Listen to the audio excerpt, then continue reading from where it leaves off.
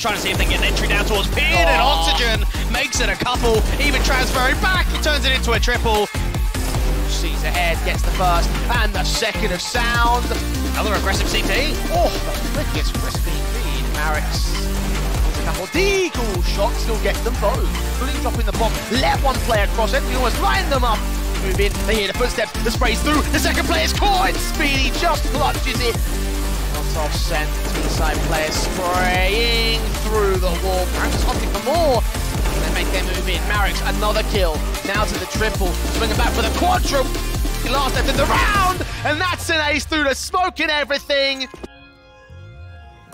So many moments to prove themselves and so many players looking to do the same. The MistGames Heroes of Tomorrow. We're into day 4 of our double elimination bracket. We've eliminated our first 2 teams. We move on to see who truly is the best of the best in our upper bracket. Once again, I'm the Eternal J. I'm joined by Dwayne on today's day of action. And, well, off the back of yesterday's eliminations, I'm sure that a lot of squads will try and avoid that as the days go on, mate. Well, you mentioned we're here for the best of the best. Now, that normally means all 4 teams in the upper bracket semi-final are the ones that didn't get upset, the ones that had a cruisy time to make it through. But if we look at our bracket, that's not always the case. Well, I mean, at the same time, they won their matches, right? So they definitely have proven themselves to be the best of those matches from the upper bracket openings. Again, Fnatic Rising, MOUZ, NXT, Eternal Fire, and ENCE Academy all playing out their respective positions and managing to win the victories. Of course, you're referring to the ENCE Academy side as being the main key upset, but considering how dire OG Academy have looked in the last couple of days, I'm not certain whether you can consider that an upset anymore, honestly.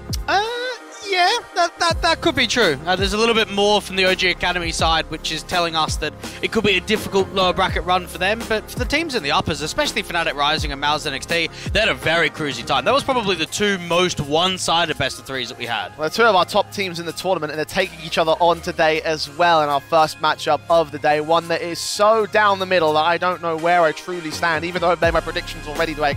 And elsewhere later on today, Eternal Fire will take on ENCE Academy to see whether the Finnish squad can continue their good run against the Turkish team that are now set to have their own call-ups in their own right. So, again, 2 matches today that should have some very interesting things to talk about. I think this first one from Fnatic Rising and from MOUZ NXT, they were going to be favourites going into this event before we even started the bracket, before we even had an idea of where they were going to sit. So the idea that your number 1 and your number 2 teams are going up against one another in the upper bracket semi-final, that actually means that these 2 teams might not even meet each other in the grand final. I mean, that's like an ideal situation. I mean, the upper bracket finals, certainly they won't meet each other, but like we're talking about the idea of going to the grand finals, there's a chance that probably MOUZ could make a decent lower bracket run, in my personal opinion, or whoever loses this one, in my personal opinion. So you've already given us a bit of an inkling. Well, I've given an inkling to what you think about things. We're definitely split once again today when it comes to this first matchup and the predictions that we have for these games today. I should take a look exactly what we have written down. You've gone Fnatic over on this one. Once again, I'm left on my own, because the Twitter polls have also predicted Fnatic for that first game, and once again,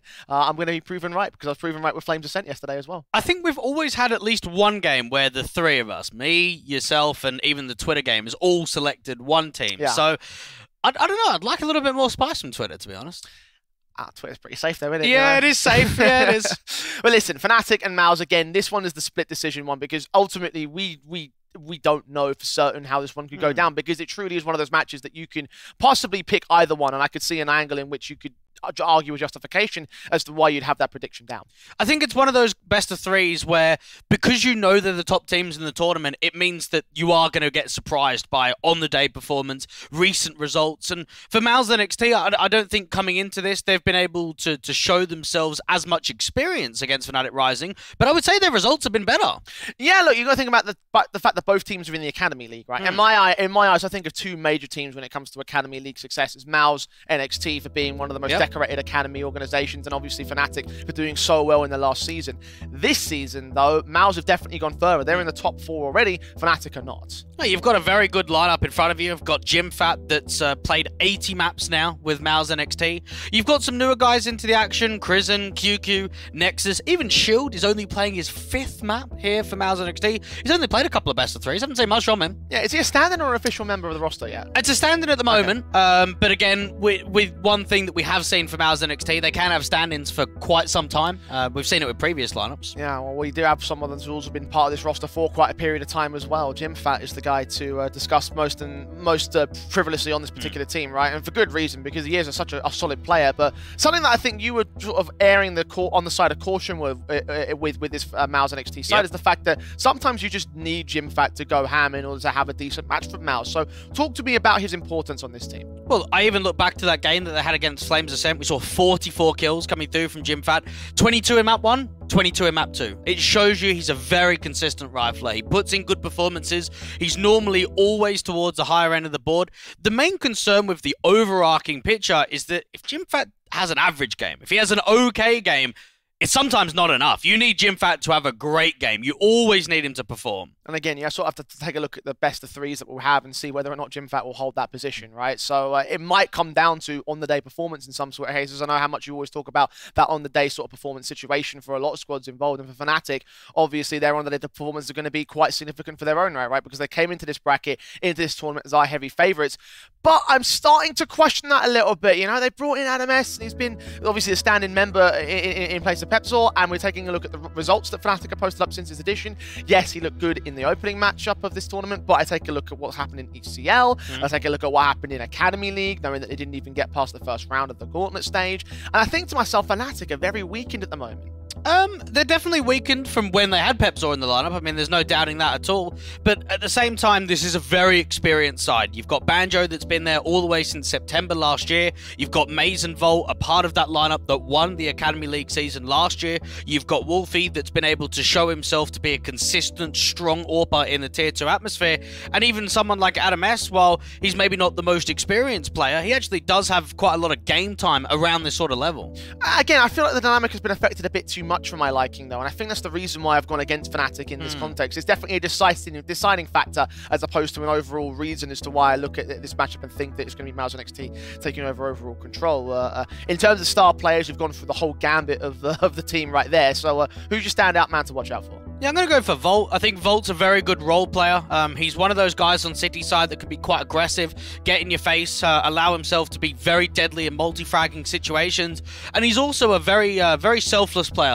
Knowing him in person, seeing him in LAN, seeing him online, if your IGL tells him to do something, he'll do it. He won't question. He doesn't mind playing some of the badder roles. Doesn't mind being put in awkward situations. Whatever needs to be done for the team, Volt's your guy.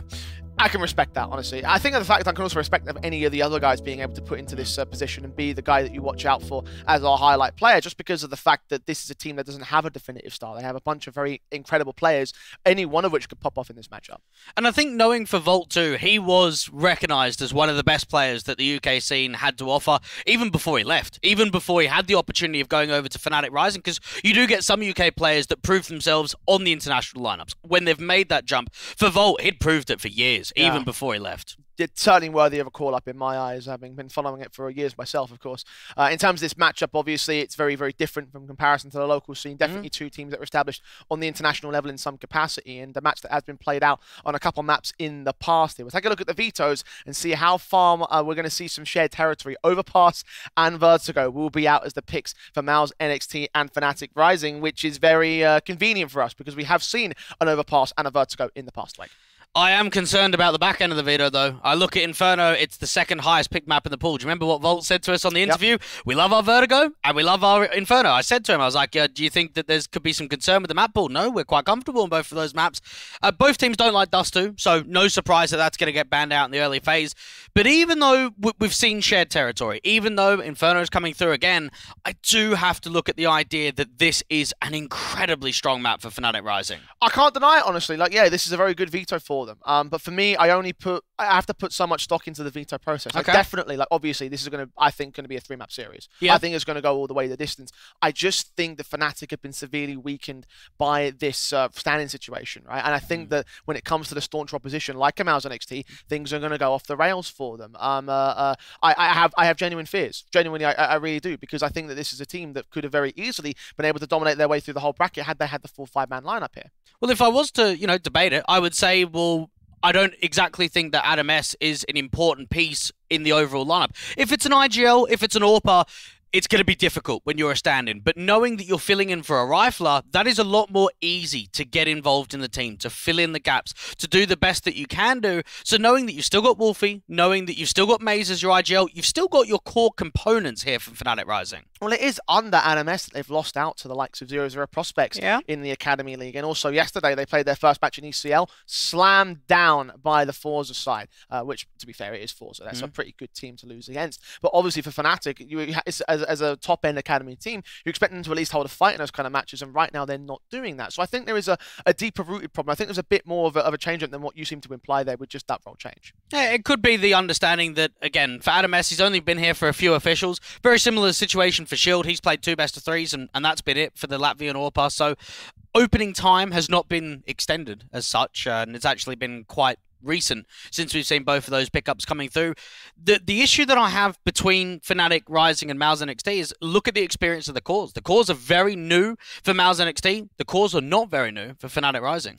I mean, yeah, that's definitely the case, right? I mean, MOUZ certainly have been an organization that have brought all their Academy players up to the main squad because they have had such a successful Academy unit, which definitely threw some spanners into the works for the previous season of Academy League. I think they came like second to last as a result of all those changes. So yeah, you're absolutely right. That does throw something, some more concern into the favor of MOUZ NXT. But I have to take a look at the recent results, and that's where I think things are going to ultimately come to concern. Right? I think in the future, probably Fnatic will hold their own. They'll be able to recover from this position in a month or two, right? I think for here and now, in this best-of-3, MOUZ have that ever so slight edge, but it is going to be a damn close series. Like, I think this is going all the way.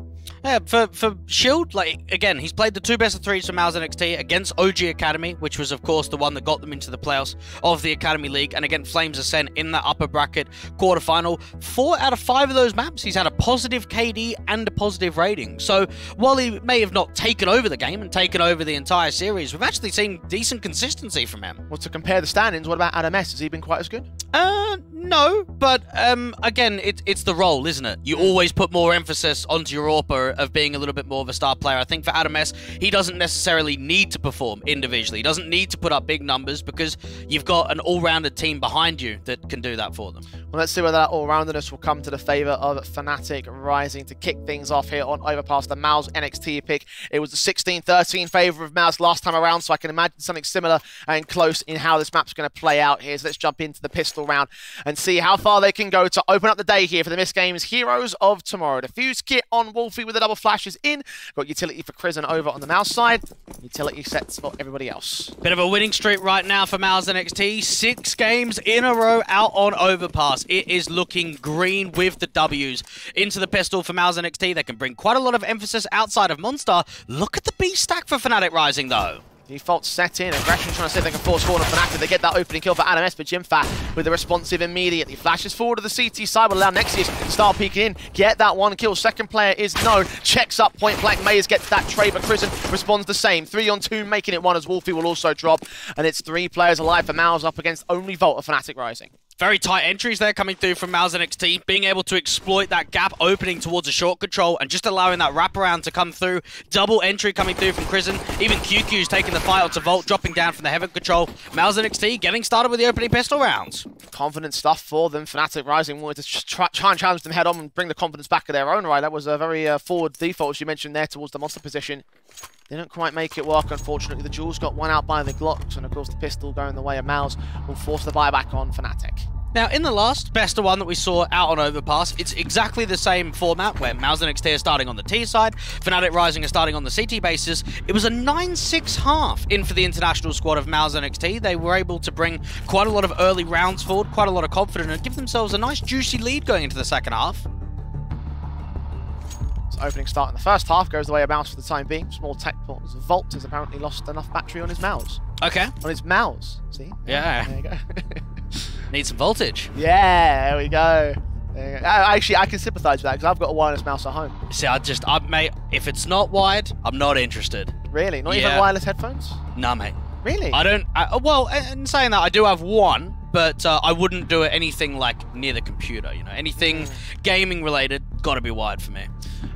I can sympathise with that, actually. Yeah. I mean, gotta be sensible in case anything goes wrong. Yeah, I mean, that's true. I mean, imagine being in a 1v1 clutch and then your mouse dying. Yeah. Imagine that. To be fair though, my mouse does give me warnings. Oh, does it? Yeah, because it's LED and it blinks red when it's like running out of battery. Oh, so it's not just the bomb going off. Yeah, no, it's not. Do you know what I did see actually on Twitter last night? There's a new keyboard design that got leaked that has like animated visuals over the keys. I don't know if anyone else at home could see that, but I saw like some koi carp like swimming around on the keycaps of the keyboard. It sounds like a Stream Deck to me, honestly. No, it was a keyboard. Like a mechanical keyboard? Yeah. I think you need to send me this, man. Yeah. I want to know more about this. Yeah, it was something pretty cool. Fuel my next purchase when I never let me spill water on my keyboard again. Back into the action. MOUZ, of course, have their guns. The Scout, the SMG in for Wolfie and for Adam. The utility also set for Fnatic, Rising and the Deagles. MOUZ are going to take this a bit more slowly and carefully. Yeah, nice little divider molly there coming through from Nexus, just outside of the T-spawn area. Now, notice in the last round, Fnatic Rising had a lot more of a heavy stack over towards B. They brought 4 players in early with a single spotter of Volt. This time around, they've actually got more of an emphasis on taking Bathroom's control early. You've got Volt with the Dig, who denies that first accountability. That's Crizzen to fall. Crispy shot and all. Hotting up his mouse to get that killer standard. Opening start found for Fnatic Rising. MOUZ opting to go even more carefully as a result of that casualty. All 4 players still set out towards the B play. The Molotovs are ready for Nexius to go out. Toxic Barrels is lined up for. Flash is also sent towards him. So he'll be the supportive player in this one. And look at this read though from Fnatic Rising. They've got to pick towards A, and now it's a full stack. There's 4 on B to defend. 2 bodies up. There's the engagement for Shield, winning out against Banjo in a 4-on-4. Backed up behind the Incendiaries. Wolfie gets one decent shot. Volt can't quite connect his Deagle on towards the player on shore. The player at Monster, however, QQ's going dropping. Jimfat trades it. And MOUZ and Adam come up good with their own SMGs for the quick return of Fnatic Rising. Overpass is one of those maps, Jay, that if you can get good reads on CT side, you could pretty much just win rounds off stacking bomb sites. Like, that's all it comes down to. And I think for Fnatic Rising, that first pick coming through from Volt gave themselves quite a lot of information. You could see Volt fell back to A. MOUZ got a little bit aggressive. They keep 4 on B. And anytime you just establish crossfires like that with a man advantage, you're going to win the round. Yeah, I mean, look, it was just solid CS, I think, overall there from that position. MOUZ on NXT had the firepower basis, but Fnatic beating them on strategy alone, and of course a couple of good Deagle shots from the star player, the man that you mentioned at the start of the game. Rewarded for his efforts with an M4, one of 2 in play, 1 AK saved. Scout still setting for Wolfie. The Scout brought back for Shield on the force by a MOUZ. Now, funny enough, for both Volt and for Jimfat, the highest rating that they have in the pool is Overpass, so expect some good stuff from both of those individuals. We're going to have to require some good stuff from Jimfat, again relying on him heavily to hold MOUZ together. Nexius is the first player that's being tagged up. Volt swinging in, has spotted 1 player at Birthday. Watching Connector as well. Nexius looks back down towards bottom con. Good read on MOUZ. 5 on 3 now for MOUZ. And what a perfect timing that is. Even Wolfie trying to see if he can get some tag shots in from that Scout. Needs to get some help forward from Volt though. 3 players have been tagged quite heavily. Scout in for Shield. Watch out that long entrance towards the bathroom. Jimfat finds Volt getting aggressive, but he swings back on Wolfie. The same decimation involved for all these pistol players. MOUZ are forced the issue and should get the bomb down, and the site claimed. A 1-on-5 for Banjo. And I think it just shows how much Nexus was able to find. Some great doming shots from him. That first one out towards short water. The second one into Connector on the wraparound from MOUZ. And then Jimfat finding both Wolfie and Volt out there towards the bathrooms. Means that we're going to go back and forth for another round. Force for force. Fnatic not fending off MOUZ so easily in this one. Banjo sticking around pretty close towards the rotation angles, but not really going to find anything in terms of T-side contact. Crizzen that might extend out towards the short position. He's grabbed another M4, so 3 rifles saved for free. MOUZ NXT going to bolster the buyback. Yeah, we saw Overpass being picked from MOUZ NXT against Flames Ascent in that upper bracket quarterfinal. They had a slow start on T side. It was actually a 5-10 deficit where they went back into their second half, and that's where they were able to find a lot of form, not give a look in at all. I think they only dropped a couple of rounds in total over to the Danish side, but knowing that it was 5 rounds that time around, now that they're up to 2, it just depends on how soon it's actually going to be that immediate reset. The start of this game has not found any definitive resets in terms of economy game. It just seems to be force for forces right now until the war of attrition gets broken. Of course, the back and forths were in play from the last time we saw Overpass between these 2 teams. A bit more streak heavy in that map up, not quite as blow for blow as this one was. MOUZ and Fnatic Does scream similar signs as to what we can expect from these two teams over the course of the series. Shield Scout, has he seen the head? Yes, he has. That's a perfect shot. And just knowing that Wolfie's dropped so early on, because it is one of those long-range duels out towards Decon, no one can swing on a contact. You can't get MOUZ in for a refrag. You can't get Volt with that FAMAS out towards a long control to strike at all. They can play quite close to one another, establish a strong crossfire, but for MOUZ NXT, that's a great opener for them to slow the round down. No further resistance from the CT side up here. They're falling back into the bathrooms. Shield's trying to challenge it. Jim Fat backed up in the corner. He's going to wait here and hold his nerve. Shields. Molotov set in towards the connector control. I'll watch on for the players that round that corner in that bathroom's angle. If they get those picks in, MOUZ should have no worries with dealing with Fnatic. It seems like the B players need to get a little bit more of an idea. They've got a re-smoke down towards Moto and a jiggle. Even Krisen going to try and see if he can backstab in. Making some decent noise for it. Jim Fat follows suit on Volt. That is the 5-on-2. MOUZ taking no damage. And this should be an A-take that goes undefended by Fnatic Rising. See the one player that does make his way in towards the dumpster position. Try and hold off something behind that smoke, but nothing will get given up. I'd like to see a hard save here coming through from Adamas and Banjo. The round's not going to present anything at all, so hold on to the weapons that you've got. Bring that Galil forward into the next round and try and see if they can keep it as a light eco. Yeah, I'm with you there. At this point, you need to have something to play with here against the MOUZ NXT side. It certainly won't come from the investment, so... Galil and 5-7 basis. Krisen is going hunting, though. They're out in the open, held out towards the site. That might be a bit concerning. They've got the one player at jungle, one player on short, so shouldn't be much of a worry here for Fnatic. MOUZ, however, are going to break the back and forth, going to break the war of attrition very early, get their second in a row. And did you know that this map #1 of the series will mark the 25th map played by the new MOUZ NXT roster? All right. Again, they haven't been together for very long. It just gives you a bit of an idea that there hasn't been many officials being played. They haven't been a part of the lineup for even 2 months now, so the new iteration still very fresh into its lifeline. With only so many tournaments being played out as well, they've definitely held themselves within a very confined sort of basis and tried to stick to only a handful of tournaments over the course of the last few months. Well, they are 2-0 in advance, so they've already got a couple of games under their belt there. Yep, definitely so. Well done, obviously. Certainly not the grinding teams we expect to see in the Tier 2 divisions. I don't think there's many Academy teams, though, to be fair, that grind really hard with as many officials as possible. To their detriment or to their success, as of course... I would say that the old iteration of MOUZ NXT did play quite a lot of the Tier 2 Cups. That's why I'm thinking about it, you know, the idea that this team has been and Young Ninjas in some of the early stages, actually. They used to play quite a few. Yeah, and this team taking a bit more of a different approach to their predecessors. Again, to their detriment or to their success, we'll find out as the months roll on. Certainly to their success right now, 2 rounds in the lead against Fnatic Rising. Not much resistance from these pistols. MOUZ just playing out their defaults with the utility sets. Happy to walk into mid. Yeah, it looks like the triple stack out there towards Graffiti, so just a very heavy gamble outside of B right now from Fnatic Rising. Just trying to see if they can tempt them in. Even Wolfie can spot for some information to the back of Dice, but he's by himself, and with only a USP, this should be a pretty easy rollover round for MOUZ NXT. 2 flashes in, Shields got a smoke set as well. Nexius going to lean forward, catch the headshot, perfect on Wolfie. And Fnatic, I mean, they haven't invested much into this round. They might as well send the pistol players at least forward to try to grab some exits if possible. Even that will be extremely difficult for the CT side. They just try and have some leverage with an exit. If you're able to recover one of those M4s or even an AK, that could be some helping hands to go forward with the economy state in the next round. No such luck being presented to those casualties, though. Smoke's on against the Molotovs put down. Banks suppressed. Dumpsters watched, and Fnatic just disband from that position. Fall back away. Leave one player back with the USP of Volt. They're reading him pretty well as well. Seen there, taps the USP. Brought down by that M4 of Krisen.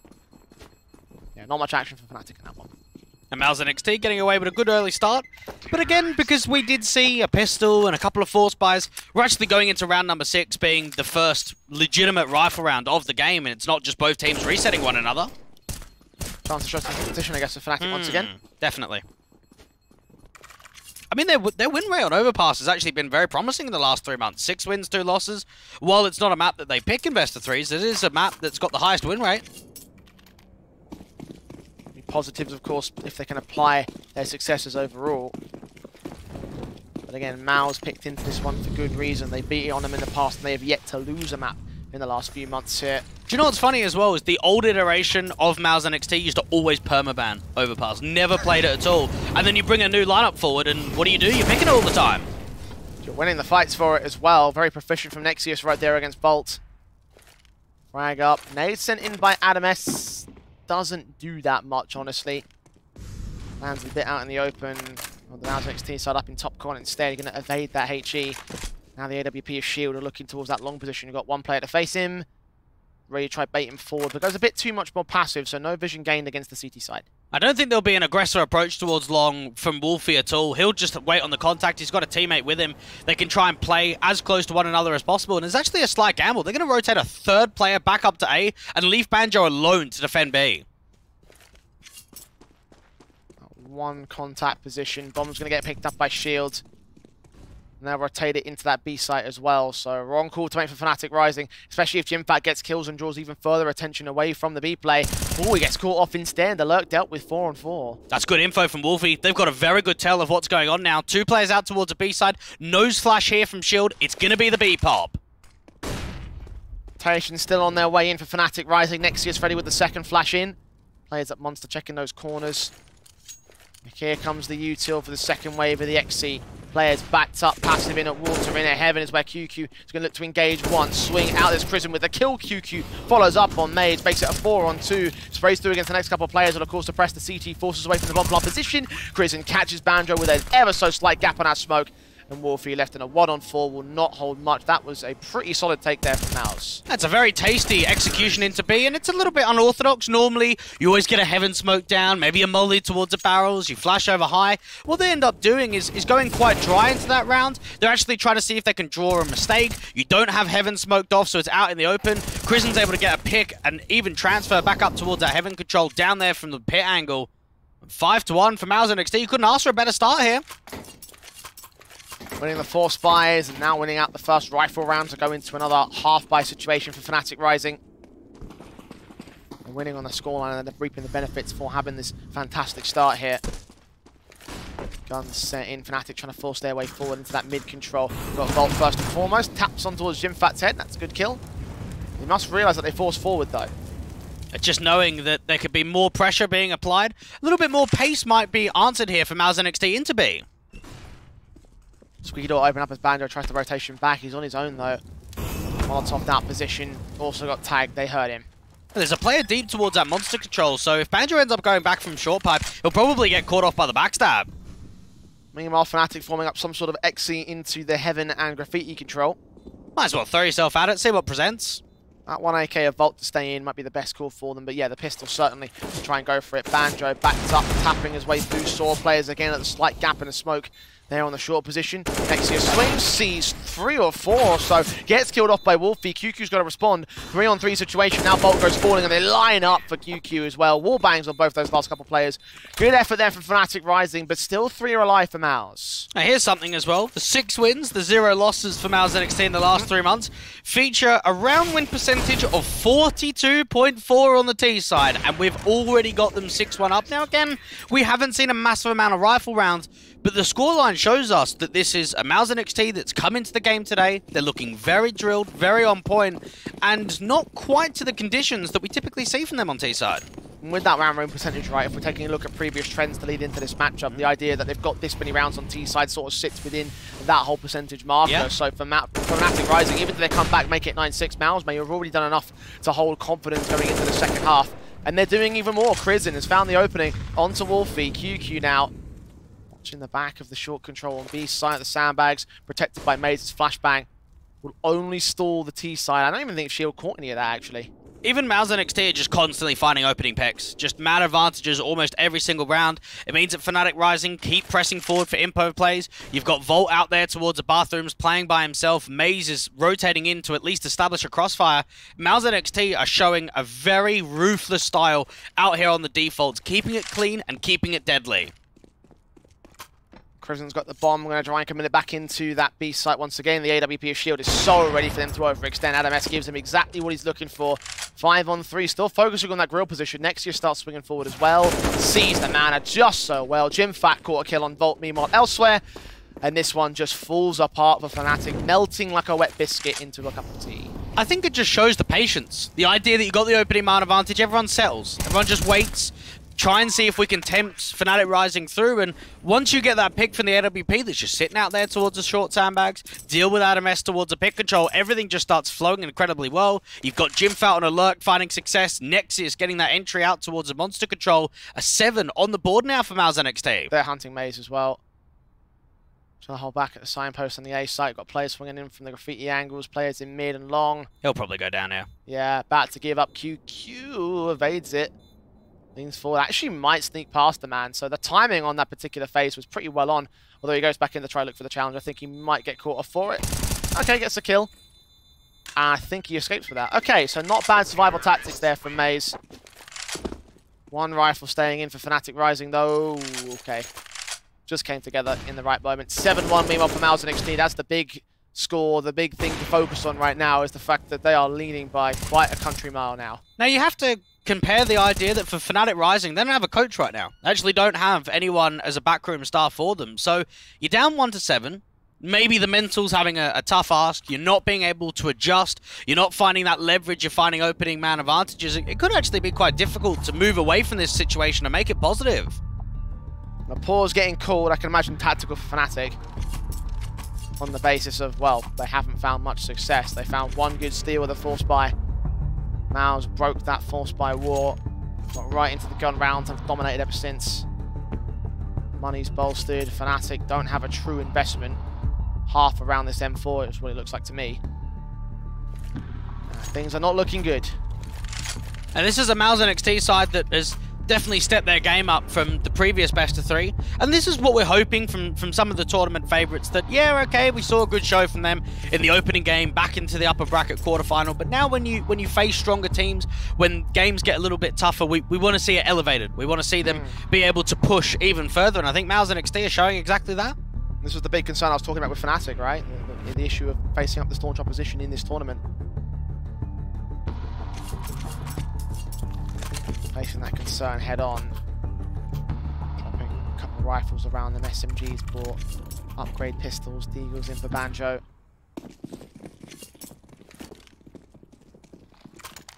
It looks like a strong half-buy, but it is a half-buy nonetheless here for Fnatic Rising. Smoke set in as standard very early on in this one. Bolts to try and lock out that opening kill. They'll be passive here on MOUZ's side. And Fnatic Rising have just got to figure out a protocol on how can we not give away opening deaths. Even this walkout towards a B site, you've got a couple of T side players engaging onto Banjo at the toxic barrels. Decent for him to tag QQ to 2 HP though, so keeping MOUZ at bay. Also one of those AKs down to a very winnable fight here for the Fnatic side. And guaranteed, if they got that pick towards the barrels, they probably act off it. They actually aggress through from that monster control, take B. They end up cancelling, falling back. You got ADAMS on the other side, aggressive with the MP9. Gets the kill for it. QQ goes falling, does get forced back by the AK trade. Or a trade attempt. Meanwhile, in towards Connector. Nexius finds Volt. That's one more man down for Fnatic. It just gets caught at a timing. I think Volt wants to think about opening up the Condor, focusing that attention on the crossfire towards a short control, and instead just gets caught off guard. Doesn't see the player deep there at all. You've now got a slight shift up towards the top of Connector, taking some bathrooms presence. Fnatic Rising are completely gambling on the B stack now. Speaking of stack boost dealt with by Crisen, spraying back through the wall bang. Not able to catch the player that's there though. Falls out of dodge. Another reboost actually might come through and catch the man off guard in the end. Indeed, MOUZ brings it back to a 3-on-3, but all 3 players are now on the B site. It's now start the walk into A. I think Fnatic Rising have to go for this. Knowing the idea that this isn't a force buy, that it's only a couple of upgraded weapons, 3v3, have confidence to go in for the retake. One of your favourite phrases, the way, back yourself in this case. And at this stage, when you have no rounds on the board almost, you need to sort of just get those rounds and try and Hail Mary your way into it. Unfortunately, Mary's not answering today. There is no God for Fnatic Rising. Banjo, 1 versus 3, has picked up one back towards mid, but now he's known here to the T side. Just towards his position, this AK. Got to isolate both these fights. Half the time remaining on the bomb as well. Banjo might be thinking about saving that AWP now, and there were two options there. You could have gone for an immediate save. Like, there was an AWP, there was an AK, there was an M4, so all of those weapons could have got saved in, but they realized, okay, let's try and see what we can act off of the back of this. They know that Shield went down towards that divider position, so re-pick up that AWP, bring it forward into the next round. MOUZ NXT, the streak is only growing. Also got to think as well, just like, yeah, obviously MOUZ are going to take the half, right? But that was also a half by Fnatic Rising. So the fact that they upgrade to an AWP means it gives options for another full-on reinvestment for the next round. That's not bad, but they would have been able to buy anyway. It's more so just knowing that you're going to have a little bit more extra funds in the bank, because even if you win a round, let's just say round 10, but you actually lose quite a lot of casualties, having that slight extra bonus of cash for someone like Wolfie could be a helping hand. You're also bringing the double AWP setup as well for Fnatic Rising. And at this point, they probably need to go ahead and use something a bit different. They don't double AWP though, and it is overpass. Yeah, I mean, but at this point, just throw anything at the wall and try to just get something that sticks, right, for Fnatic. No, I think you've got to adjust what you have at the moment rather than adjusting. If you're not a team that double AWPs, there's no point double AWPing. You can make adjustments on how you want to reposition on the map. You can make adjustments on where you want to stack players up, but you don't want to be changing too much, even when you're at this sort of deficit. Because when you start altering into too much of a field, that's where things get incredibly messy and very confusing. Well, MOUZ has been tagged to 36 already, so that first AWP is already not having a very good time for Fnatic Rising. MOUZ continue playing out the defaults that have worked for them time and time again, because there's no reason for them to change anything. No, not at all. I think they've been able to show a lot of structure. They've been able to show themselves very good pacing on the T side. And of course, just being able to gain a lot of map territory out towards connector, up there towards the bathrooms. I even like this idea of a late lurk towards long later on into the round. You've already got Krisen so far pressed up that if there's enough distraction being pulled at B, he might be able to walk all the way to heaven. Got flashes in from Shield to try and enable the execution from MOUZ NXT in a moment here. Got two players, actually 4 players now on the B-bomb site there. Got that lurk still coming forward as QQ just strikes with the headshots, almost getting that second player. Wolfie's AWP able to strike back. Shield holding his own AWP in position, and Jim Fat will close out the pincers against one more man. M4 Banjo still holding the short control. 2v3 for Fnatic though, 8 seconds. Oh, that Molotov bounces back. The AWP needs to provide support. Banjo looking to get the kill in. Oh, he's caught the wall bang. He's done enough. All Volt's got to do is stay alive, and MOUZ will concede the second to Fnatic. Took a little bit too long there. Oh, that's a rookie error. That is quite a big error coming through from Shield, because guaranteed if that molly goes through, there's nothing that Banjo could do. He gets forced out in the open. There's no way that he can deny that bomb from going down. One missed molly has actually wrecked that round for MOUZ NXT, and I think it shows that when you go for those late round hits, when you go for the executions with less than 20 seconds on the clock, you can't be affording to fumble utility, because if you do, things like that happen. As you say, rookie error. One that MOUZ should not repeat again. If they do, then things are going to get very awkward very quickly. It's the second round back for Fnatic Rising. Now got to convey into a streak. You mentioned the bonus cash in hand, but Shield has the bonus 6 cents to find exactly where MOUZ is. Saw those tracers, took the shot, connected the kill. At least Volt can try and clap back, but doesn't get the frag on Nexius. Banjo also can't return for the wallbang similar. And that's a great return from that AWP right there towards connector, giving them an opening pick, giving them some leverage to work out to be. Another nose flash here from Shield. Think about an aggressive pop-out monster. One man in, supported by the AWP's position. Scopes up. One CT's looking to lean forward over at the toxic barrels, engaging Banjo, does get the kill onto QQ. Jimfat, meanwhile, strikes on Wolfie at TopCon. Now to try and burst forward against him. Shield's going to provide support from a teammate on the backup. The backstab beam on indeed coming out for Fnatic Rising. Volt bursts through. Nexius is going to get caught. 3 on 3.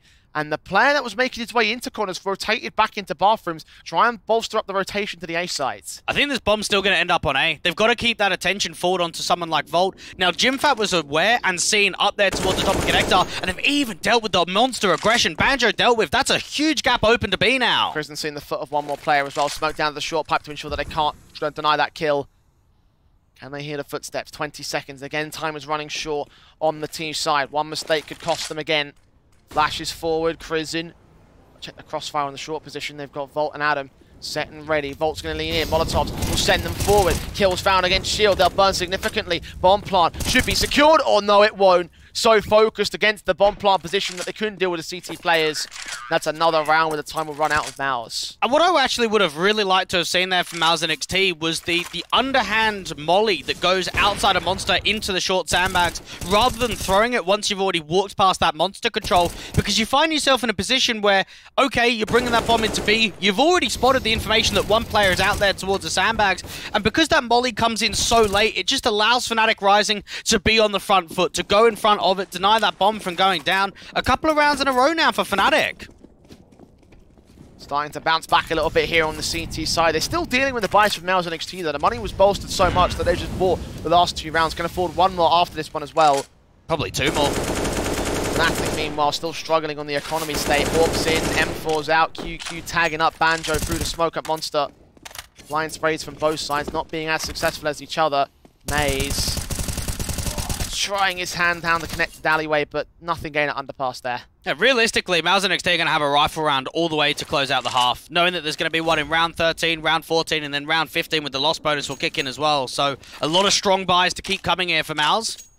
And for Fnatic Rising, you've got Volt by himself in the bathrooms. Wolfie getting slightly more aggressive with that AWP towards the divider control and outside of the bathrooms. Flash in, shield will go falling, second player undetected. Until Volt checks it and Jimfat gets the kill. Wolfie's AWP meanwhile out towards mid, catches Cruisin wide facing in from top con.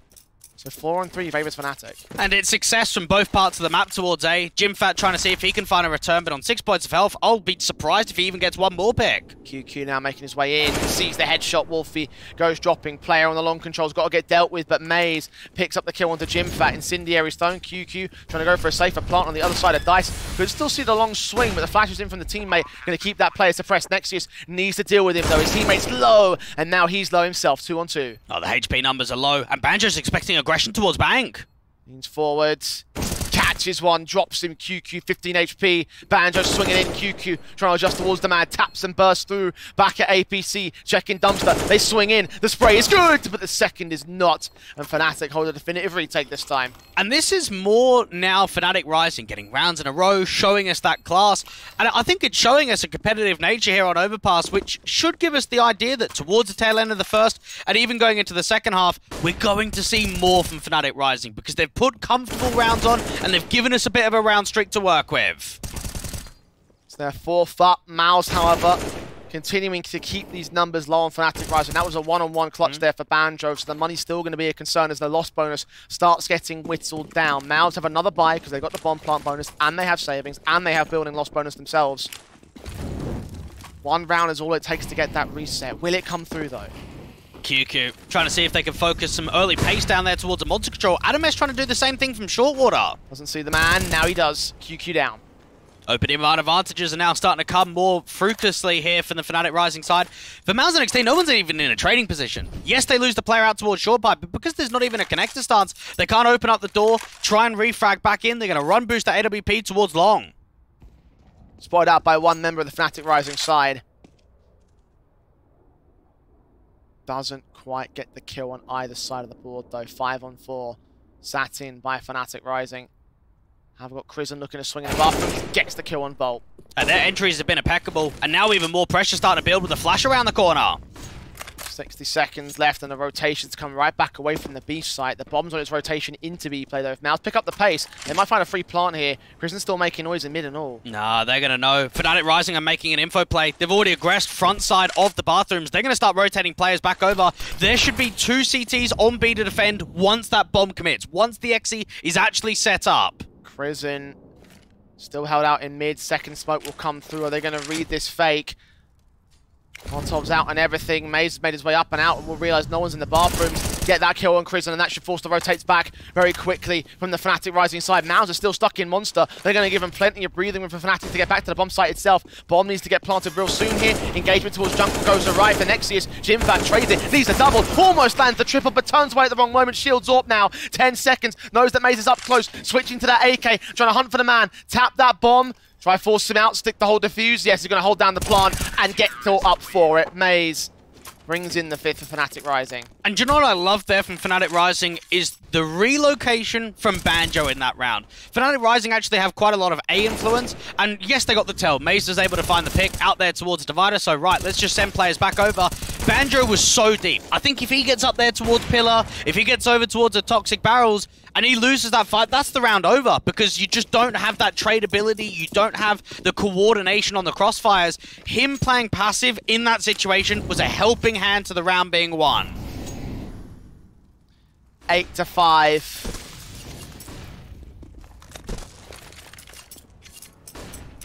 MOUZ have really struggled to get much more out of this latest streak. Fnatic Rising may have lost the half, but they're doing everything they can to bring it back to an even standing. Adam finding Crisant to start things off. QQ also faced him, took some damage, but is not dead yet.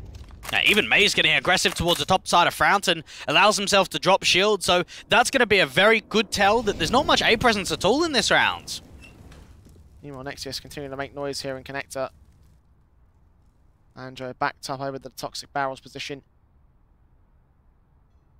Swings forward alongside Jimfat. Flashes forward with the man. Molotov sent ahead of that smoke. Gets extinguished. He still swings out though with Adam's support. He bursts through. QQ goes dropping. Nexus with a trade back. Still 3-on-2 for Fnatic Rising. Nade sent. Bomb will go down early this time. Jimfat's still alive. Could be a dangerous entity. Him and Nexus have to work off one another. Smokes on, flashes forward. Nexus trying to push forward in himself. No one on short. Headshots gain, spray through. There's the kill on Made. Footsteps heard there, just back and forth. Jimfat deals with Vol, and it's Adam S versus Jimfat. One-on-one. HP advantage for the T side. And the nade thrown by Jim actually wins it after his death. That is a smart play to make, and one that breaks the streak. MOUZ up to 9. And that was a very strong round coming through from MOUZ NXT. Not an easy post plan at all. You're working with a 2v3. Nexus gives quite a bit of breathing room by that aggressive approach out there towards Heaven. And then Jimfat just getting the job done, playing perfection in that round. And you could just see from him up to 15 kills. I think he's had a lot of X-Factor potential. He's been able to close quite a few of these rounds down. And you can see from the buy status of Fnatic Rising and their money state what the economy game has been like for them. Again, so many times have they lost so many players over the course of the last handful of rounds. They might have won 4 in a row, all of them damaging by MOUZ NXT, so they'll have the buy. Fnatic Rising are going to struggle with it.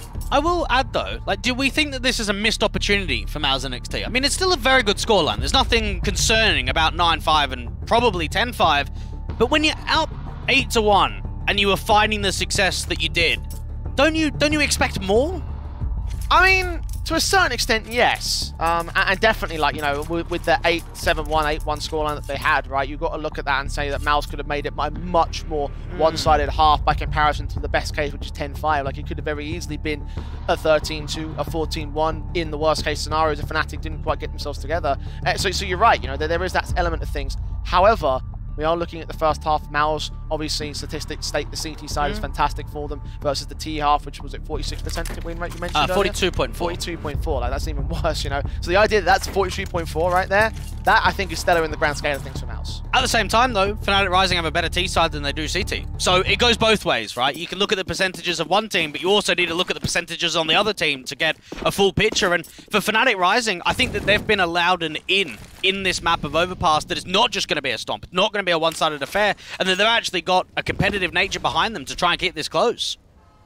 Well, this round does not quite have the competitive setup. SMGs and pistols in. They will be able to sacrifice one to get the trade on Nexius, so Volt and MOUZ getting involved in the CT side in that exchange. 4-on-4. They might catch him on the trade anyway. Getting back up towards that top of connector position. Now, for MOUZ NXT, they're walking right now, but look at what Fnatic Rising are doing. They've already taken short water, so the idea's got to be for them, we need to start rotating bodies back to A. Yeah, stacks up. Counteraction, slow walk-ins from both sides. They'll hear those footsteps of the rotators though, so MOUZ themselves have to start making their walks forward. Bomb slowly progressing, keeping his head tucked down over at Dumpster. Jimfat leans in, their shield with the kill. AK involved against MOUZ. 2 standing. Adjustment's a bit awkward against Banjo. He does force him back at the very least. The bomb does go down. And now for Shield, just keeping eyes in case there's a wraparound potential to come out from long. Both players coming through from the dumpster position. Wolfie and Banjo to try and make some magic happen. Grabbing whatever util they have, and Banjo grabbing the Galil, of course, dropped by Nexius. Smokes back in, suppression. Pass weapons on towards Wolfie, the high HP individual in this exchange. Banjo leaning in, is Deagle trying to play forward. Shield might just sit on the bomb right here. Swing out in the open. Banjo is, and Jimfat able to make it a triple to close out the round and the half at 10-5 for MOUZ NXT. And I think the scary factor that we said was that we saw a very good performance from Jimpat in that opening game, in that upper bracket quarterfinal. He put 22 kills up in map 1, 22 kills up in map 2. We've ended the first half and he's nearly overtaken that. He's already up to 18. And I think this is just always what we expect from the young Finn, is just good performances in every single map that they play. He's 8 kills off matching his performance of 26 in the last map I've overpassed between these two sides as well. Okay, that's probably achievable then. Yeah, he was the top-rated player in that matchup. And yeah, you're definitely right about it being achievable. MOUZ NXT looking towards him to continue on this CT basis, which is where MOUZ were able to win that last map as well. It wasn't much of a different scoreline, though. It was only 9-6 last time, wasn't it, at the turn of the half? Yeah. 1, 2 rounds, depending on how you look at things. One round, I like to say. One round? Yeah. Okay, we'll go with that one. 1 round to separate the two teams. Jimfat taking point on the defensive right here from the MOUZ side. Gets that kill with the bait and switch alongside Nexius. Both players get their kills. Wolfie just ducked out of the way as his teammate get ripped apart out towards short control. Gets that one and that second kill. 3 more to find on the bomb site though. MOUZ have the crossfire set up and Wolfie has got to be at every perfect headshot required. They are feeding him the individual fights and he is getting them up until Shield goes for a swing and MOUZ get the pistol. And not ideal at all. MOUZ NXT showed how strong that they could be from the early start. Jimfat again taking that contact towards the close angle towards the short sandbags, getting a lot of support in from his teammates. And for Fnatic Rising, they're running into a very heavy trap setup. Without a bomb plant, without mass casualties, it will just be a Glock round for them. MOUZ NXT should get an easy 12th. Only a flashbang brought into this round for Fnatic. Now I want to ask you this, Jay. Go for it. The winner of this game, do they win the event? Ooh. Because I know it's not an upper bracket final, but it is our 2 favourites. I reckon yes, if they don't rematch in the grand finals. Ooh, you reckon it's going to be like one team wins it and then the other time it goes reverse? Well, I think we have to reassess things when we get that way, you know, because again, this match is down to the wire as it stands already. Again, I'm still thinking we're going to 3 maps, even though MOUZ are doing fantastic on their own map pick. You know, we both agree this is going to be a 2-1 in different directions, right? That's how split the decision really is. But you do have to think that because it is the top teams in the competition, if they're able to beat one another now, if they do meet each other in the grand final, they're going to have more confidence, they're going to have more readability. So it could very well be that whoever wins this game does win the event. On the other side, though, the other team's going to have the opportunity to go back over this matchup and figure out what they did wrong. Yeah, but then we just continue going down that avenue, don't we? It's a debate to have, you know. That's why I'm saying reassess when we get to the grand finals if they meet each other there. So never know, an ENCE Academy might be able to take a run. There might always be a plucky underdog. Well, we'll find out how well they'll do later on today. For now, MOUZ up against Fnatic's buy up. The AKs in prison and Jimfat have connector on lock. So confident with those peeks and picks against Banjo and MOUZ. 5-on-3 game. MOUZ do just about defend Shield. Volt comes back with 2 of his own though, so they are starting to make it manageable again for Fnatic. Still down by a player. Now, Volt's been able to show a lot of impact out towards a B site now. The unfortunate nature is that Wolfie's nowhere near him, and even Nexius is aggressing out towards Monster, dealing with Volt. This is the round over. Yeah, 1-on-3 now for Wolfie. Very far out position with the bomb still being left up in T-Con. He's all the way up towards the top of long. Might try and engage on CT. At the pizza corner, okay, that's decent. Hope it doesn't scramble the CT forces though. They are going back in towards T-Con, so they'll see that bomb and they'll have to lift up their panic. Wolfie might get another 1v1 in that time though. Rifle in the hands of QQ, M4 in for him. I think Nexius has just seen that bomb. Yeah, and they'll rotate back towards T-Con, so the crossfire to lock out against Wolfie. He shouldn't be able to make his way forward. QQ finds himself in a good position. Wolfie just trying to take some more weapons out of play. Time is starting to dwindle down. This M4 Pika's advantage allows another round to flow in there for MOUZ NXT. There you go. Locked out. 13th for MOUZ NXT as a result. Fnatic struggling on this one. And part of the reason why that last overpass was so close was because in the second half, Fnatic were able to get the pistol conversions and then the rifle round after that. Well, this has been 2 halves of very good starts. Was what, 8-1 for MOUZ NXT. You now come forward into the next one, and it's just pressing it even further. And for Fnatic Rising, when you are down by this sort of deficit, if you're not getting that opening pistol, that opening rifle round, that opening force buy, you're going to struggle to even make it close. You run out of rounds at that point. Yeah, the buffer very important when you could make a 10-5 into a 10-9. You know, that's much more manageable than what the 13-5 is looking at right now. Tough scoreline. Got pistols pulled out, the half investment in for the Fnatic Rising side. MOUZ. Crossfires locked, shields, doubles up, bursts through alongside Nexus' AK. It's a double and a triple. 14-5, MOUZ pulling ahead of Fnatic quite significantly now. Now, this is one of the most one-sided scorelines that we've seen from MOUZ and NXT in their past few best-of-3s. I even think back to that game that they had against OG Academy in the second round of the Gauntlet in the Academy League to make it into the playoffs. The map win that they had on Overpass was a 16-7, and then the map 3 that got them just over the line was a double OT. So it's actually not often that we see super one-sided map scorelines from MOUZ and NXT. One of those cases where to add to the tally. And to add to their win streak on this map up. Again, MOUZ have currently gone 6-0 in terms of the last 3 months on this map up. Prison, Nexus. Going to try and extend that streak because all the rifles just get rid of the part of Fnatic Rising. But only one trade, 15-5. Map point for MOUZ NXT on their map pick of Overpass. 10 of them to play with Fnatic Rising. And not the start in the series they wanted here. And just to add a little bit more spice, that 6-0 is legitimately not even the last 3 months. It is forever, because they never played Overpass. They actually did not play Overpass once in the previous iteration of the lineup. They just always avoided it. Wasn't a map that they wanted to play, but now you've got a new IGL. You've got a brand new team. It's only GymFat from the previous iteration. You think, okay, well, we actually quite like Overpass. Let's bring it into the pool. Even he's carrying over his own individual performances, 25 kills. One more to add up. Bring in to equalize his scoreline from that previous map up. And probably to solidify MVP of this map for certain, right? Oh, without a doubt. There's just not even a question there. Just in case, just in case. You never know how wrong my reads can be at times, Dwayne, so. Bolton does at least grab Nexus. That's the kill found to start things off for Fnatic Rising.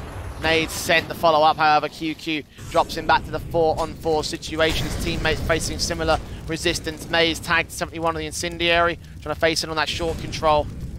Teammates watching in from that mid position. The kills come in for QQ next. MOUZ caught, Wolfie walking up towards the long position. 3-on-3 is at least being gained. Just trying to see if you can press a little bit more aggressively out here towards the top of the dumpster. This one, Jewel from Wolfie, could either crack open the A site or instead lose a casualty. One more bounce towards the bathrooms. There's shields AWP striking. Wolfie is a known entity. The smoke will go down. One on its way in from long as well. Flashes over Wolfie. 40 seconds to the clock. He's playing a bit more slowly here. If we to get the position, he might even grab the player on the rotate as well.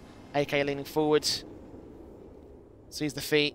And he dives away. This actually looks quite promising here for the T side. Shield's been caught out in the open. 4 points of health. It's going to be difficult for him to fight again. There's Wolfie going, dropping. Banjo with it all to do. 20 seconds. Time's running low on Fnatic Rising. MOUZ have their line locked out. That kill going down.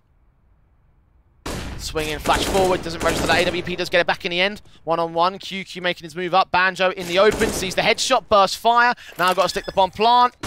Flashes in. Don't catch him. CT will though. And there it is. 16-5. MOUZ NXT have a very dominant start to the day as they take map 1 over Fnatic Rising. And that's an excellent showing coming through from MOUZ NXT. And I think what it shows is doing the basics right. You have a look at that T side. Default heavy Counter-Strike. A lot of success with opening mount advantages. GymFat playing very well. Everybody else holding their weight. Some of those executions. We saw some strong utility usage there for MOUZ NXT. Good spacing. And across the board, it's a good starter for this best of 3. A lot of successful defaults, I think, was really what characterized how MOUZ played out, especially on that T side, right? How effective it was at just getting the man advantages and then going for the executions off the back of that. That was a really solid map up. Fnatic Rising, I was hoping for a bit more. Again, last time it was a 16-13. This wasn't even close towards that on Overpass. I think they found that they adapted too late. They had already started finding success on their city bases once you're 1-8 down. And for their issues, it came down to not having a strengthened economy. I mean, what did we say? They won 4 rounds in a row, but because you're not having players staying alive, as soon as you offer a round back to MOUZ NXT, getting reset, and you don't have the weaponry to work with towards the tail end of the half, and then even going into the second, there could have been a way to respond by winning the pistol, winning the force buy, winning the rifle round. If you don't do that, you're going to get a scoreline like we saw. That slow start in both the halves is going to cost Fnatic dearly. They at least have a chance to recover on their own map pick. Vertigo is coming up next for their own right as they try and get back into this series after the short break. Do stick with us as we're back after this.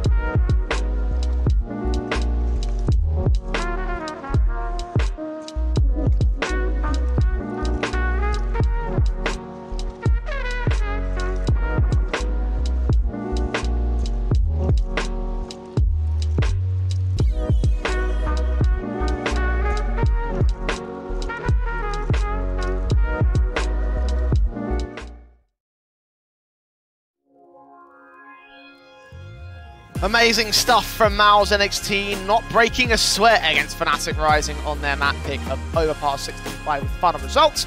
We move on to Fnatic Rising's pick of Vertigo, where they themselves had a 16-5 in the past week.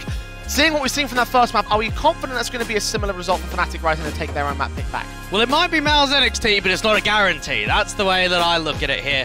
Vertigo's a very good map for the Fnatic Rising team. It's a map that they play almost every best of 3 when it comes to map picks, in there with the likes of Inferno, which we've got as the decider. So I think for Fnatic Rising, that would have been a wake-up call in the first map, saying, okay, we got outclassed, let's put on a good showing, let's go back to what we know, and this is where we can respond in the series. And again, they've got history, they've got priors against the MOUZ NXT side, the understanding that they have been able to stomp them in a similar scoreline to that last map on this map up. So I'm hoping out that they have the ideas and the playbook from that previous matchup to be able to apply back to this one and be able to do similar work against MOUZ NXT. However, that first map up is a massive momentum boost, so I don't think they're going to go down without a fight on this one, because they look like a solid unit. JimFat is playing to his utmost perfection. You mentioned it earlier, being the guy that you have to almost be a win condition for MOUZ NXT if he's performing, and right now he is performing. Yeah, he's putting on a good showing, and he puts on a 1.18 rating on the last 3 months when it comes to Vertigo. So expecting again for him to be quite important, to be a player that can actually turn some competitive halves around, try and see if they can upset a still. But for Fnatic Rising, I mean, you've played this 21 times in the last 3 months.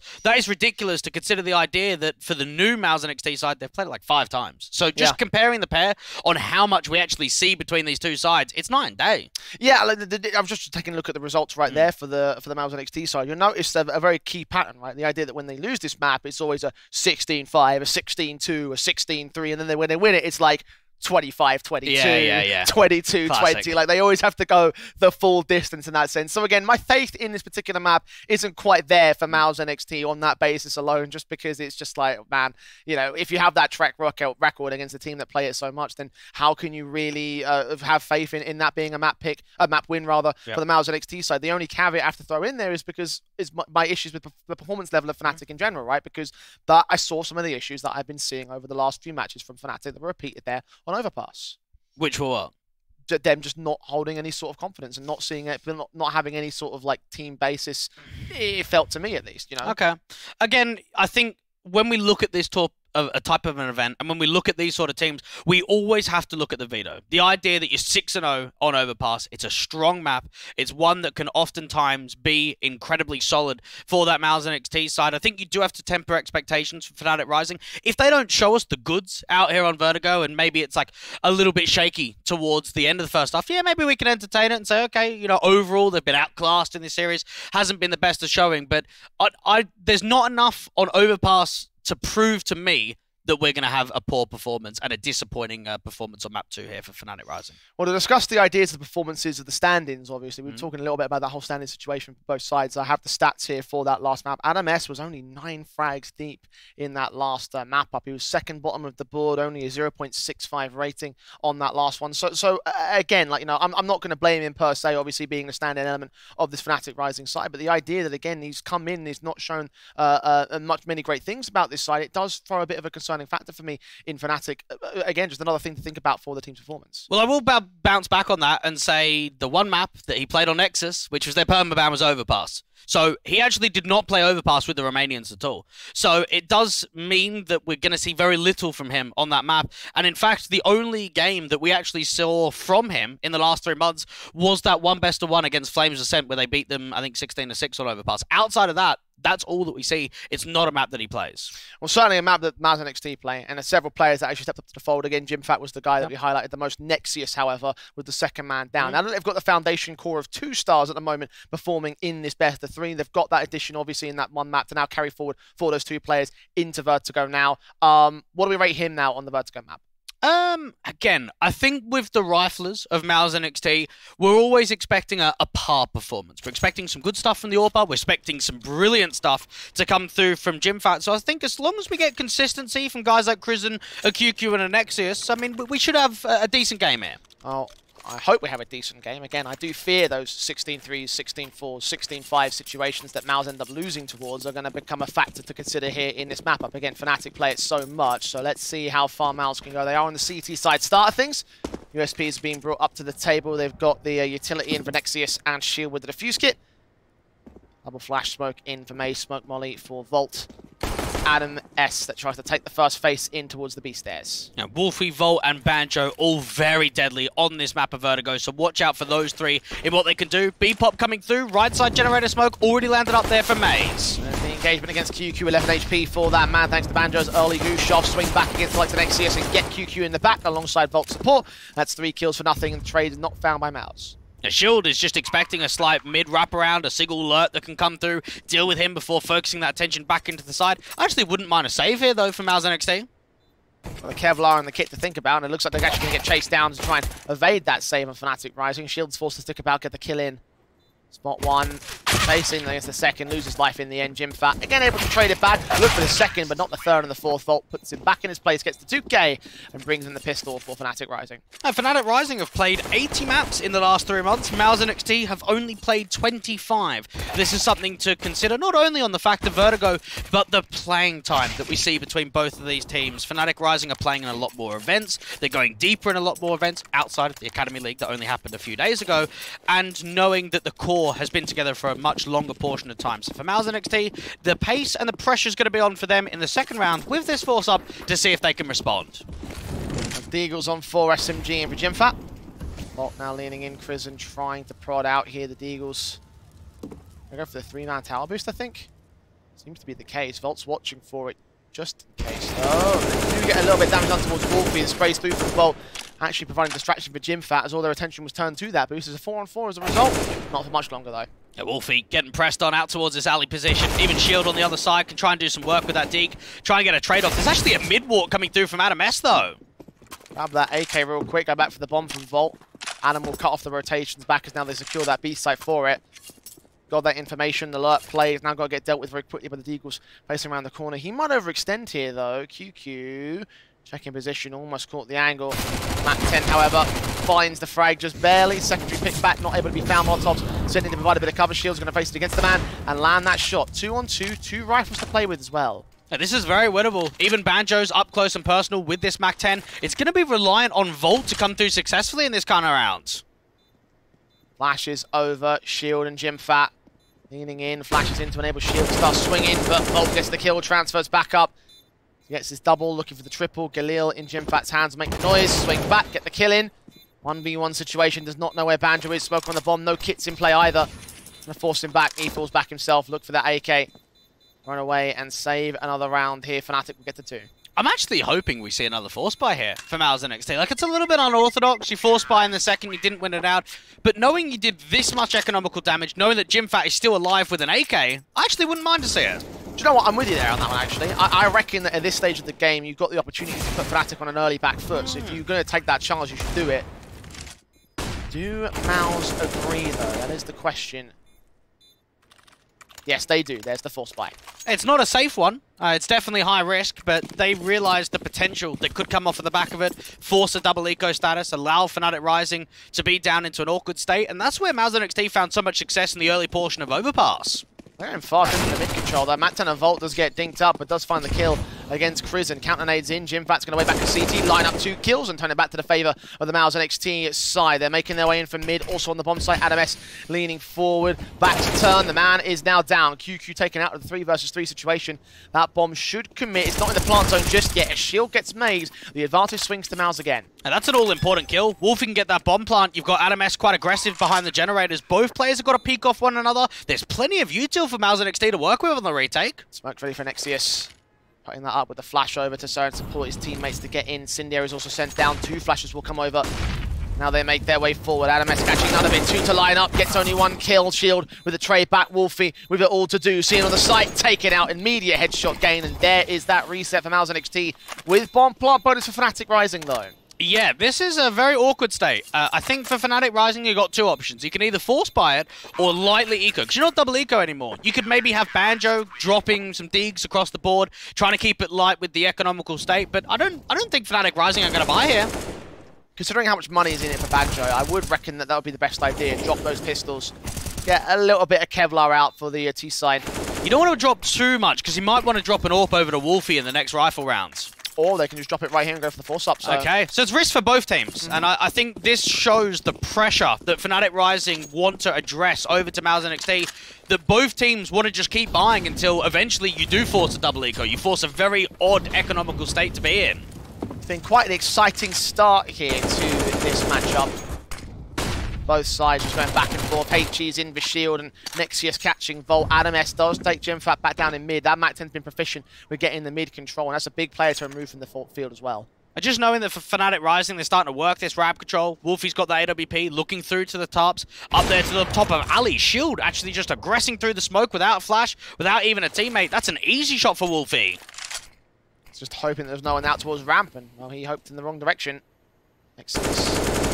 Line spraying back through those smokes, dishing out some damage, but not getting a kill to return. Instead of 4-on-3 for Fnatic Rising. There had to be some miscoms there. There's no way that Shield gets aggressive like that without some support with utility or a teammate. So maybe thinking that there was more mid and BU influence, that he could have had a backstab towards the bottom of tops and out towards a forklift. Not to be at all, gets punished. Fnatic Rising now give themselves a lot of leverage to go in for the set piece towards A with a man advantage. HE set at sandbags just in case, but it's all down to the single A defender, really. Backstab's also in. Oh, Nexius gives away a tiny amount to Wolfie, but it's more than enough to get the shot to punish his aggression. 4-on-2 for Fnatic in the post-plant MOUZ NXT.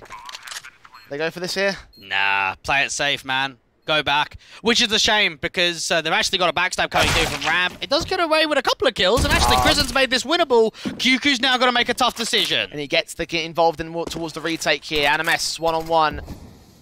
Bomb just barely smoked off of that position. No defuse get for QQ either. Adams not towards the alley position. He's being swung upon though. QQ desperate to get the pick in. Taps the bomb once, swings and finds his man and wins it. What a play that was for Krisen specifically. His 2K coming out of nowhere. No one for Fnatic saw him coming. The backstab worked. And MOUZ NXT steal another round back. That's very frustrating there from Fnatic Rising, because I think you do so much right on the build-up to that round. Getting out towards that post plan, allowing yourself to get two incredibly easy picks there from Wolfie.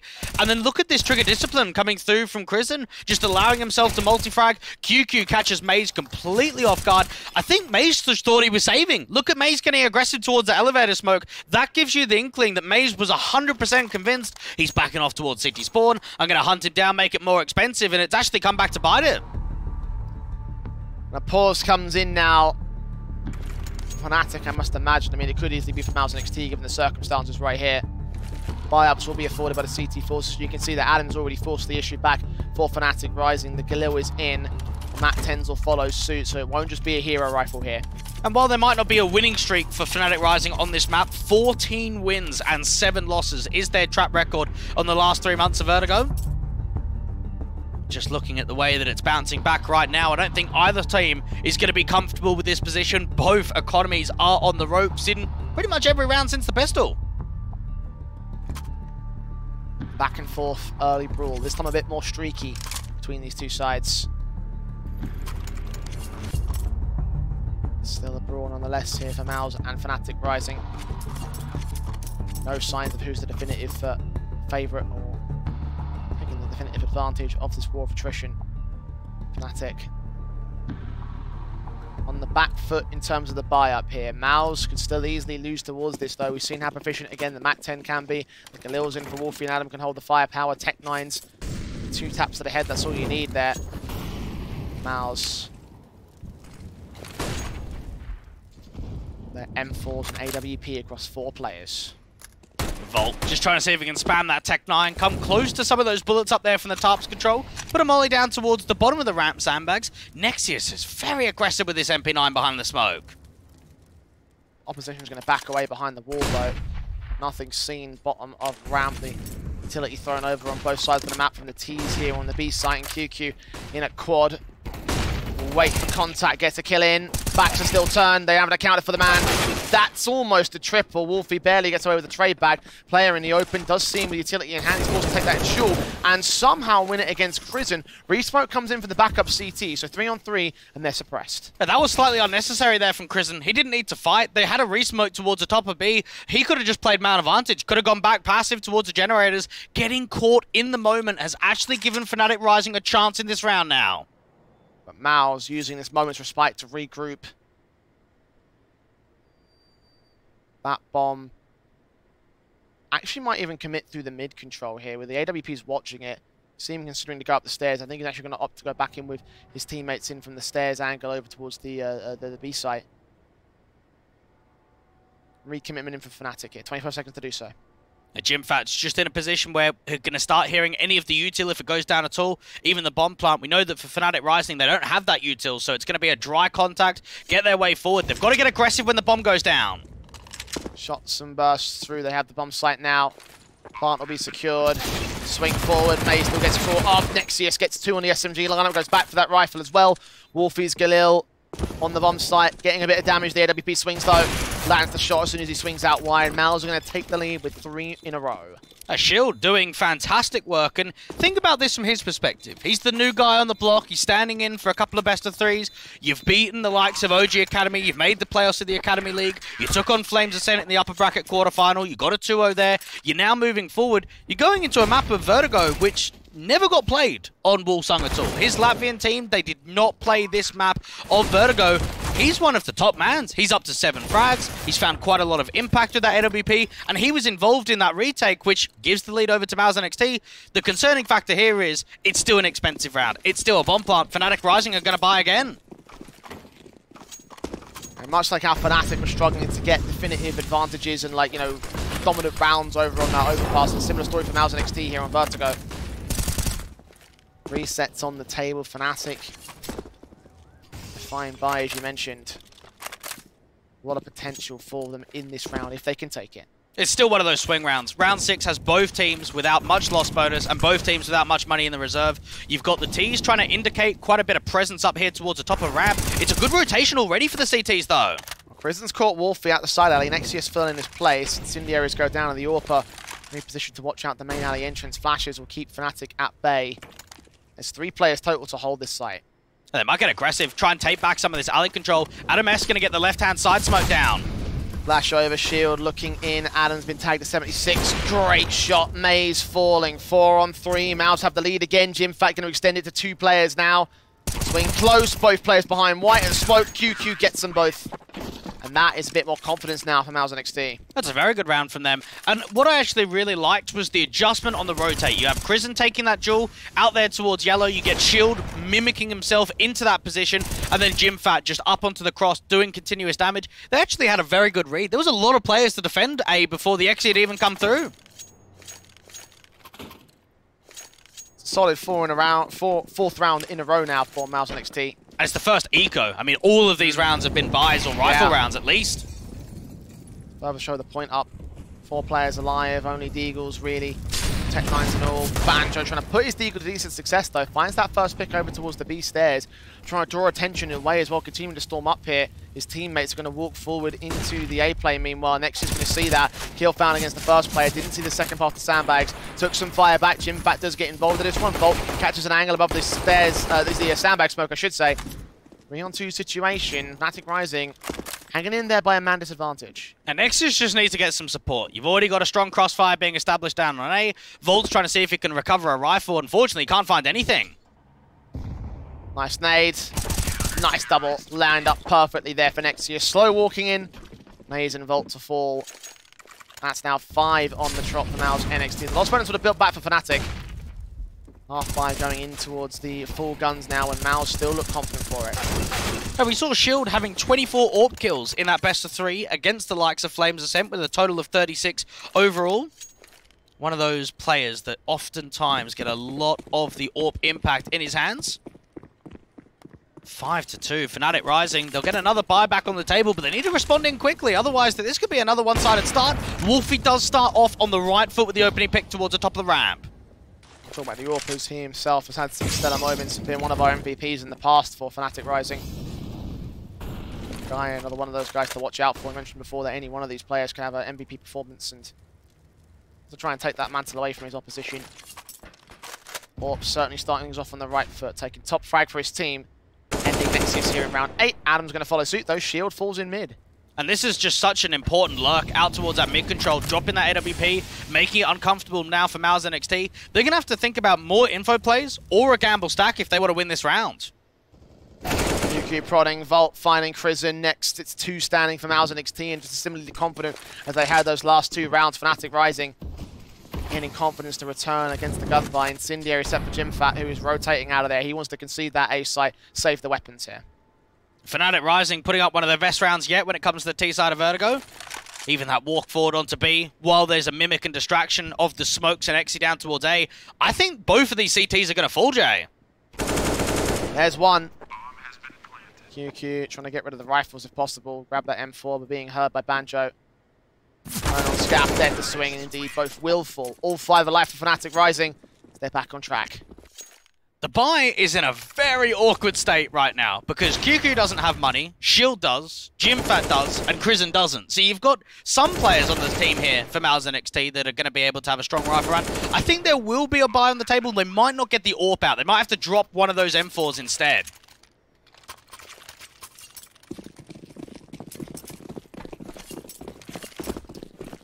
We do have an investment of some sort. No kits and a lack of nades, though. Big concern, of course, from MOUZ if they go for a retake, especially. Oh, the engagement for Volt is very crispy. I love that sort of half smoke there. It covers off your own headshot where you can see above it. Very intelligent thinking there for Fnatic rising, and they get the shot in immediately.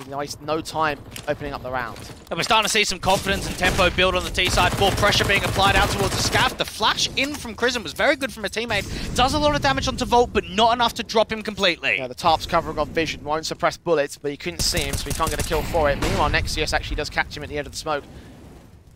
Finally finishing off the job that Crizzen started. Jimfat going to follow suit on Wolfie next, so advantage tips the way of the CT side.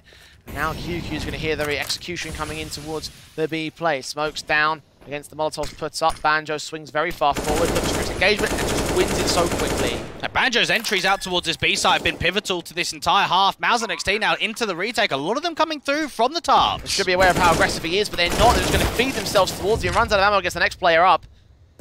Both CTs inbound from mid, but a 2v3 for them to retake with. I think they might not consider it. Yeah, they're going to go back and save again. And this is just Fnatic rising, starting to build more. And what I like there from both teams, you have Fnatic rising, being able to get the opening pick from Volt, you show ramp presence. What MOUZ and NXT then try and do is, okay, let's respond. Let's take back ramp. Let's put some pressure on. Let's try and drive them away. And while it's successful for picks, it opens up B. And QQ's in a position where he's holding mid, but he's not holding the B side. And Banjo, with that all-important entry, opens up the bomb site. Even Jimfat gets caught, so it's only one person saving. It's going to have to be a super light buy. Might even be USPs around the orb. I'm seeing about $2,000 at maximum for the other players there on that CT side, so you're probably right about that. Second stage of the double eco status.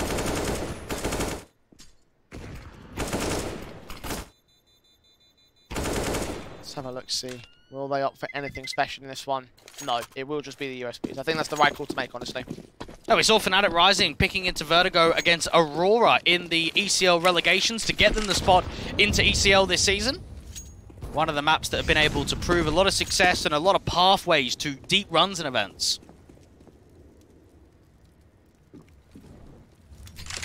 Working their way forward into the defaults here. Oh, what an adjustment for Volt. Recognizing Crizzen. Kill found again, the triple boost denied by the T side. MOUZ play passive, as do Fnatic. And it's funny that you get a couple of players here on Fnatic Rising that played Vertigo a lot before even joining this team. I think about Volt when he was on UMX, Coalesce, Fambit. Vertigo was always their best map in the pool. Think about Wolfie. You played on Lingby Vikings and out there on Ecstatic. Vertigo was always a staple. Unlucky that Volt couldn't get the knife. You're going to say that every time. It's like someone close to a knife opportunity. Yeah, but dude, he saw him right there. You could see him hold the trigger discipline. He was thinking to insert himself in that one little gap where his back was turned. Just, you know, stabby. Nexius won't need a knife to lose his own life towards MOUZ. Of course, running right into the hands of the AK-47, giving up the kill count, disallowing any AWP to stay in for MOUZ NXT. Considering how low the money was, actually, that might be a costly situation for the CT side. I don't know. Have you addressed the scoreline from the previous head-to-head on Vertigo? Have we talked about that? I think I did mention it was a 16-5. Okay. Because it was very much more one-sided than the last one, which was the overpass. So maybe that does give us a little bit more of an inkling on just how the basis went down. The overpass was quite competitive. Vertigo was a lot more one-sided when we do compare the two matchups. The exact same scoreline to the overpass we just had, though. tells us something similar. Yeah. Fnatic Rising are currently at 5 apiece against MOUZ NXT. Other side looking to take a definitive one-sided advantage. MOUZ, again, the guns coming in, the M4's out. Across 4 players at the 1 M4, A4 for GymFat. Tagged up initially against him to do a little bit of damage here. B-side ENCE once again, try and get those nades forward. Already the entry path coming through. They don't know about the player towards white, but QQ gets dropped anyway. GymFat responds alongside a double, in fact, dropping that bomb. Swing for the triple adjustments right there. They're feeding him the 1v1s. He's getting so much for it. Even the tag up to Wolfie, 6 points of health for him. It becomes very difficult now for the T's to hold on. His shield reads exactly where he is. Drops that bomb once again. Adam S. all alone. 6 kills so far in this map up, but we'll get no more in this clutch. Shield holds it down and MOUZ defend the lead. And it does have that feeling that if MOUZ NXT are going to come away with a ripper, if they're going to come away with a 2-0 victory, it's going to be because of GymFat. I mean, these moments are just sick from him. To think that he's by himself, he's aggressive in the site, he's got an M4, and he just makes triple kills and multi-frag rounds look so damn easy in so many maps. Here's a man to be reckoned with. He's got to be one of the best players in this competition. Oh, yeah, 100%. The thing as well, he's like the one guy that didn't get a call up to MOUZ main. You know, it's like a bit of a tragedy for his own career, dominating in this academy scene and dominating as part of this academy team. He was one of the last players to be added, though, so there is that much to the experience level. Well, it's okay. Maybe there's another chance later. You never know. There always is when you're a part of academy teams. Certainly for MOUZ, having the habits of promoting all their academy players, it feels like there's potential right there in them. Certainly GymFat standing out as one of those call-up candidates for MOUZ.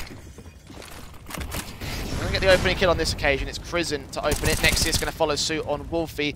Adam and Banjo have been tagged up heavily. Now MOUZ has been taken down ahead of that smoke. And MOUZ return with confidence. We're just seeing these moments in this matchup where you see a lot of confidence from one side, then back to the confidence the other way. Streak after streak, and in rounds like this where you've got 2v5, no damage been done to the CT side yet. Adam, just desperate to tap onto the headshot, doesn't even get a tag. Well, if I was to try and come away with an answer of why that's the case, I think it's shown how cynical both of these teams have been with man advantages. There hasn't been many rounds where opening man advantages have been gained and it's gone the other way. They've been able to lock it down with percentage Counter-Strike for both of these teams. Jump face for Nexius, trying to spot out that bomb. GymFat, Molotov against his position. I think you might have heard that tag, or certainly hearing the footsteps of the player rotating back, so nothing in it for Adam. Nothing in it for Fnatic either. They're saving 13 seconds. They can't get the bomb back. MOUZ NXT stretching the lead up to 7. And we look back at their Vertigo performances. 4 wins and 3 losses in the last 3 months. A few of those games being with the old iteration of the lineup. Not seen very often. One of the least played maps in the pool for the Academy squad of MOUZ NXT. But they're putting on a decent showing here in the first half. 7-5. CT side, just trying to stack up a little bit further. A little bit closer towards double digits if they can get there. I mean, there's still a few rounds to go, but it's not impossible that they could repeat the half that they gained over on Overpass. They just hold this confident form on a little bit further on. Fnatic Rising will give them a run for their money, but it's Volt that burns first and foremost. Crizzen gets the opening kill. And he's been the impact man towards the top ramp control, so dealing with him early on gives a lot of confidence forward. There is no initial trades, and even Nexius wants to fight from the top of the ramp, Sandbags. That's a bit of an unorthodox angle. Gets the headshot on Wolfie for it, though, so it works. GymFat sees the feet peeking out below the smoking. Yes, Adam next up. Banjo left alone as once again MOUZ dismantle Fnatic Rising. This will be the half for them. Nexius, even down, up onto the contact towards 51. Crossfire set between 2 AKs.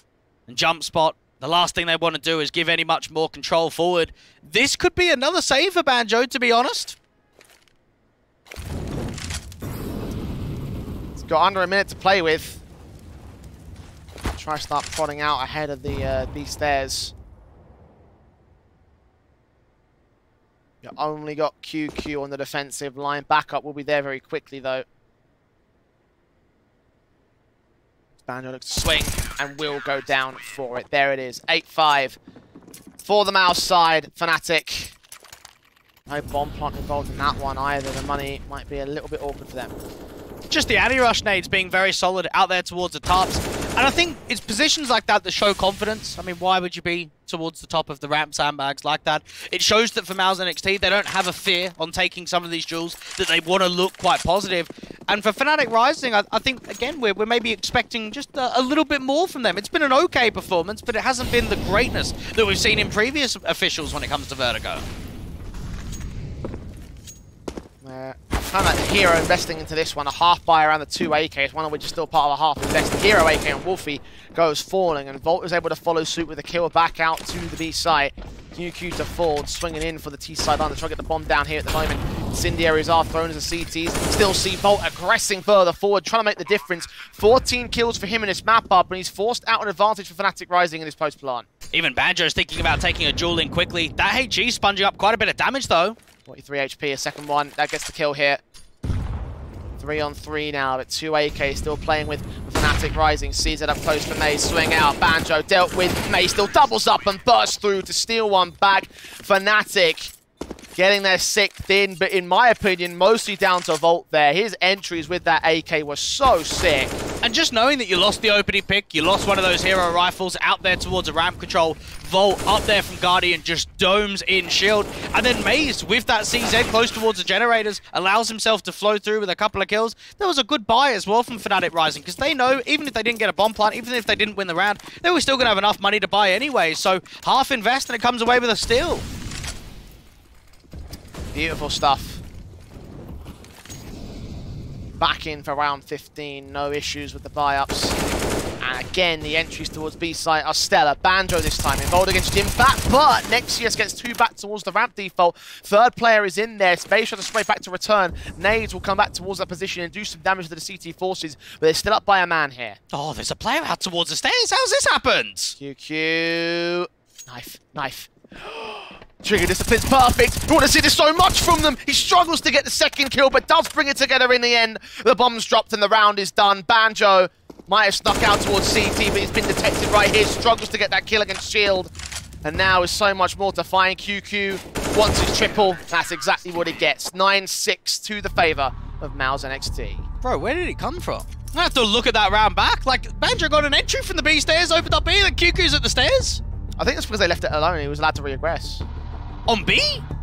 That's the only thing I can come up with, mate. You know, like, unless he was down there at the bottom of the stairs on a bait. Unless they had a dual crossfire and he just didn't get seen. I'm going to have to look back at that because I have no idea how he got there. Neither did Fnatic Rising. They also thought it was cleared up. He could have gone aggressive mid actually down the ladder. Could have been the backstab that way. That could also be where it could have come through. Because I'm looking at this round and I'm thinking he's just found so much out to B stairs and then QQ's there. Crazy stuff. Fnatic, that one mistake cost them anything there and will not lead towards the single round deficit going into the 2nd half there. CT side is up though. MOUZ have the T half to contend with. Are there any positives in this half for them? For Fnatic Rising? MOUZ. For MOUZ, yeah, I mean, their T side's not bad. They've got a round win percentage of 45.5. Even though it's a low number, it's actually better than their CT half. I mean, would that be enough to get them to the victory here today? Probably. They're in a very good position. They're in stealing potential. They've done well enough to contest against Fnatic Rising so far in this one, hold the lead and look for more. Wolfie, Julie spamming through, doing damage to Nexius, QQ and Shield. And the Glocks are pulled out for more Nexius, trying to lead that charge in for the CT base as Fnatic have nades up against one individual. And Morphe and Banjo have to go back and forth with the trades. Wolfie getting a double, but finally flanked in by Crizzen. They do lose Nexius, the bomb's in the open. Crizzen now in a 1 versus 3. He's still in hand. I think he's got the Julie's picked up by the opposing force, so got to lean in and do a lot more damage on this one. USP is coming forward and Volt will end him. Fnatic take the pistol. And I think that shows for MOUZ NXT, they wanted to slow play that round. You had 2 players with quite a bit of util. You have a nade stack out towards the sandbags. You may be thinking about the cross smokes. You get a flash deep into orange. You flash yourself forward to Ellie. You slow it right down, and instead you're just getting peeked upon. And anytime you're in a situation where you want to slow the round down and you're being aggressed, it means you're uncomfortable. It means you're out in the open. You're having to take those duels. That was a very good counteraction there from Wolfie to press the issue with those Julies towards that alley and tops position.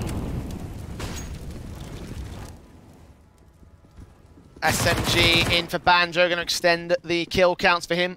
12, 13. Money being gained as well against the anti-eco base. It's looking 14 and 15 as well. Wolfie's going to get one. Might find 2 of his own right with that M4. A little bit of money being made by the SMG. All 5 alive for the CT side. Get that round over and done with the MOUZ. Bring the rifles in and try contest the 10th. And just knowing that here for Fnatic Rising, keep that leverage, keep that pressure on from the opening few rounds of the game. Get into the rifle round. You're not going to be able to get the AWP into the hands of Wolfie just yet. We've seen a good performance from Volt in the first half. Banjo was very successful with some of those entries out towards B as well. Jimfat's getting some support, which is a positive sign here for MOUZ NXT. I think Nexius has been able to prove himself quite vital again.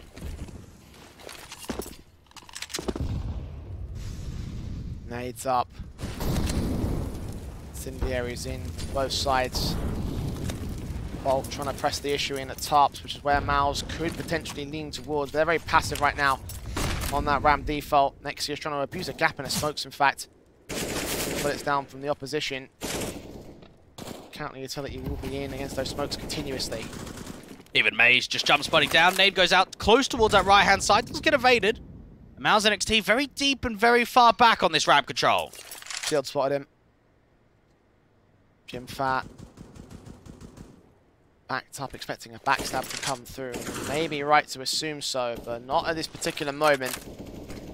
Re-smokes on the CTs, just suppressing MOUZ as much as they can from their backline positions. MOUZ have not been able to go forward the ramp. And there is a spam towards that smoke up to the top of Crane. MOUZ NXT are actually hiding in the corner, not abusing themselves, not showing a lot of leverage out here towards the ramp control. Fnatic Rising can have more utility though. You've got Wolfie with an incendiary down towards that sandbags. This is all just time stalling. Putting it up at the 40-second mark and knowing that MOUZ, they're going to press here. Position to try and fight the back. MOUZ gets the kill. Adam doubles up. QQ and Nexius come back in their own right. Nexius makes it a 2-on-2 situation, in fact.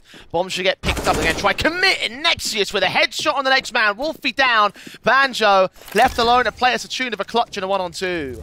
Try and get himself through for the 1v2. Puts the incendiary down early. Tries to force the jewels out in the open. And Jimfat wins out the clutch. I'll tell you what, that might be play of the day. That was an incredible 3K up on the entry. Just what MOUZ NXT needed in that round. From all players, it comes for Nexius.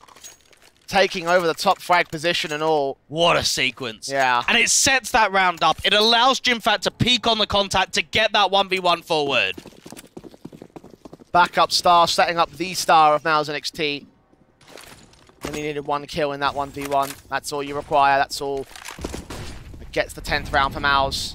Guns back in for Fnatic though. Wolfie's orb immediately striking, looking for a bit more. The Molotovs will try chasing back out. Matt 10 up close here. Prison gets the first and the second. That's well placed from MOUZ, a bit faster, and it works. Just punishment with that SMG. Prison up close and personal, disallowing any opportunity for MOUZ to work off of that crane position. And Jimfat's hoping for some re-aggression out to the B stairs. It's not quite coming through. Been playing the passive lurk role for MOUZ NXT, trying to counteract any backstabs. Fnatic Rising. Not going to opt to go for any here. Back passive on the B defense. Aggressive forward now into the ramp default. Ralt is going to find Prison, and him and Adam S will fall back away in the even man standing. And Banjo's already rotated over fairly quickly to the B side, but look at what MOUZ NXT are actually doing. They're faking towards B and actually retaking the ramp control from the bottom of the forklift. I love this from MOUZ, but I also love this from Volt. He's thinking that might end up being the option they go for here. Seeing nothing towards the B side means that they could still be caught in rotation. Face forwards, jump face, now catches info and a callback for rotations to the backup. Oh, cheeky. Get out towards the sandbags. This is just wasting time again. Flash forward, in against it. Adam gets the kill. Volt drops the next man. Bombs in the open. It's Jimfat now in a 1-on-3 clutch. Been a bit quiet in this second half. Engaged upon by Adam, and he'll remain quiet for this clutch this time. 9 to the board of Fnatic Rising. And MOUZ couldn't follow up on that incredible sequence. And they'll be disappointed there because you're working with Mad Advantage. What a round from Volt. He aggresses back down towards the bottom of the ramp control, evens it up, spots for information, and just look at the way that he jump spots out towards ramp, gets the sandbags, puts a smoke down, gets a flash over, sets up Adam S, but then also fights behind that smoke and still comes away with more damage. MOUZ will take the pistol, eco as a result, $1,900 in the bank. Can't afford the full-on rebuy. I could have afforded at least some upgrades on Shield and Jimfat and Prison, in fact. Opting to go for the 4 guns. The next one's Fnatic should be able to equalize. Nexius is caught first and foremost. Man down by MOUZ. And this could just be a matter of important rounds that's going to close out Vertigo in MOUZ NXT's favor, in Fnatic Rising's favor. A little bit of an X-Factor potential in the next couple of rifle rounds, perhaps. This boost up as the top of the boxes here. Vault will re-smoke it. Fire comes through. Sprays are good.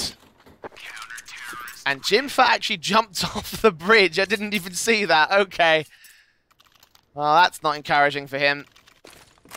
Not like it was going to be much there from the MOUZ NXT side, but regardless. 10-9 to the board. Goes up to 10-10. Fnatic Rising have equalized. The MOUZ have the return buy, but they need to turn it into a round. I just didn't want to give any more confidence forward there to the man up top. The man of MOUZ doing work up there from the sandbags. You've got ACD putting some early presence down. He's going to get rushed in mid. Spray up against two of them. In fact, Jimfat and Crizzen caught off guard by how aggressive Fnatic were. 2 kills get gained, a 5-on-3, an instant start. It's going to continue to extend the damage to follow suit. Wolfie gets QQ, MOUZ gets Nexus, and this round is a decimating one for Fnatic Rising. Well, that's a bit of a statement there from Fnatic Rising. You think about that opening starts out there from mid, how successful that is from the stand-in of ACD. Wolfie then gets a pick over towards B. You've got Volt being able to work with the likes of MOUZ towards the top of ramp, allow themselves to drop another individual, and for Shield, you're by yourself trying to save with, what, a minute on the clock? There's so much time. He might even get hunted towards the tail end of the clock.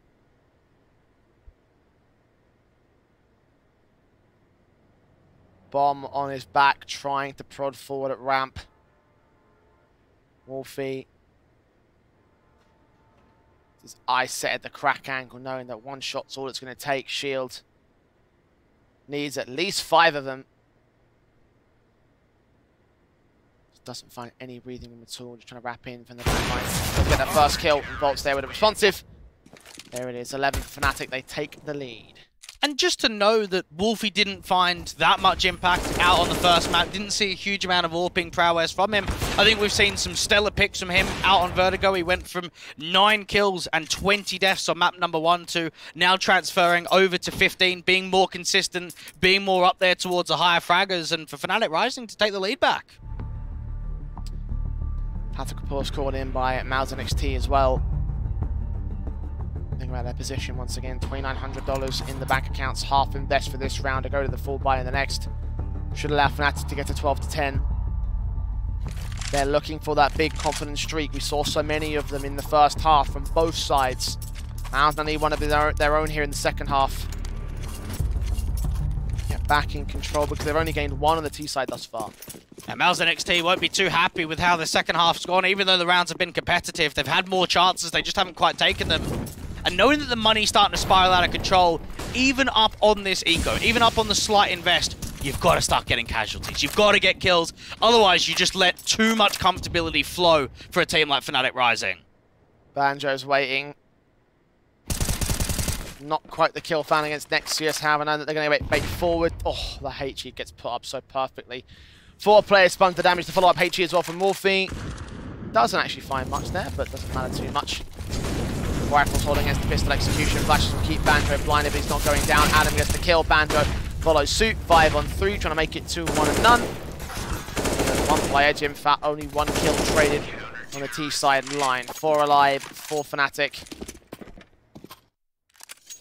And the guns will return to MOUZ. And I think even if we brush the numbers aside, even if we don't look at the kills and deaths for someone like ACD, you can just feel the impact is a lot further here than in the previous series, in map number 1. I think he's holding his weight, and that's what you want for him. Again, he's a very capable player. He's standing into a team as a rifler. He's just got to hold his weight, fill in the gaps, and if he can do that, you should be seeing success in map victories and series victories for the likes of Fnatic Rising.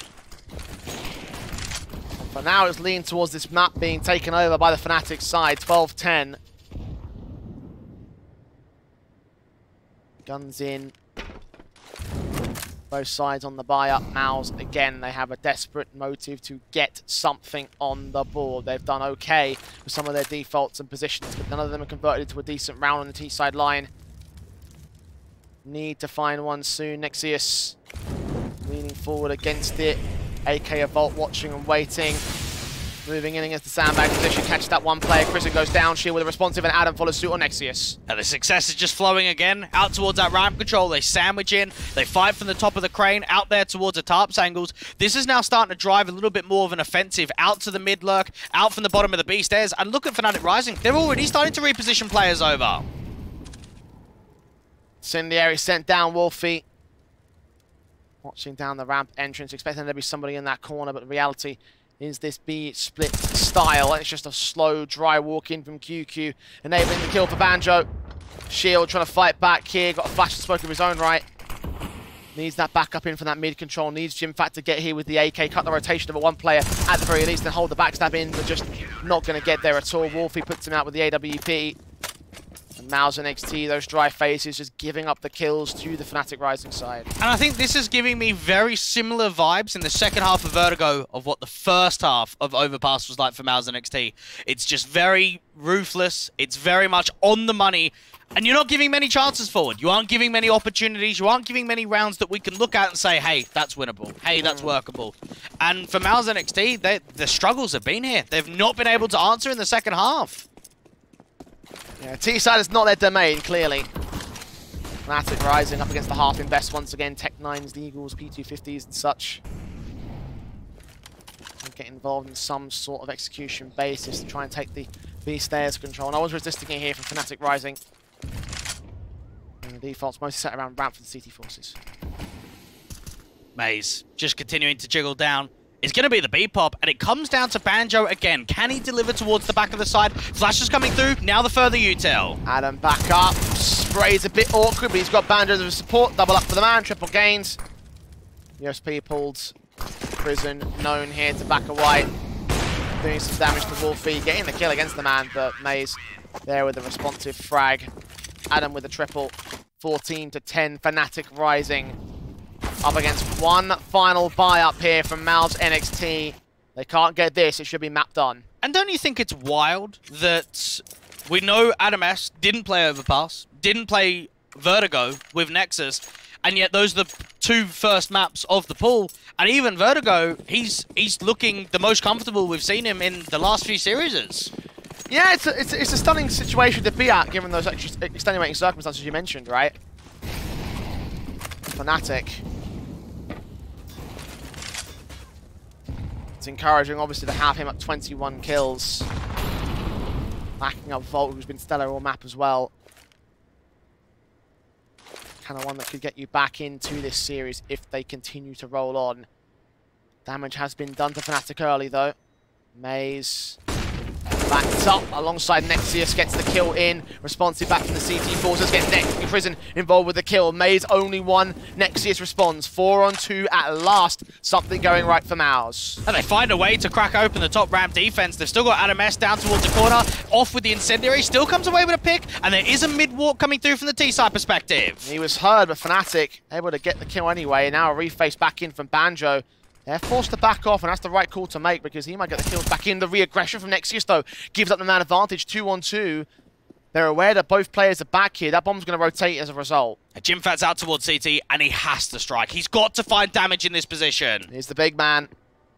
The one guy that you said over and over again needs to perform for MOUZ's success. Blonde Plant will be seen, and Adam will go down for it. Smokes up, Molotov's in, engagement from Banjo, doing some damage, facing into the site itself, and Shield has it covered with the AWP. MOUZ NXT going to find 11 and stave off map point from Fnatic. The issue is here, though, it's one round, and you ain't going to reset the economy. It is going to take so many rounds in a row to win until you can at least force a half buy or an eco. It's not going to be an easy situation at all, so you're going to be up just rifle round after rifle round after rifle round, but it's much better. They deal with that aggressive top ramp position. They do very well with the trades, and MOUZ NXT, it's one round. We need to see more. They get more confidence, and that's where Fnatic start to be scared, I think. If they follow it up, and certainly that would indicate signs of that. AWP in for Wolfie, though, and he just doesn't miss. Shot on Shield. First casualty taken. Wolfie just raining damage down from above. Even QQ can think about slowing down the ramp retake. They're actually going to start moving away. Retaking nades, they just say, yeah, you can have it. Smokes up. Suppression involved, they back away, lean towards the B site instead, where there is still no aggression. Have got Jimfat's lurk continuing out towards mid as control as well. There's the engagement from Banjo, though. Kill found on QQ. 2 more to line up. The AK swing in. Nexius again with the entries. Needs a little bit more. Flashes in, teammates getting in the way. Adam with nades up.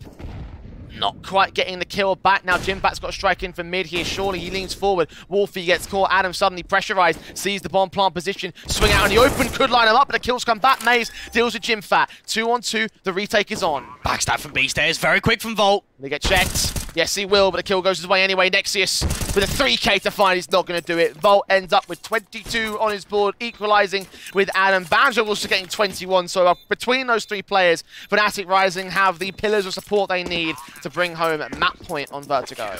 You could just see there from Banjo, he's been so rock solid out towards the B side. Not really over-facing, wasting quite a bit of time, always doing damage in that anchor spot. And then MOUZ comes through from CT very quickly, allows himself to wrap into the bomb side. And Volt, how quick and established he's able to get out towards the B stairs that as soon as the bomb goes down, Krisen's out towards wide. You've got Nexius trying to see if he could fight down. Volt makes it a couple, makes that round successful. 1 more to go. And 4 to make up for MOUZ and NXT. Not impossible, but I don't think it's likely either.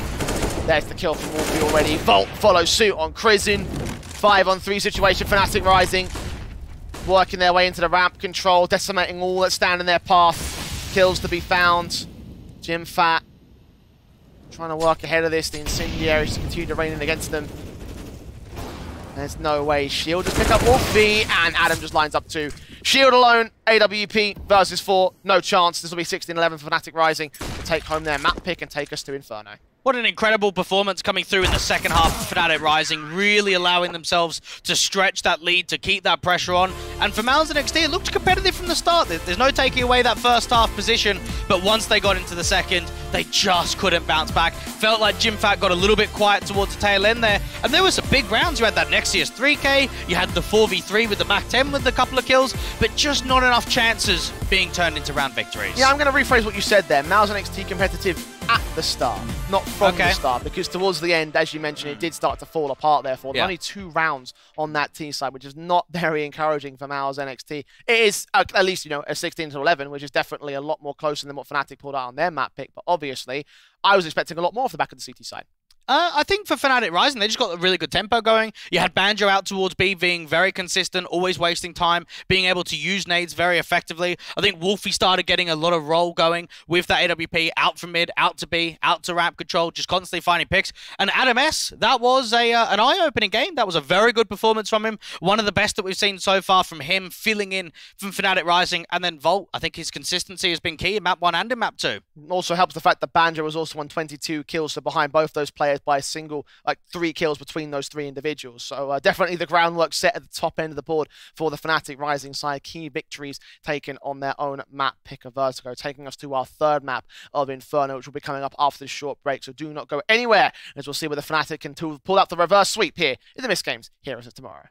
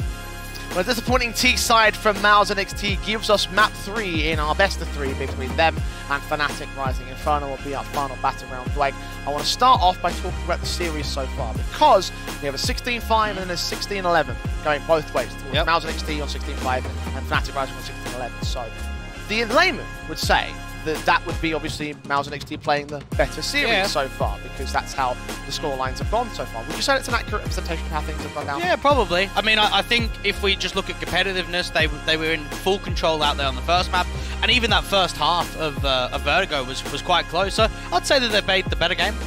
Well, one moment I do want to talk about here, because you were very confused about it today. We actually got the QQ backstab moment from the stairs angle over on the site here, because you may have noticed that there's actually 2 CTs up in this position. You take a look at the minimap right there. There's a little sneaky boy that stuck around and, of course, held his trigger discipline to get that. So you were really adamant that you wanted to see that moment. So I figured I'd get that up. We'd get that up here and just show off exactly what happened in that position. And it was one of the many moments that gave MOUZ NXT a great CT side. Unfortunately, didn't translate over to the T half there. So they're coming into this one with a bit of a back foot on Inferno. Talk to me about this map before we get into the pistol round. Well, what did we say when we talked about the video when we started the game off? Inferno is one of the most picked maps in the pool here from Fnatic Rising. And if I'm going to be honest, I think it's a mistake to play Inferno against this Fnatic Rising team. So for that reason, Jay, I think it's still going their way into map 3.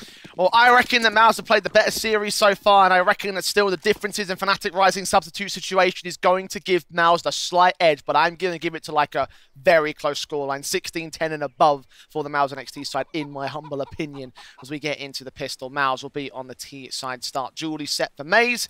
On the B defensive, there are 3 players to receive. Already a fairly good look and read here from Fnatic Rising. You've got a molly out towards Dark, and no one playing there from the city side at all.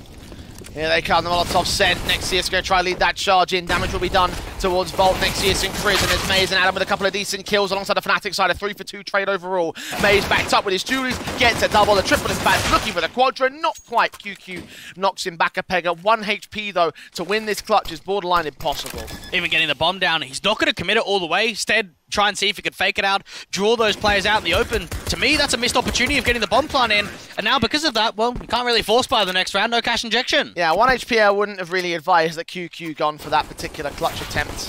Those duels are not going to come your way. 1 bullet's all you need to end him. If you patted him on the back, that would have been enough.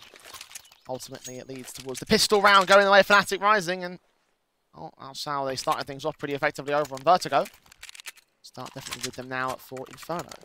14 wins and 8 losses in the last 3 months for the likes of Fnatic Rising. Inferno is the highest played map in the pool, and it's even a map that was picked up against Void in that upper bracket quarterfinal game. 16-4 was the scoreline that Fnatic Rising came through there.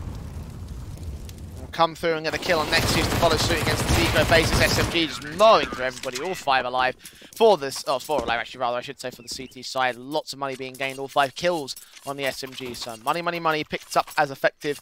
2-0 for Fnatic. And I think looking at someone like JimFat to put on another good showing, to have an adequate performance going into map number 3, he's already up there with 44 kills, 31 deaths, 92.2 ADR, and a 1.28 rating across both map 1 and map 2. He has been very impressive over the course of the tournament so far. Well, guns are in now for MOUZ NXT. That, of course, slowed things down towards the tail end of that last map. Again, that 1 win condition you mentioned, where you have to concentrate heavily. Nexus, however, finding the entry, is continuing to post up the idea that he might be someone you want to lean on here from the MOUZ side. Kill found to start things off in Banana. And just putting that opening pressure on with the util standpoint. A lot of spam damage up there towards the half wall. Adam S just going to jiggle down, re-smoke in. Doesn't know about the 2 players close towards the logs. Nexus lean, trying to spot, doesn't get anything. They all fall back on the CT side, in fact, going to go towards the A stack. Full gamble. And in this sort of position, they know to themselves, let's hold towards A. If the bomb comes into us, we've actually got a very good setup to be able to deal with it. That bomb goes B. Okay, we'll hold on to our weapons. We'll buy next round. We'll be able to drop a weapon over to Volt. I mean, he could even get a drop from Banjo or buy himself, so there'll be no problem buying next round. Bomb on the back of Shield.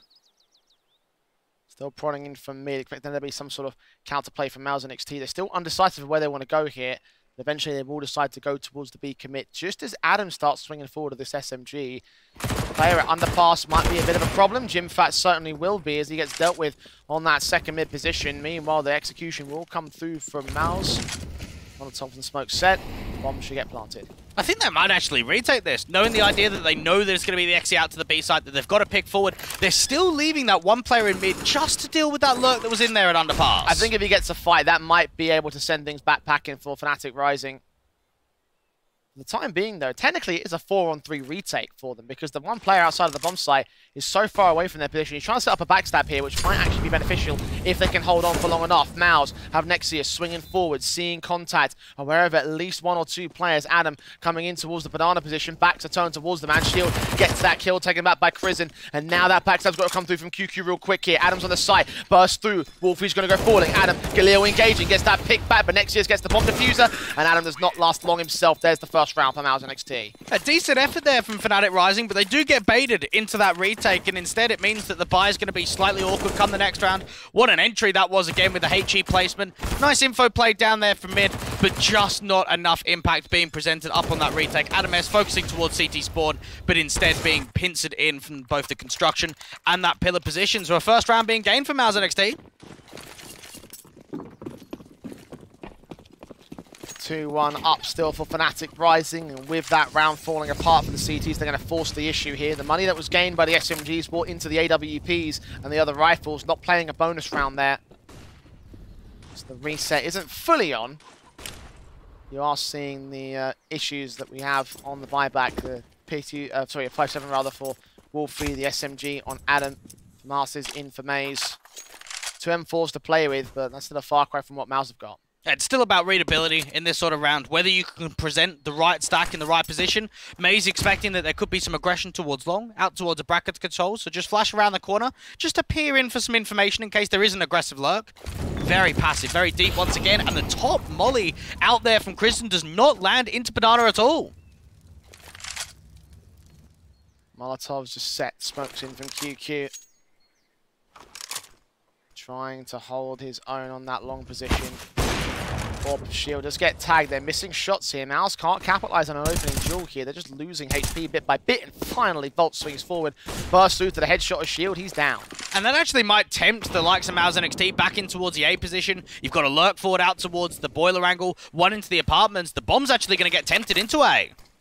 Smoke to suppress here for Volt. SMG of Adam swinging. Sees 2 with no weapons pulled out. That's an easy double up for the MP9. AKs can get picked up at all. Swing to the third man. He'll land it. That looked too easy for Fnatic. He's having a bit of a disco with his camera as well. Having a good time with that one. AdamS being able to catch a very good timing, like you mentioned. Aggressing forward, catching that position where players are out in the open, players have got nades in their hands, and you just couldn't have asked for a better position for the MP9 to be in. MOUZ would not be happy with that kind of round. They've had at least one player to account for that quick swing of Fnatic. Didn't end up working out for them though. Tactical pause taken at this moment by the MOUZ side. There's not a lot of money in the bank, so this should be an eco basis to work from. And this is where, for MOUZ NXT, you have to question, was banning Mirage in the second wave of the veto the right idea? Could they have had more success going to a map like Mirage, rather than picking into an absolute strength here from Fnatic Rising again?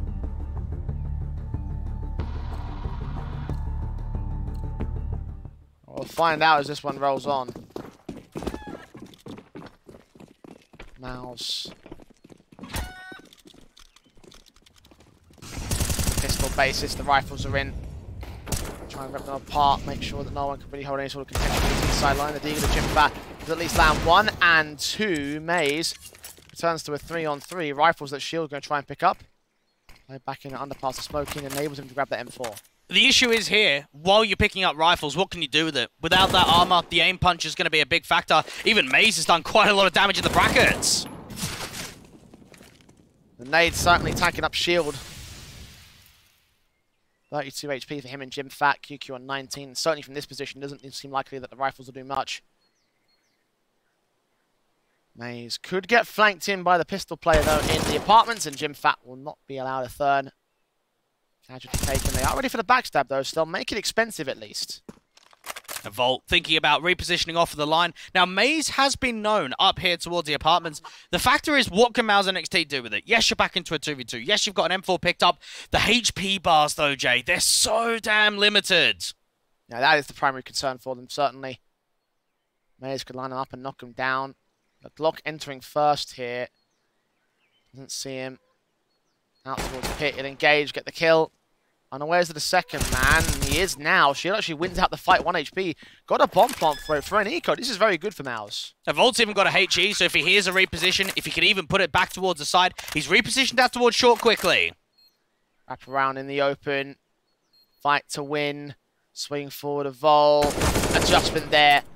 Had the major HP advantage, and also it was always going to be an easy fight to take, so of course he'll take it. But again, I go back to what MOUZ had to work with. That was a full eco round. They got a bomb plant and 4 kills for it. Do you reckon that would have been clutch of the tournament if he does that on 1 HP? Oh, yes. 100%. 100%? 100%. Actually. You can't say that now. No, okay, you can't say 100%. I'll back it. I'll back it. 100%. I like it. There we go. 100%. We can go through and have some collective sort of like look back at things overall. Would have been unreal. It would have been ridiculous, yeah. I didn't count on it. I didn't think it was going to happen, so it didn't happen. So there you go. 3 over towards Banana early round, indicating that Fnatic Rising want to show some presence. Might want to actually put some nades and take presence away from this Banana control. Incendiary Stone, Wolfie sent. HE's down from Volt. A lot of damage done to Crizzen. Again, Fnatic will start things off with the major HP advantage. No kills found early, but that's not like it's gonna be an anti-effect here from MOUZ NXT. 20 HP into their forward man in Banana. Flash forward, Volt doesn't see anything. Does take away some noise. Now there's a smoke up into the half wall. There's a boost towards the left-hand side. He's watching forward, and Nexius gets checked. The timing was perfect on that one. Kill on.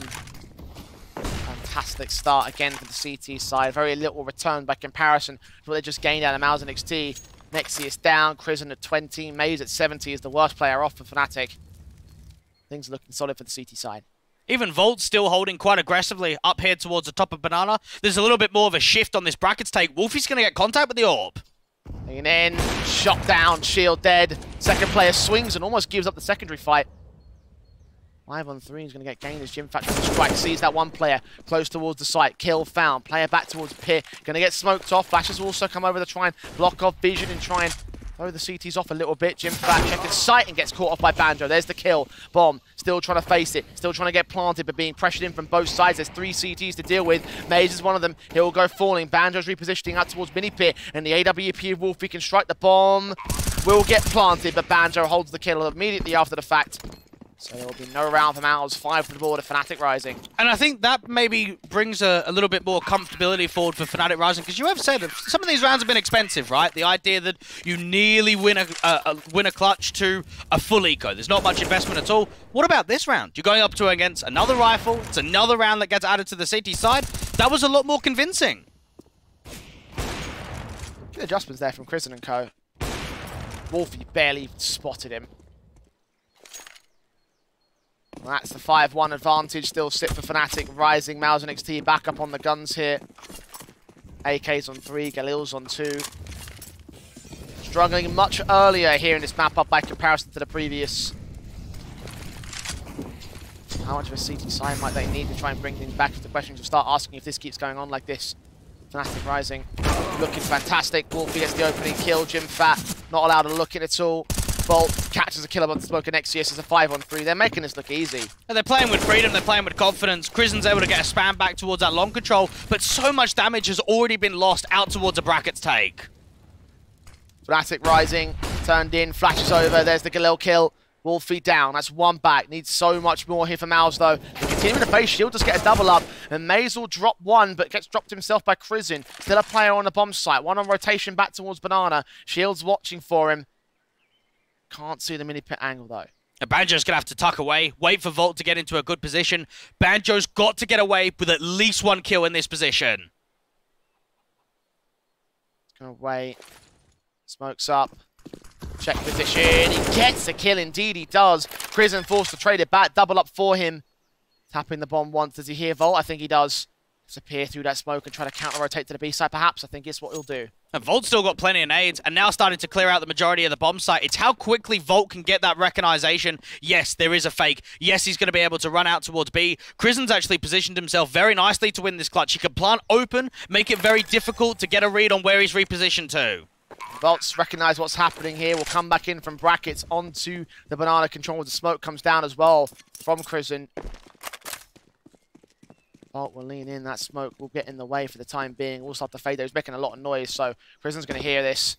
Make his adjustment. Volt just has to win the fight. He's got the HP advantage. Crizzen going to hide. Oh, look at this. Oh, this is perfect. Incendiary at the right angle. Needs the headshot. He's going to burn. Swings and gets the kill. Brings in number 2 for MOUZ. And an all-important clutch coming through from Crizzen. But you have to look at that round from Fnatic Rising and say, why are they over-peaking? They've got a 5v3 advantage. They've got an opening pick towards a short control. Volt has been able to strike out there from the top of Banana. There was absolutely no need to re-aggress towards long, to re-aggress towards short, and they got caught for it. Overconfident, over-hungry, and they pay the price for it. That's the way back in for MOUZ now.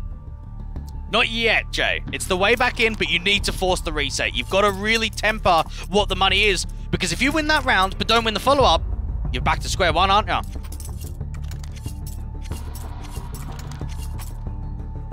start that they need at the very least. Whether they follow up is a different concern entirely, but there will be a concern they have to address here and now. M4's in, AWP out, SMG in 5-7 though. Fnatic Rising took a lot of damage in those previous few rounds. They're going to come back to bite them here. MOUZ, opportunity still in. They're still rocking a lot of Galils though, so economy state not going to be fantastic for the T side either. Follow up be almost required from them. No, both teams are on the swing round here. Both teams can reset one another. Both teams can win the next two off of the back of it. Jimfat leaning out towards the apartments. We've seen him try an entry down towards a boiler control deep out in apps 2. Has not been able to find the majority of success in the first half. HE up towards the half wall. MOUZ and NXT just trying to see if they can gain some banana control. Flash over, he lands on Nexius though. Wolfie sticking around. Molotov's going to send him back, trying to lean forward. Oh, catching the tags up on shield and everything. Doing so much there in that exchange. Unawares of the damage he's really done. But they've got the opening pick. Now you've actually got Volt and MAZE silently making their way back to B, not making noise in city spawn. So MOUZ and NXT aren't going to know that there's a stack up, and there's even a boost up towards a flower pots with Wolfie peeking on the contact. He's ready for the shot. Boost up against it. He still lands against Krizin. Bomb dropped in the open and all. Swing forward from Shield's got to get it back. Will they commit towards the B side for it? I think they will. Smoke towards the CT cross. Molotov sent in to Wolfie's position. Backed up with a smoke in. Needs to try and use that to support it. Swing forward. Doesn't land the shot. Shield gets the trade. Are they aware of the player in the back corner though? Certainly not. MAZE with a pick. Bolt with a follow-up. Trying to look to see if we can double up on towards QQ. 1 man versus 4. Fnatic Rising. Looking for a way to just push MOUZ and NXT right back out of that window. Bring in number 6. And that's always the issue when you're on the back foot. Yes, you can come away with a round victory. There's no questioning that at all. But it's not a start until you get that economical reset, until you're able to really hit home and force them on the half buy. Because for MOUZ and NXT, that is a kick in the teeth. You win an all-important second round. It feels like, okay, we've got a chance. And then look what happens in the next round. You don't follow up. You're back down to an eco. You lose all of that advantage instantly. It's 4 to the good now for Fnatic Rising. MOUZ and NXT. Weapons pulled out. The Tech 9s, the P250s, the Deagle in the shield. Incendiary centers the teams make their way up and out. Fire back will come through and Wolfie will get picked up. There's the start. Banjo just jiggling down towards a long control. Now we know MOUZ and NXT don't mind coming quite close in a few of these steel rounds. Even drop that AWP further away. That's clever. Means it can't get recovered. Flash in from the T side, almost caught Banjo off guard though. QQ does fall back as he does swing back in for a decent kill. Adam with responsive towards 2 players, overwhelmed by Krizin, and that bomb's on the site, needs to get planted. No backup for him, he doesn't need it though. Tech 9 taps to a 2-on-2, tapped again to try and force the CTs forward, sees the headshot angle, needs Shield to get here though, needs to prioritize that bomb plant. MAZE is thinking there could be a wraparound in from long. Bomb plant's going down now. Swing forward, that Deagle, he lands on MAZE and everything. 1 play left to Volt, and Krizin taps him up the same. 3K for his name. What a steal that'll be for MOUZ. We've gone back and forth for a few rounds in a row now. Excellent opening there coming through from Shield. MS looked as if he'd done enough. He finds quite a lot of impact down there towards that mini pit position. Banjo finds himself out in the open, and then Shield just finds more connections with that Deagle. Beautiful shooting from those pistols and the last 2 players especially. And again, Fnatic Rising, economy has not recovered. They are down to 2 rifles on this force invest. MOUZ and NXT know what they have to do, know what they have to find to get the leverage. They'll know they're up against a shoddy buy, not a strong one at all. And for Fnatic Rising, this puts a lot of empowerment down onto likes of Banjo and for Adam S to say, right guys, you're the ones with the rifles, you're going to have to step up in this round for us. AK and Nexius are going to swing in first and foremost above the smoke hill. Look. Hunting around position. QQ Molotov's inbound. Sends it up and out. Boiler position where there is no boost in play for Fnatic Rising. Just this 3 players on short 2 coming in towards the banana control. Volt trying to prod forward. Tapped up Nexus in his Achilles heel. Doesn't get the kill though. The Volt might actually get flash forward from MAZE. The issue here is when they catch a right timing. Because if they flash now, they're not going to see anything. Flash will prod forward anyway to get the map control at the very least with the smoke down as well. Maintain it above the T side line. Flashes into his banana, brackets I should say, for Krizin. Banjo puts him out of commission though. Re-smoke back in, flash forward. Adam's going to get forced off the angle. There's still 3 CTs to deal with on this side of things, and MOUZ think it's better to back away. Try and regress towards that B control. It's all about how they deal with the stack player here. Volts Now backed up, not seen. Nexius has seen him now. How much info has he caught? Rotations will be coming in. Oh, they know. But now MOUZ towards the back of the site has to try and deliver with the 5-7. 5-7 is flashed off for the moment being, though. Headshots gained against Nexius. Swing back against JimFat, not quite as successful. 3-on-3, 2 players tagged in the CT side. Only 1 down for MOUZ NXT. Oh, but Wolfie still catches QQ. JimFat's forced to respond and get the bomb down himself. They might try and run through the smoke again. Shield's actually going to put the molly down. Good call. Flashbang forward. Oh, the Deagle still strikes and Adam S will fall for it. Adam. And now Banjo all alone for Mars versus 2. Watching and waiting. York trying to bracket him into the construction entrance is where he is at the moment. Leaning forward, aka JimFat. Waiting for an angle. Sees the shadow. That's all he needs. Oh, mate. Can we just take a breather for some of these rounds? Yeah, I need a tack pause for the caster desk. You know? Yeah, the players can't have it all. Mate, this has been a super tight back and forth affair with the Force Buys, and there's 2 ways of looking at it. One way is both teams have been incredibly uneasy with anti-Force Buys, or both teams have been throwing everything at it, and it's causing some very close rounds. Where do you sit?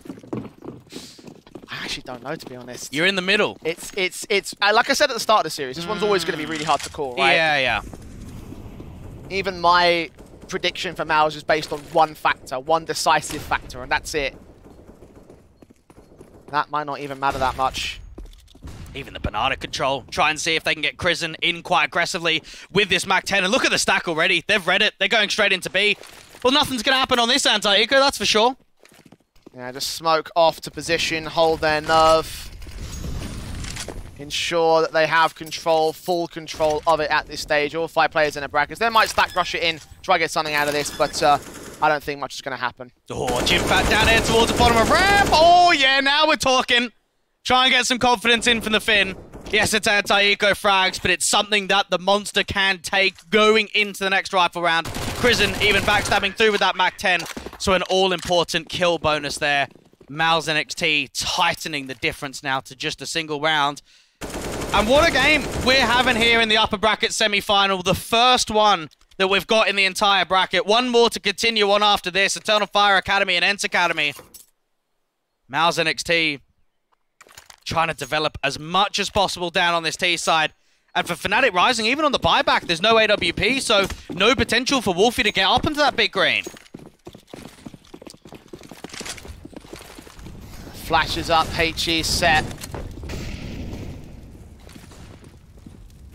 Nades doing damage to MOUZ NXT again. This banana challenge is going pretty well for Fnatic. It's being returned, however. The Molotov's burning. Vault down and out. Adam's not too far behind him. QQ gets the pick up, a 5-on-3 situation. And they're starting to get a groove, aren't they? We're seeing this T side get more success out towards a half wall, up there towards the top of Banana. And for Fnatic Rising, losing Volt so early on, losing Adam S as well, that's been so impactful in the late rounds. MOUZ can put a smoke up, but he's alone. And realistically, if they beat ENCE here, I don't think the round is achievable at all here for Fnatic Rising. There's only one player. 60 seconds. Even he falls back, considering the wraparound towards the A play. Smoking, you might even keep him out here at Speedway, but no, he commits to it. Best to save the guns at this stage for them, it seems. That's a good call. Allow yourself to hold on to those 3 M4s, or at least the 3 rifles that can be brought back into getting more M4s out on the table in the next round.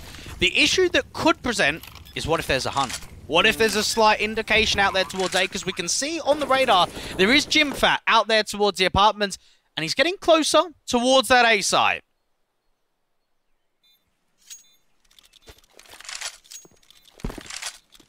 Well, MOUZ certainly will lock in this round. 6-all to the board.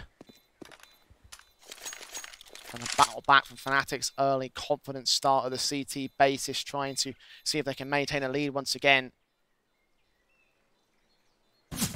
There is no definitive favourite at this stage. I was thinking that Fnatic might start to run away with things, but now MOUZ are posting up a fight. It seems so clear-cut anymore. The hunt, however, is getting a couple of kills back in.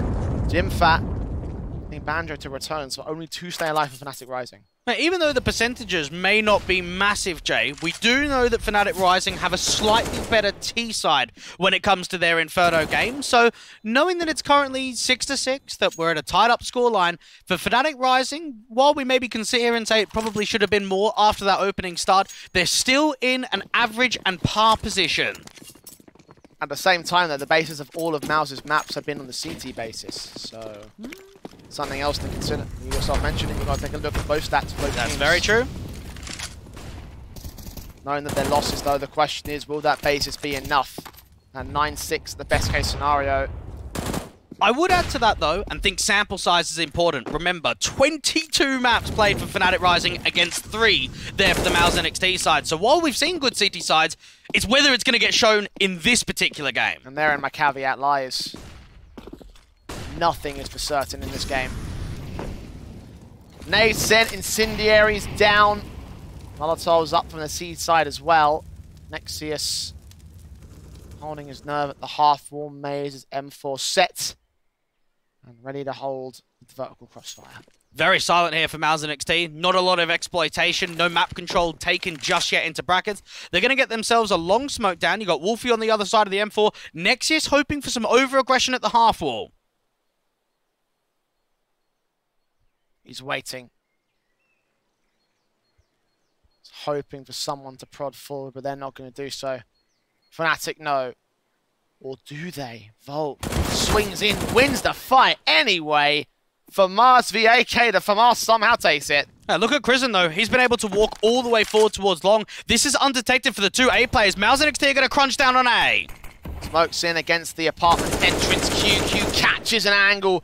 Barely gets him to 4 points of health. Banjo's barely alive. Still gets the kill on Jimfat somehow. QQ's fallen to Adam. Volt traded back. MOUZ responds towards Crizzen in a long. And it's all crumbled for MOUZ NXT here. Shield, the bomb on his back, but nowhere close to the bomb site. Fnatic defend the lead. I have no idea how Banjo's still alive. He's a sit and duck at that point. He's low HP, he's stuck at mini pit, and they know that he's there. He's actually been spotted getting back towards mini pit. The flash comes down, and it actually helps him out. What an opening that was from Volt, though. How different that round could have been, because I think if there's a pick over towards B, maybe you send another A player back over. Maybe you don't quite have the read in that round. That one should have been MOUZ's all day. It fell apart down to one missed flash. One flash that caught the same team off guard. The same here for the MOUZ NXT side. AK is on 4 players for Fnatic Rising. Going aggressive towards Banana. MOUZ is going right far forward. Up against it, the spray is through. They're dishing out the damage towards him and Volt to 21 and 24 HP. Resmokes on, 3rd player involved of Adam S. Also taking some tag damage in that exchange, so MOUZ actually walk away with the man advantage. Oh, not with the HP advantage, rather.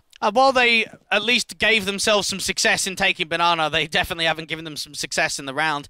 That was all important with those spam bullets from MOUZ NXT. Now, it does mean that Fnatic Rising can just jiggle jump over the top of this half-wall, just maintain as much of this area presence as possible. Smokes continue to come in. Banjo on his nerve, the Molotov set up by the T-side line. Incendiary Stone. Block them away from that short presence. They take Banana. Early flash going into towards brackets. Just trying to see if they can drive some information forward. See if they can catch a player out in the open. Wolfie down at Graveyard. If there is a short Exi or anything out of the apartments, this could actually be a very nice setup. MOUZ is here with a HG towards the bottom of Banana. Wasted. A little bit too early in that stance.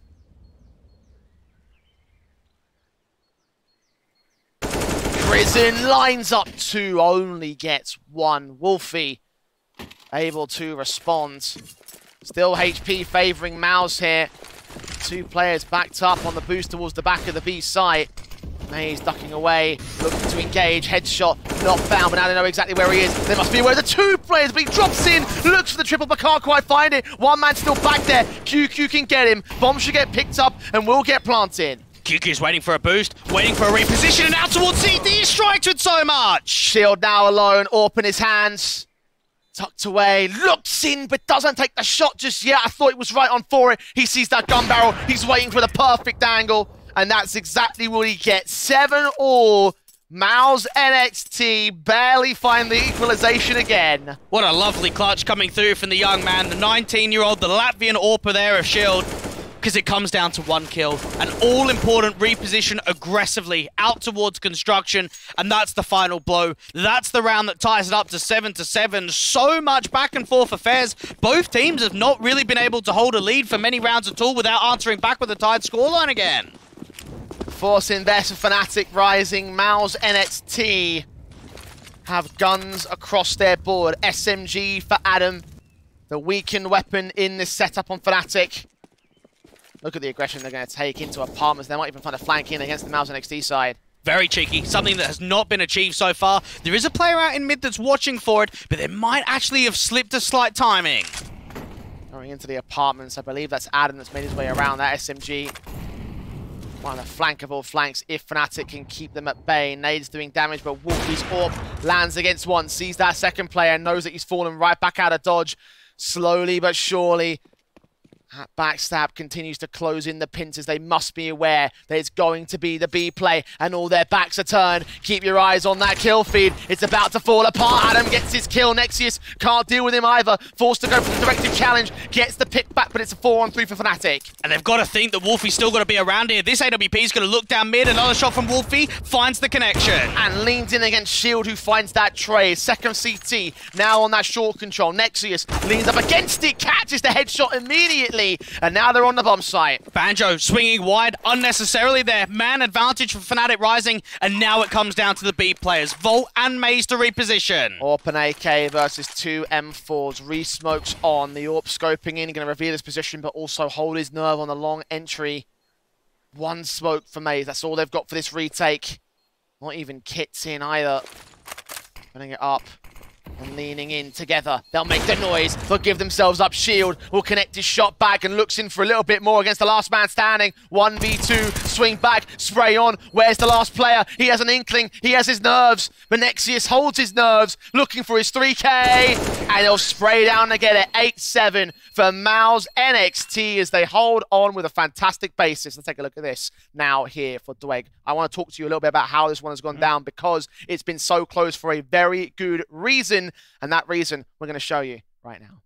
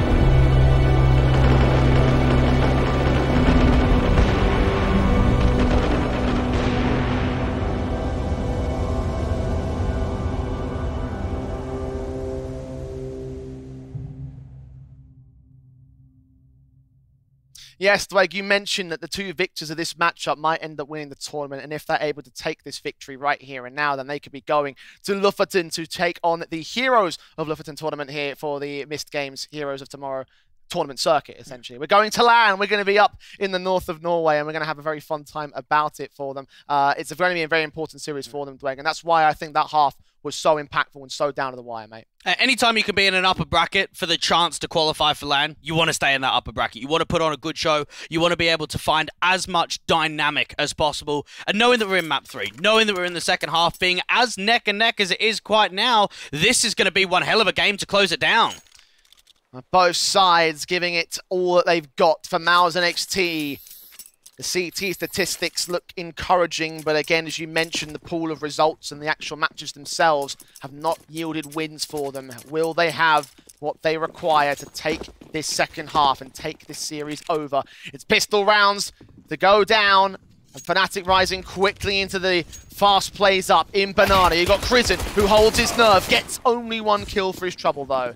QQ coming back down. They don't know about player towards T-Ramp, but look at MOUZ. He gets caught off immediately. It's such a fantastic return here by the MOUZ side. Advantage sits with them as Fnatic get that bomb down. Smokes in from Banjo as well. Looking back in from Tree. Utility was thrown over. Nexius now, the backup dancer to the charge straight forward against the one man. Banjo's picked up, gets a kill. Nexius trades it back, but Adam S holds it. Low man standing. One more kill. 2K to his name. 3 as he sees where QQ's inbound from. 3K for the winner of this one clutch. Will it be Adam? He's low HP. QQ's leaning in forward with the headshots gained by the Glock, and Fnatic have the pistol. Oh my goodness, Adam S once again, the Romanian rifler, standing in with Fnatic Rising for one best of 3, for one last chance to get them forward into another game, and to know that he's only played so few officials with this team, to have that sort of clutch in the second half to tie up the scoreline, that is massive for the young man. A massive round in general for Fnatic. Every single round might matter at this stage. Rebuys will be seen. The T side, as you mentioned, for Fnatic Rising is one to be noted. 8 apiece, even standings. MOUZ, what are they going to bring back to try and clap back here? Well, if they force buy, it's probably going to be Deeks. It might be a single scout in the upgrade to come through. MOUZ NXT, they have to remember how back and forth some of these force buys have been. How it's not only just been on Inferno, it's been there on Overpass, been there on Vertigo. Having the confidence to go in for a force buy should be at an all-time high, and that's why they're buying here.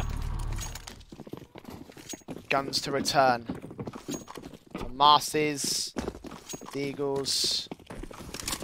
Very significant lack of utility between 4 players, or 5 players actually. They have the smokes in play. Not many.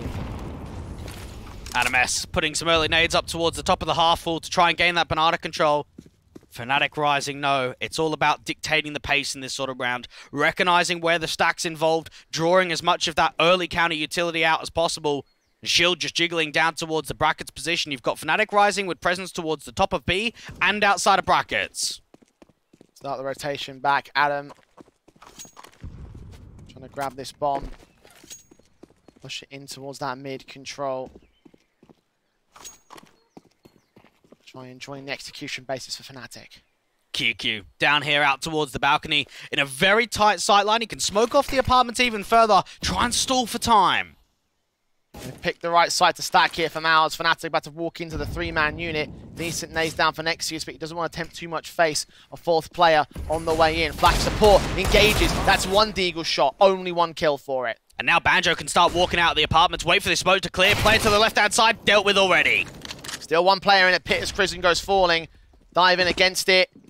Doesn't check him now. He does. Overwhelming for Fnatic. MOUZ's pistols and rifles could not handle the firepower and the pacing that Fnatic have brought to the table. I think it even shows out there to the long control. You got a flash from your teammate out on city spawn towards that arch angle. You have it forward. You need a multi-frag there. You can't just be happy with a single kill. Jimfat ends up saving that for Mars, going back towards T-spawn. Fnatic Rising taking the lead. Should find themselves 10-8 up.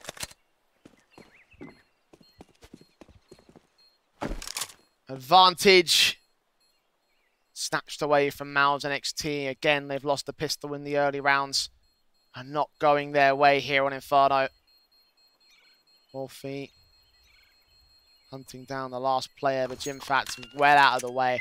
No way to be seen by the T-side line, although back in spawn itself. Will not be receiving any of the T-side forces. That's on from us. Be pivotal towards the eco bases because they're going to have nothing to work with here in round 18. Banjo, that dive out the apartments was so vital to making sure that they crunch down towards both the balcony and that big pit. MOUZ NXT. The best that you could hope for here is a casualty or 2. You're not expecting much in this sort of round.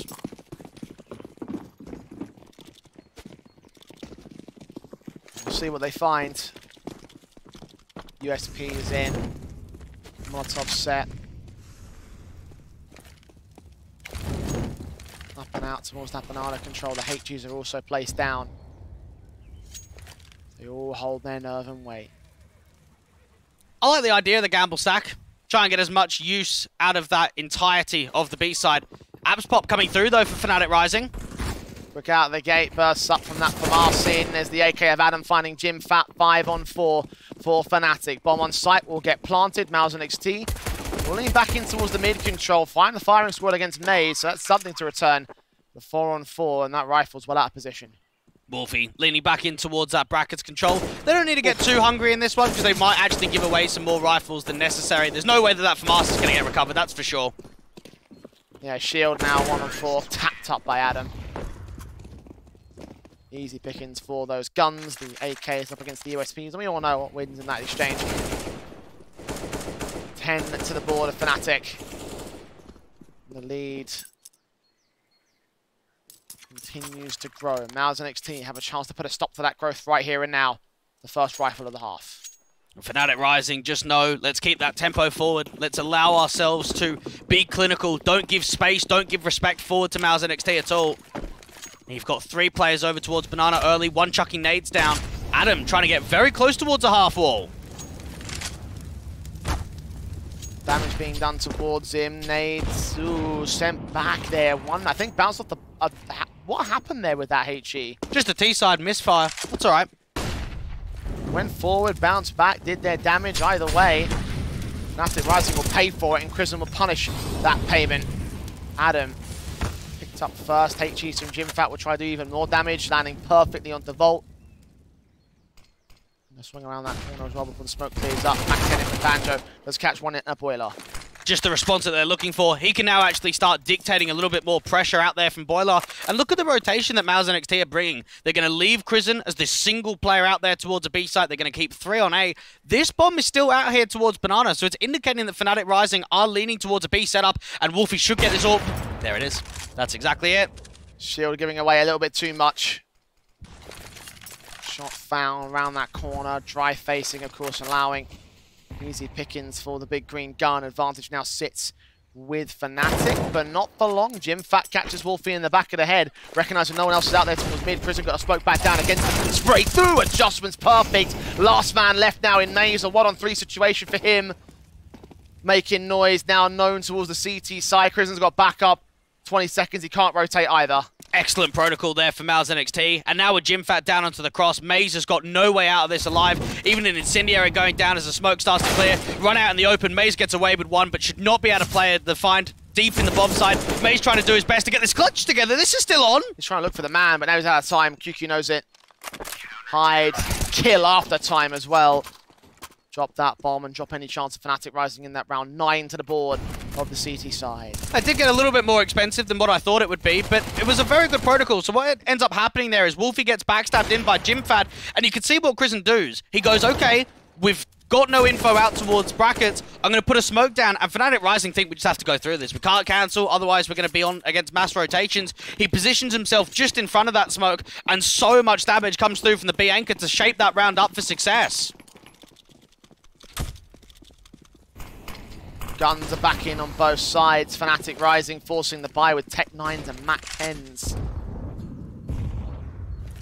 Now let's have those 2 SMGs in on Nexius and Shield, so it's not that great for them either. No warps in play. Very fast execution coming in for Fnatic out towards the A site here. They're going to go charging straight forward. Rifles on, crossfire locked. QQ gets his kill, but with a responsive, but only 1 kill found for him. Shield, Mac 10 up against from MOUZ here, pressing forward against the Tech 9 pulled out by Wolfie. Nexus holds on to 1 pick, struggles against the second, but holds it down anyway. Should get these guns recovered, and MOUZ are going to equalize against Fnatic. And you can see Fnatic Rising, just knowing the basis that they don't have the best to buy, they try and see if they can push that acceleration forward very quick with that short control, but not being able to deal with Nexius on the side. And I think that we've seen from Nexius, the Belgian player, how many rounds he's multi-fragged in huge sequences, in rounds that can change an entire map. 10 all. Even standing. Pistol eco for Fnatic Rising. MOUZ have found their breaking point. They're way back into this half. Now they're just going to make sure they don't bottle it. Don't lose to a fast rush into the pistol base of the Tech 9 from Adam is still a threat, as is the Deagle for Banjo. Shield's going to start hearing some of these footsteps out to the short. Controller's quick towards long. Flash in for a teammate, going to try and block off their progression into that long possession. 2 CTs on the wraparounds here. Swings of those Tech 9s getting involved. Sadam does get the kill onto Crizzen. Out towards Speedway, however, Jimfat's going to wait and get both those kills. Drop that bomb. Should drop the round with it. Got to think so. Just knowing that that bomb's dropped out in the open. Shield is even keeping eyes on a late lurk out from the apartments. There's another one there from Banjo. Being watched here by the CT side, though. He's now engaged and he's brought down a HP. There's Shield with the kill against him, and MOUZ with it all to do. And not much to do it with. Spotted, first spray for Jimfat, 3k for him. 11 on the MOUZ board. They have the lead above Fnatic Rising here on Inferno. And at this late stage of the game, every eco basis, every rifle round from here is going to be important to both sides. Map 1 from Jimfat against Flames Ascent dropped 22 kills. Map 2 dropped 22. Overpass, map 1 in this series, dropped 25. And Vertigo dropped 19. One of the most consistent riflers MOUZ NXT have seen all tournaments so far. And even here, out on Inferno, he is top fragging again, Mr. Jimfat. And even then, his teammates aren't that far behind him. Shield at 16, Crizzen and Nexius at 14. Kill spread is pretty close for MOUZ NXT. Means it's not just that one man. However, Nexius will give up the opening kill for Wolfie. Frag gone, 2 CTs backed up here on a site and over towards Pit. It's going to be a very close, quick crunch in. QQ gets that one pick before he falls, and Wolfie and Banjo get those 2 frags back. 4 on 2, MOUZ are out of there. What a lovely sequence coming through with Wolfie with the AK in his hands. Not even the AWP, bringing quite a lot of pace out there towards Moto, and just clinical crosshair placement into the double entry, allowing themselves to crack open the side. And as soon as MOUZ NXT have a little bit of leverage, they get a breathing room of a lead by 1, it's answered back immediately. 11 all, even standing once again. MOUZ NXT.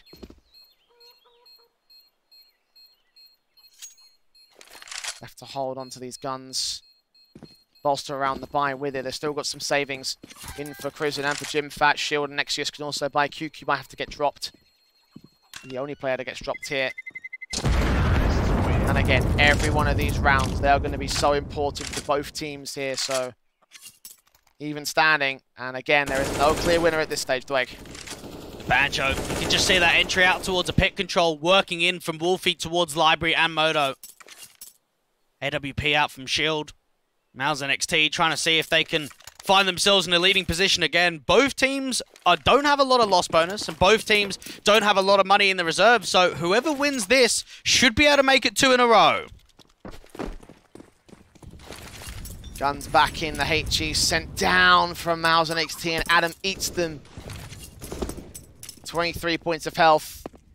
Still, MOUZ will lead the charge up, and they don't have any idea that this is close for them. CT side, caught off guard. Crizzen to fall on 1 man left at the back of the B side. Engagement's found for Adam S. Jimfat's dropped. Banjo's fallen in trade, but this round has fallen for MOUZ. See ya later. What a double entry that was from both Adam S. and there from the IGL of MOUZ.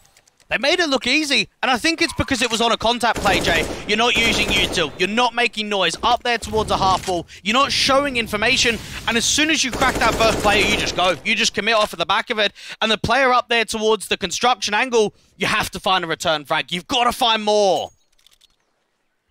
It's a massive loss for MOUZ again. Off the back of complacency as well, they put those HGs down there, thought, yeah, they won't push up that far. They did. 12 for Fnatic, regaining the lead. MOUZ NXT. These 3 guns are going to be pivotal to them because they don't have a lot of cash left in the savings account this time. Loss bonus should enable the drop weapons, and a buyback probably is more likely on the force bets for Crizzen and Jimfat, but you can see how awkward it's going to be. I don't think they buy here. I think you have to play it safe, yeah. I think it's a risk if you buy. That's what I'm talking about. Both teams just didn't have the loss bonus, so it means that both, whoever loses it, are going to lose 2 in a row. MOUZ take a tactical to figure out the status of this particular round and whether they do force it up and they actually opt to go for it. The sound in your voice, the sigh from Dweg. indicates that you're not a fan of this. It's a risk because even if you win the round, are you resetting Fnatic Rising? No, you're not. So it's a go big or go home kind of round. And it's a risk for MOUZ NXT that I think you might look back out at the result at the end of the best of 3 and say, was this the right call? Was this the right decision? Because for me, I think it's the wrong call. I think if they lose, then it certainly would be that round where you look at it and say, yeah, that was the point in which they conceded it. However, if they can follow up off the back of this round win, then that would be the reset found against Fnatic and the lead found for MOUZ NXT. So kill against Prison is obviously not the start that they want to have it with. Jimfat was pushing up aggressive, falling back to the sandbags here. CTs hold their crossfire, third man on the way. And this seems to be a very heavy gamble out towards the B side. Shield does respond by the AWP. Here's the Incendiary put up there to try and protect Jimfat, who still gets his kill back in. Wolfie with a responsive 3-on-3 situation, leaning further forward, flashes forward. Shield, USP pulled out to get the pick on Wolfie. That's a man advantage for MOUZ. And Volt just can't continue the pace, knows that they've got top and out of control. Instead, you've got to work with Banjo, who's lurking out of the apartments right now. Both him and Banjo will make their way into the A play. The footsteps we heard, the smokes will come down. The information will be revealed. As the CTs, oh, they heard him. Banjo catches the casualty. This round's not done yet. Oh, QQ gives them way too much information there. That's an easy pick for Banjo. And now with the wraparound coming through from Brackets, it's all on Shield and Nexus to see if they can get the retake on. Plant to the back wall. Smokes in. Volt backed up. Smoke at the ready for Shield himself. Lining it up. Flashbang to support his teammate. Going to smoke off that pit position. Nexus checks site but doesn't get the kill. Volt involved. Shield now alone. And Volt is so ready for this. A double for him in the round. And Fnatic have decimated MOUZ again. And you just look at that positioning from QQ and saying you're giving too much. Anytime you're making sounds, anytime you're moving away when the round slows down, you're giving way too much information forward. And for Banjo, this is a sitter. Yes, you go down to 9 points of health, but you can't be allowing that room, that level of respect. And then Volt towards a cold zero box delivers in the post plant. Hero M4 Eco now for MOUZ. Still within buy status for the next one.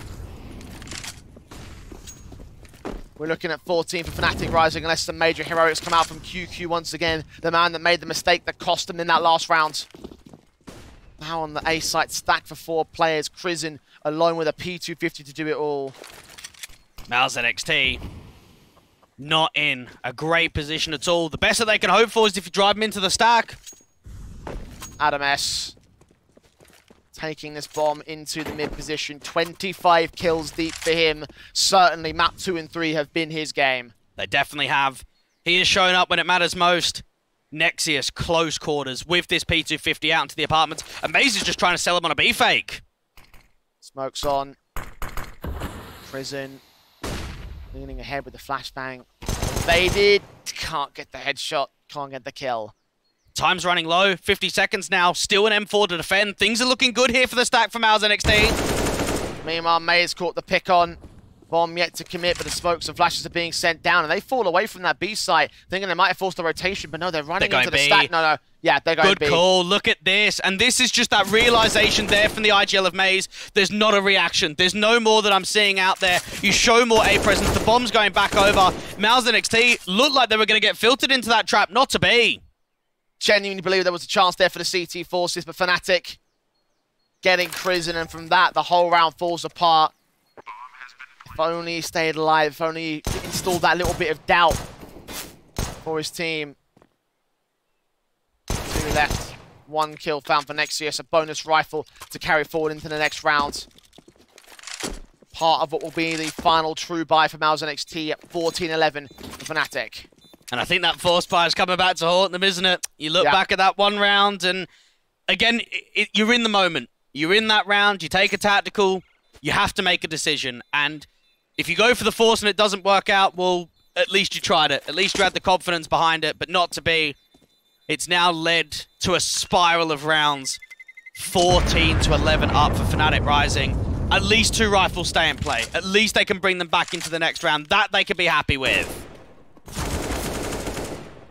But they need to apply it into a round victory to stave off match point from Fnatic Rising. MOUZ have given it a fantastic effort so far, but it might not be enough. 3 rounds to make up here. The AWPs are in for Shield, the guns are in for everyone else. The AK and Venexius, of course, safe from the previous, is playing the first contact with the HE's put up here towards top mid.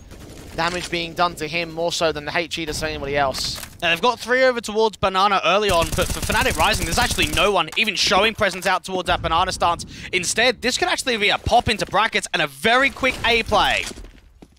Speed and swiftness of Fnatic Rising, I wouldn't doubt if they were to make it work, but Nexius lines up 2. Wolfie gets one back in the backline. Shield is cut off for the counter-actions. They make their way up towards Banana. They can make their way in towards the B play. An insertion point towards Speedway as well might be a concern for JimFat. He's holding his nerve, waiting to get this kill on Wolfie. That's all important. And now the CTs are moving in. MOUZ holds his nerve as ADAMS goes falling. The bombs on his back will get planted. 1 on 2. 1v2 for the AWP. MOUZ, the IGL's got to step up. Ready for it. Quick scope in, gets out of the way of the last man, and gets to the safety as well. Harder cover, ball back, tap on the bomb. Oh, he swung for it. MOUZ has clutched it. That's match point for Fnatic Rising. Oh my goodness, what a round. After Nexius got 2 kills on that defense towards short, it's MOUZ with a 1-on-3 clutch to get them to series point. 15-11 now for Fnatic Rising, and that might just be clutch of the day. It's closing time for the international squad. What a round. And what a game it has been, but for MOUZ, they look to come up short against Fnatic. Molotov's HE sent in by the T side. Adam is going to be the man that moves forwards. Incendiaries to try block them for MOUZ, of course, limited on the buy status. The M4s and FAMAS's leaning in. There's the kill against ADAMS. 2 HEs to return. They evade the damage of them. And Volt show a little bit more presence out here towards Long. Try and see if he can bait a mistake forward. They've got another teammate out there from Boiler just to try and get an entry. Swing back, but forced away by the blind fire behind that smoke at Long. That bomb still pressing in towards the B site. Again, it's a single player, excuse me, 2 players holding it. Boost being set up. JimFat holds his position at the first box. The smoke comes down. Wolfie's not allowed vision. And now it's about baiting nades, trying to bait a little bit more of a distraction forward. You've got QQ waiting for a dive out of the apartments or just a single walk setup. This is going to be the B-side ENCE for Fnatic Rising. Smoke's on, Crizzen. Watching ready, flash forward, Volt's down. 3 left, burst through against MOUZ, tagging 23. JimFat's going to fall, but Crizzen holds up the boost position. Backups on the way in, 2 players left standing. Flash forward, both are blinded. Kill gets found. The AWPer does get at least that 1 trade, but now backup is certainly here, and they'll splay blinded and keep things together. MOUZ are alive by the skin of their teeth. The issue here is the buy state. They are just going to keep buying and buying and buying rifle round after rifle round here for Fnatic Rising. There is so much money in the bank for them. And for MOUZ NXT, it is going to be a grind and a half to try and force this to overtime. 5 AKs out for Fnatic. Going to fall the investment as well in the next round, I'd imagine. Especially with a bomb plant, that will really bolster things up to the T side. MOUZ gets some sheer confidence in this follow-up. Nexius has already taken the 51 though. JimFat getting aggressive down from Banana, his teammate out towards Logs as well. ADAMS taking quite a lot of opening damage when it comes to the util placement. Nades in against the smokes up. Damage done to Banjo and Adam to return fire to initial contact against Nexius, who still holds Banana. Gets both the kills for it. Sees the counteraction, nades, evades them, and escapes with his life. What a lovely play coming through from Nexius. Even Banjo trying to see if he could walk towards Long, open up that position, deal with Crizzen, but look at the HP damage that's come through return. 14 for him, MOUZ on 100 at least. But it might be down to a 1v3 clutch. Banjo has brought it back to 3 players on shield. QQ swing back towards brackets, realise he's vacated, so they'll have the inkling that they're back in mid, and he looks to extend against them as well. Meanwhile, the press forward of the CT side in Banana. Spotting, engagement, won by MOUZ. They're giving up each of these fights. MOUZ down to 2 now. Now Banjo's hearing the player towards top mid as well. This is very aggressive from MOUZ NXT. And now 2-on-1 out here towards the half wall. This looks promising for Fnatic Rising. Jimfat's ready. Waiting for the lineup. Kill found. Double up. Taken back. Held together. 13 for MOUZ NXT. Fnatic. Not quite out of the woods just yet. And there's another buy, though. They could be happy about that much. Shield. AWP gets the shadow advantage onto Wolfie. Things did get a little bit awkward there. I mean, it was a 2v5, and it came down to a stance where, for a moment, it looks like if Jimfat falls with only a 1-for-1 trade, this actually might be a little bit of a steal. It's what happens in the next round. 2,400 loss bonus. Fnatic Rising really need to come through successfully here. Great nades on to do some damage in a minimal amount towards Fnatic.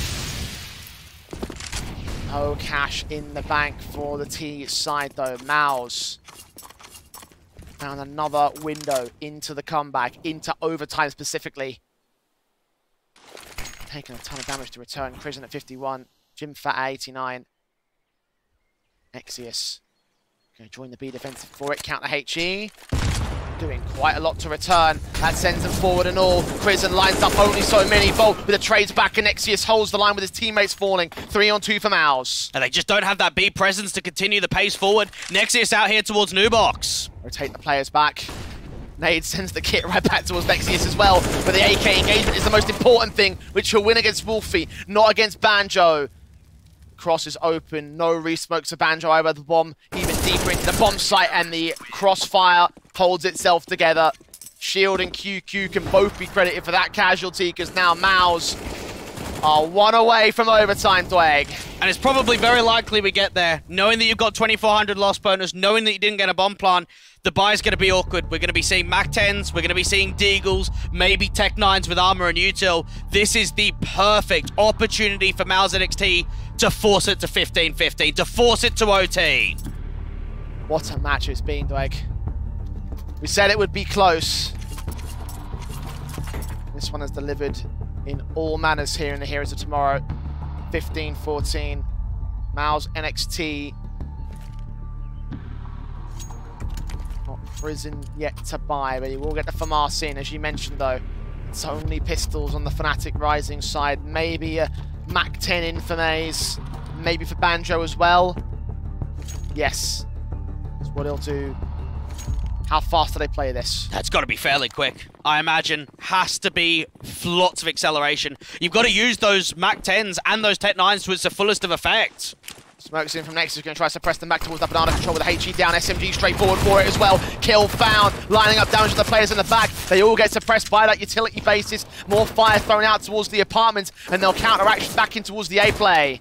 And now it's all about the reaction, getting out towards long. They've got to find immediate success with the entries. 2 CTs to hold off against it. Nades and co back down. Nexius watches, continues to press the issue as they counter wrap back in. Crizzen with a kill. Wolfie with a responsive alongside Volt's Tech 9. 3-on-3 situation. Now they've got guns to play with. Nexius is out in the open, and now he's giving the info away, putting that incendiary down. It shows them that he's over towards Banana. Flash over. Re-smoke on. Gap to work with. Nexius does not catch anything for it. The blind fire of Volt. The Tech 9's picked it up. Advantage for Fnatic. Don't tell me they're going to steal this. Even the wraparound coming through from Bananas being watched. This smoke's down here for coverage. Molotov in. Shield has caught Volt. 2-on-2. Molotovs drive them back still in this one. Wolfie trying to press. Trying to engage. Trying to look for Shield here. Who gets caught by Banjo at tree. Last man of QQ. Known to Banana, swing, spray, it cannot adjust in a second. Fnatic Rising beat them to the post, 16-14. They have taken the victory, move on to the upper bracket finals of the Heroes of Tomorrow. Top 3 placement, here we come at minimum for the Fnatic Rising side. Upper bracket finals, where all the top teams are trying to get in that bracket position. That's a good performance. It's a tight one. The job's done. Well, I did say it was going to go down to the wire in that third and final map, and that's exactly what we got. Couldn't have it any closer. And for MOUZ, it must be so gutting, knowing that you started this series off at a 16-5 victory. Yes, there is that way of looking at it. But again, I think that shows us the strength of the map pools, right? The idea that you go into an overpass, it's 6-0 coming into today. You've got a lot of momentum. You've got a lot of success. MOUZ and NXT are going to be thinking to themselves, right, let's bang in. Let's get a good performance on map 1. Try and keep it competitive on map 2, which they did do, but let it slip in that second half of Vertigo. They turned it around on Inferno, but to me, it was way too late. You're always on the back foot when you're trying to come back from there. Yeah, I think that really was the big detrimental factor, right? The fact that how one-sided it ended up being for Fnatic Rising at the opening start of things, and just how it started to get out of control, right? Like, that really was, I think, the difference maker for MOUZ NXT, and I just held out to that little bit of hope, right? The fact that last round looked so good on the buy status for them, only had pistols and Mac 10s in for the Fnatic Rising side. For me, it looked like it was going to go to overtime. You were certain it was going to go to overtime, yeah. But just that last little push, that's all they needed there from Fnatic. And I think it shows here from Fnatic Rising's point of view that both them and MOUZ NXT are trying to prove that they're the best two teams in this competition. Yes, it does mean that MOUZ NXT are down in that lower bracket position, but I could still, after looking at all the teams so far, having a look at all the games that we've seen in the lower bracket round 1, in the upper bracket quarterfinals, say Fnatic Rising number 1, MOUZ number 2, we might still see them in the final. At the start of the matchup, you were saying that any one of these guys could pop off and be the MVP of the Fnatic Rising side. So who do you think has done the best here today? I'm actually going to go with ACD, surprisingly enough. I think the stand-in played up an incredible performance. Map number 2, we saw the impact. We saw him being comfortable, and one of the things that we even spoke about, that he didn't even play Vertigo. It wasn't a map that he was playing on that Nexus side at all. I thought he put in a fantastic performance, and then out here when it matters most, when you've sent it to a third map, when you go over to Inferno, when you go to common ground, he steps up again. That's another great performance. And that's got to be such a better feeling knowing I let the boys down in Academy League. I didn't make them get to the playoffs. Okay, we've got a win against Void. We've now got another win against MOUZ NXT. And he was the reason because they got that win.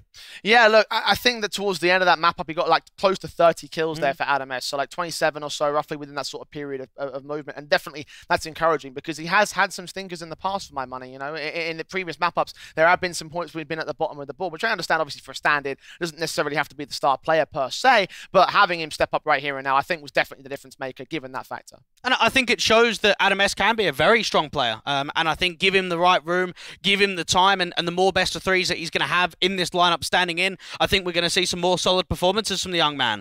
Well, solid performances regardless from Fnatic Rising. They take the victory above MOUZ NXT in a 2-1 series, and we're going to hear from Wolfie about how he feels about that victory. Congratulations to you, mate. A hard-fought series towards the end, but at the beginning, you guys were getting pushed into that 16-5. So give me some insights as to how you guys managed to mentally break from that whole deficit in that first map. First of all, thank you. It was a bit tighter than we expected, and our first map was obviously really bad. But there's not really much we can do about it. I think that we just lost a lot of stupid rounds on CT. Like, we started off by winning the second round after we lost pistol, and then instantly lost it back. And yeah, we just couldn't really find our footing anywhere on the map, and it was just really rough for us. So we just said, you know, it's whatever, their map pick. Just, yeah, I mean, just because you lose the first map doesn't mean you can't win the series. So. Wolfie, I want to touch on the veto. We obviously know that both you guys and MOUZ NXT always tend to insta-ban Dust too. Were you surprised they let Inferno float all the way forward, knowing that you guys love Vertigo and Inferno so much? To be honest, I wasn't really involved in this veto. I think we just kind of said, we're going to YOLO it and just see what happens, really, because, you know, we beat them last time we played. Pretty much, I think it was Vertigo on WePlay again. So it was just like, no matter what map it is, we're just gonna have to show up and beat them. So we weren't too worried about the veto. I was coming into this matchup thinking, having a lot of doubts about Fnatic Rising in general, right? You guys are probably off-tournament favourites, but knowing about how things ended off in Academy League for you guys, and also with the recent loss in ECL, I wasn't certain whether or not you guys would be coming in as strongly. Do you have similar doubts in your own camp, given those results? Yeah, I mean, I think, like, you know, ACD has been doing a really good job at standing in. You know, he brings firepower and he can shoot and stuff. I think that we're just struggling because right now we don't have Pepsor playing with us, and it's really rough because he has a lot of those positions where he needs, like, he gets information and he speaks, and it's leading to us have to step up a lot more in that department, like MOUZ and then me. So, you know, it's kind of showing because, you know, it's in CS, even if you have 5 aimers that can all shoot, you know, that's not what matters. What matters is just the small things like the information, the team play, you know, and it's not that any of our in our team don't have it. It's just like the role specifically that we're losing in Pepsor. It just has a huge impact on all maps that we're playing. So it makes it just really rough overall to play, but, you know, we're trying to do our best, and at least we won. That's, you know, we can be happy about that. So. And I want to ask about AdamS, because obviously he's played in now for a single best of 1 and now 4 best of 3s. This looked to be the best performance from him yet. So did you feel as if he was more comfortable in map 2 and map 3 this time around than in previous games? Yeah, I think definitely. I think it's, always hard to stand in for a team, especially just like in the way that we're playing, just mid tournaments, and both we play ECL in here, and then just having to play, maybe different positions than what he's using normal to. Doesn't even, know the voices on everybody, so the comms become harder as well. So I mean, I think he's just trying his best, and you just got to give him the credit for it. Well, I don't know if you guys caught the announcement earlier on during that matchup, but we actually announced the next MistGames Heroes of Tomorrow LAN event in Lofoten, where you guys actually might end up competing if you're able to win the next matchup here against either Eternal Fire or ENCE Academy. So knowing all those extra details and everything like that, and that particular opponent that you might end up facing in the upper bracket finals, give me some thoughts about your next match in the bracket. I mean, it's like, for me personally, I don't care who we play against. It's like, I think that no matter who we play, we should win. That's my expectation, at least.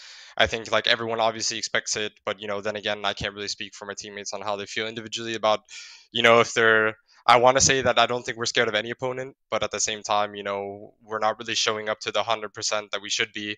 So, maybe in some way we are, but for me personally, and I mean, I would say as a team, we are pretty confident, and I mean, doesn't matter who we play, we just need to win. We'll see whether you guys can win in the next matchup. For now, though, it's certainly a win above MOUZ and NXT, so congratulations to you guys. Good luck in the upper bracket finals, and hopefully we'll speak to you soon, Wolfie. Congrats. Yeah, I appreciate it. Thank you. Take care, guys. You can also go ahead and enjoy his disco as well there, Dwight, in his room. Definitely loving that side of things. Look, I had a lot of doubts about Fnatic coming into today. I think they've silenced a lot of those at the same time. It looked like a really confident series towards the end. So I have a bit more faith restored in them for how they could do now in the Heroes of Tomorrow for the rest of this bracket. I think they know they have to still tighten. Knowing the idea that you're going up against the MOUZ and NXT side, you are the favourite in the tournament. You probably don't want 16-14s on map 3 of Inferno, and to actually be pushed all the way to that round 30 where you've got Mac 10s and Tech 9s, and you're able to steal it off towards the tail end. So I think for Fnatic Rising, you wrap it up. It's another victory. It's another W. That's what all the teams come for.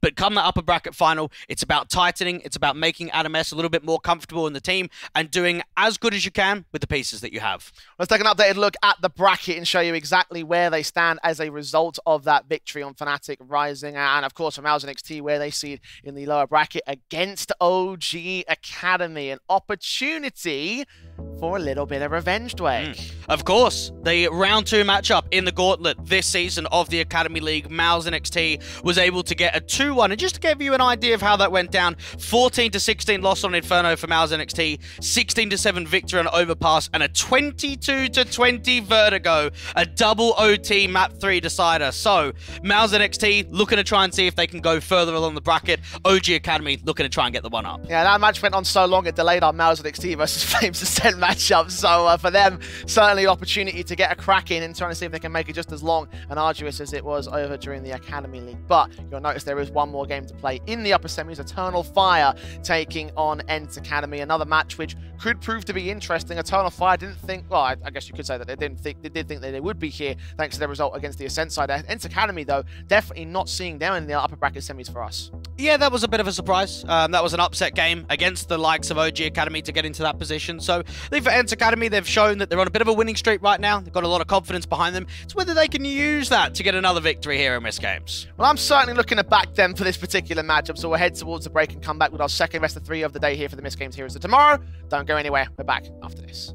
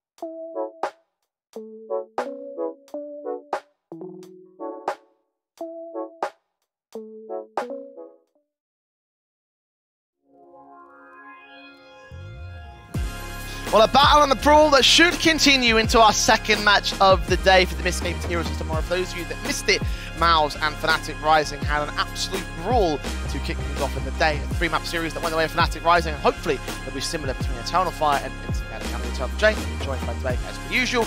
We're bringing up to speed with how the day is looking at this particular moment in time. And again, I'm hoping this one is just as good as the last one. Yeah, it definitely could be. I have a look at the Eternal Fire Academy side, and I think that they showed that they're probably one of the more wild teams that we have in this competition. They're a little bit looser, a little bit more aggressive. They're very individual firepower based, and I think that that makes them a very awkward team to prep against.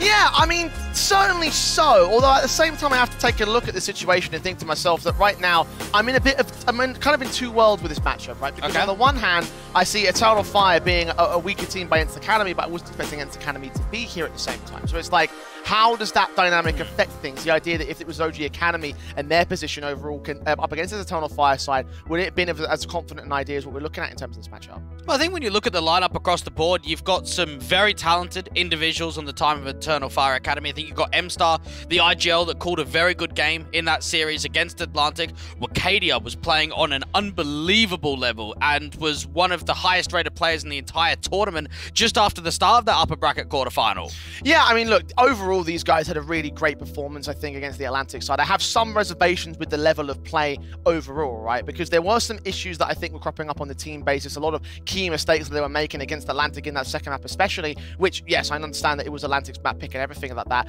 but the idea is that just the level of play that they're playing at right now, they give me some concerns if they repeat themselves in today's performances. Well, for ENCE Academy, they're definitely going to have to go up against this team, have a look at some of the individuals, and maybe look back at that game against Atlantic and think, okay, well, what did we see? We know that it was very pacey. We know that it probably isn't as slower as the defaults that we're more familiar with. And over at the ENCE Academy side, I think there's a lot of individuals that caught our eye. Juicy's been very impressive in the last few days. I think we saw the likes of MOUZ show consistency throughout the last couple of months or so. But even the AWP player of Potty, I mean, he was fantastic in that series. Yeah, look, I mean, he had an incredible performance, I think, at the AWP angle. Like, the idea that he's had, like, such a great angle in general above a bunch of players that we can take a look at and say that there's opportunities right here for this team to hold their own. I mean, obviously, you mentioned Juicy as being a guy that's a little bit less consistent, but also a guy that has very big performances of his own right. You could kind of argue that as a sentiment towards Potty as well, and maybe towards the rest of the team and everything, right?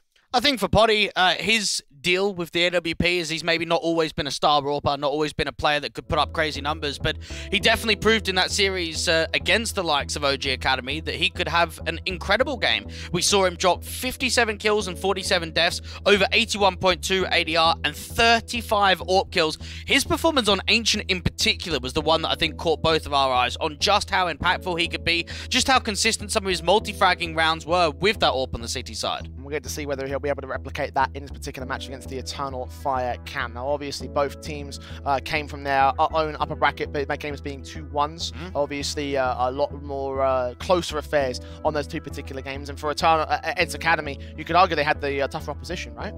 They did. I don't know if we could say closer games. I mean, yes, it was a 2-1, but it was only the Atlantic Vertigo that was close. We think about Dust2, and we think about Inferno for Eternal Fire Academy. They slapped them. They absolutely slammed them to the wall. And I think that that is a threat and shows signs for Eternal Fire Academy that if you get them on a comfort map, you get them on a zone where they're in their element, they can be deadly. Well, I wonder if we'll get some of those similar maps in terms of the veto right here and now. Let's take a look at what we've got. We've got Mirage, Inferno, and Overpass as our three being played out today. Talk me through this one. Well, Mirage was picked for ENCE Academy against OG Academy in that best of 3, so no surprise there at all. Inferno is the third highest picked map in the pool. One of the things I will say, though, is that Mirage gets played quite a bit from the Turkish side, so map 1 and map 2 could actually be quite contentious.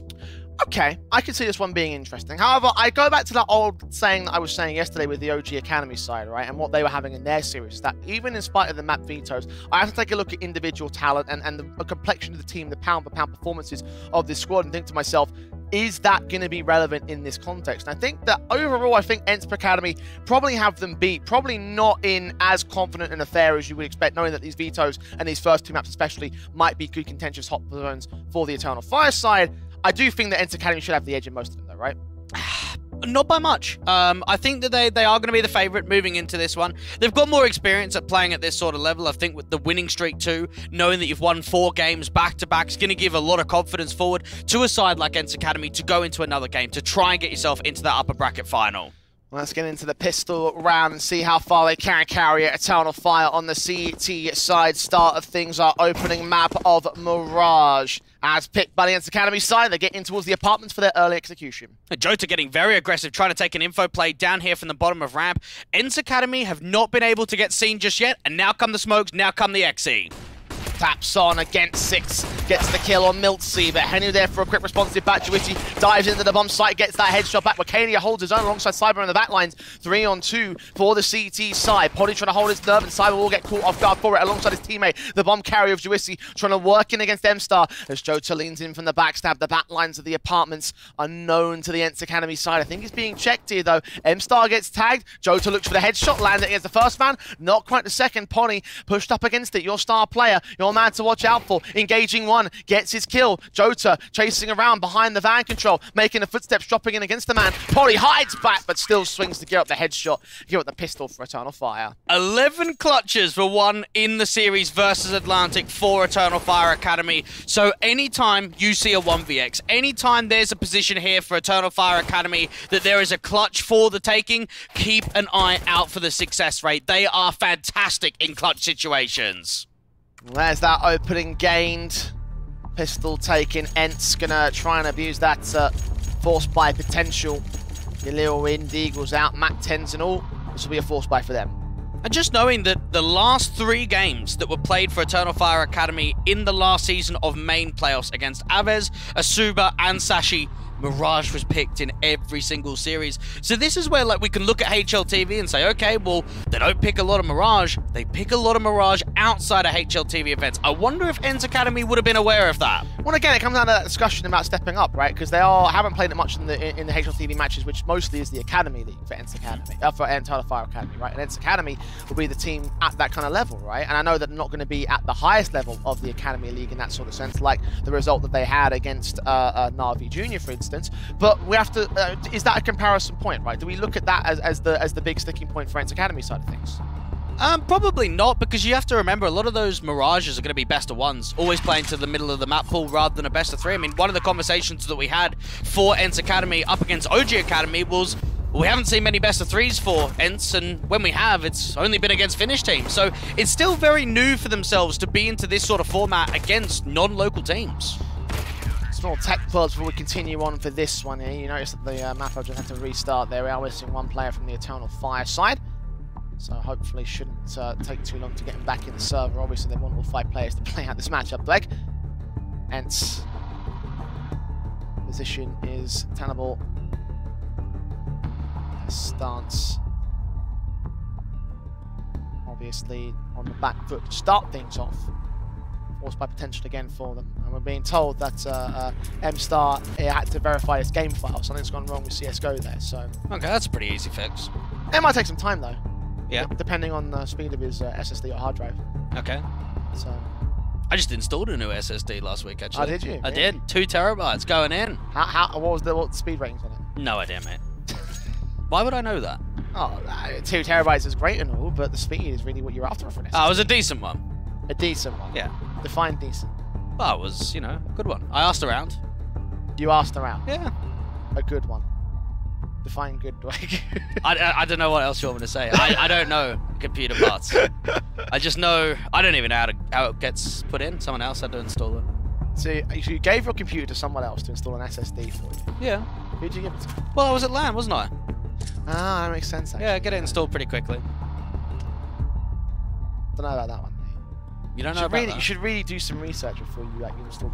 Oh my goodness, don't you start on this. Didn't you break an entire PC? Haven't you gone through like 3? No, I only got through 1. Yeah, I broke a PC because I tried to build it, and yeah, that's fine. Fair enough. And you're the one giving me lip. But what? But the PC that I did get was from the parts that I researched for. Someone else built it for me. Right. I'm happy to let you have that. Okay. Fair play. But I also did the research on the parts that I have. So. Righto.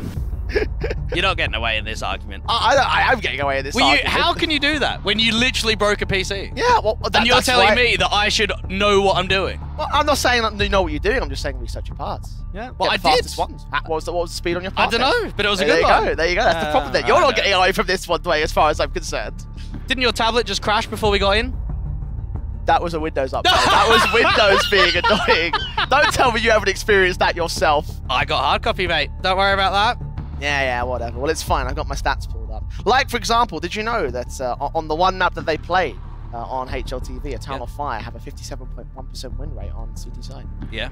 There you go. Yeah, nice Awesome. one. That's a great sample size, isn't Yeah, it? it's One a map. fantastic sample size. It might play very valuable into this one. You never know, Drake. And Mirage being a map that, again, we don't see all that often. I think back to some of the other results. They took a 16-13 victory against Beyond Possible. They then took 16-13 against Asuba and a 16-6 against Sashi, all on Mirage, having some decent T-sides beside them. It's whether they can try and push themselves into the right position here when it comes to MistGames.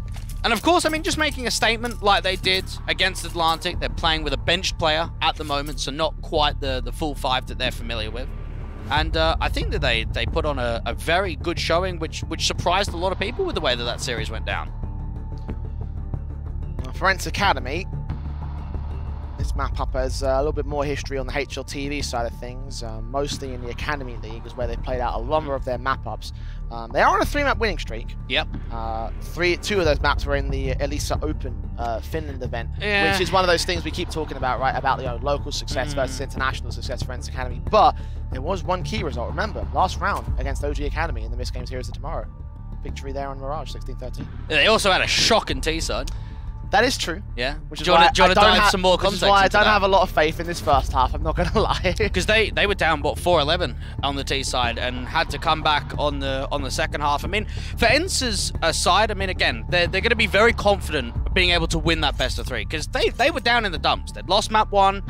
They'd gone into map 2. They were down by one hell of a deficit. They had some incredibly close rounds. Server was leading the amount of clutches won at that best of 3 at the end of the upper bracket quarterfinals. He had an incredible Mirage. They ended up just getting it over the line, only dropping 2 more rounds in that second half basis. They went out onto Ancient, and that's where they slammed them.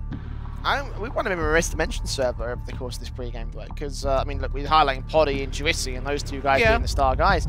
I mean, our Server won't necessarily add up to all the to all those numbers and all that impact, but remember, part of the reason why ENCE got past the finish line and some of those map-ups were because of all of his clutch potential. Like you mentioned, it being the top guy in the tournament as of right now as being a clutcher.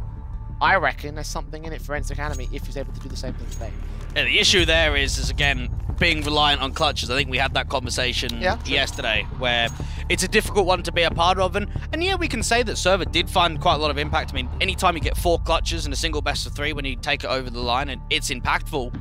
But he was still the lowest fragger. He was still the lowest rating player. So I don't think we're always going to be looking at a Server. Again, he's the IGL, so he's going to be more involved in the calling style of things, and we'll be more focusing on a Poddy. I mean, even Henu on map number 1 dropped 32 kills. Juicy on map number 2 dropped 29 kills. I think it can differ from map to map on who's the highlight guy for this ENCE Academy side.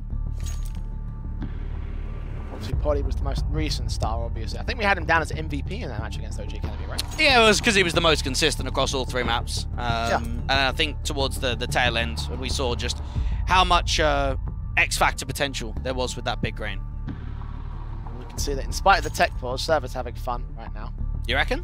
Look at his fan. Look at his camera. He's having a laugh. Yeah. What do you reckon about the bun? Do you call it the bun? I don't know what you call that. The man bun. The man bun. Is that actually what it's called? That's actually what it's called. Yeah, there you go. It's a terrible fashion choice. Yeah.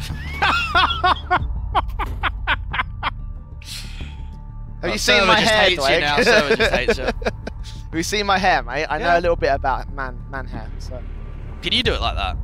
I can't see exactly how it's done from the camera angle and the lighting here, but I can roughly probably imitate some kind of man bun. Yeah. Actually, here's the thing. I do a rough man bun at night. Okay. To make sure that I don't tangle my hair for the morning. Yeah, right. It's very handy. And Okay. any guy, even girls actually that have long hair can verify this as being a thing. Always tie your hair up before you go to bed. Right. Obviously, you don't have to worry about that. I've never had because that. You've bicked your head entirely. Yeah, I've never had long hair, ever. Should try it. I used to have blonde hair. Isn't that like a child thing? Yeah. Yeah, okay. Yeah, I think I had blonde hair as well. Yeah? There's some baby pictures of me that has like, this long blonde hair thing. I think that if we get another upset at MistGames GG for a baby picture of Jay. If I can find them, and still no. Actually, still no. Still no. No. We'll get it going. Because not to mention, you said an upset. Another Yeah. upset. Like, there's loads of upsets that could possibly happen, right? Well, all right. What do you reckon the stakes are then? I'm not doing any stakes. I'm not taking a bet with you. Okay. No. I've already lost one with X-Warrior back in the day. What about if I beat you on the predictions? Still no. Still no. Because you're going to beat me on the predictions. I know for a fact you're going to beat me on the predictions. Well, for Eternal Fire Academy, one thing that they did beat people on is ending that losing streak. 7 games in a row on HLTV before the game against Atlantic. So ending that losing streak, starting it off with a win. Not a team that we've seen playing on HLTV all that much. Very similar conversation for someone like an Atlantic or a Void for that matter. They play a lot of events off HLTV. They're looking to try and see if they can find some more success. And for Eternal Fire Academy, you couldn't have asked for a better start of getting an early victory in the upper bracket quarterfinal. We had them written off in that matchup. You can't say we. I was the one that backed them the entire time. Did you back them? Yeah. I swear we both predicted OG to win that much. I'm talking about Eternal Fire. Oh, I thought you said ENCE Academy. No. Sorry. I was hearing people in my ears, so I wasn't certain exactly what You sure that's not just your brain? That too, yeah. Yeah, no, for the Eternal Fire one. Right. So we're getting updates right now of the situation. The baby pictures have arrived. Yeah, no, what's the baby updates? pictures have not arrived. They never will arrive. The update is that if Eternal Fire can't get M-Star back in the server, Trojan will stand in for this team. So, I know that you've got some stats and statistics on Trojan. Obviously, the most recent roster change that Eternal Fire made coming into this tournament was swapping Trojan out for Zix, I believe. Yep. Right? So, talk to me through how that might change things in terms of the team formation for Eternal Fire today. Well, Trojan's an AWPer, so we've seen Cyber doing the majority of AWPing in that game against Atlantic. We've seen that Zix has been doing some secondary AWPing too, so it might actually change the roles up ever so slightly if Trojan comes in. How do you think that affects Eternal Fire's chances in this match? I don't think it's changed it that much on Mirage. I think it could affect things out on Inferno. Again, I don't know, just because if you sub in for one map, I mean, surely you could just get another sub in later, so he might not stay for the whole time. Okay. Well, we'll see the details of exactly what's happening in that sense. Obviously, it's not officiated yet. We're just giving you guys an update as to what's happening at this moment in time. Discussions going on behind the scenes to try and fix the issues for Eternal Fire. The Academy side, obviously, don't want to play 5-on-4, and then that would probably be the best option to sub in Trojan at this stage, right?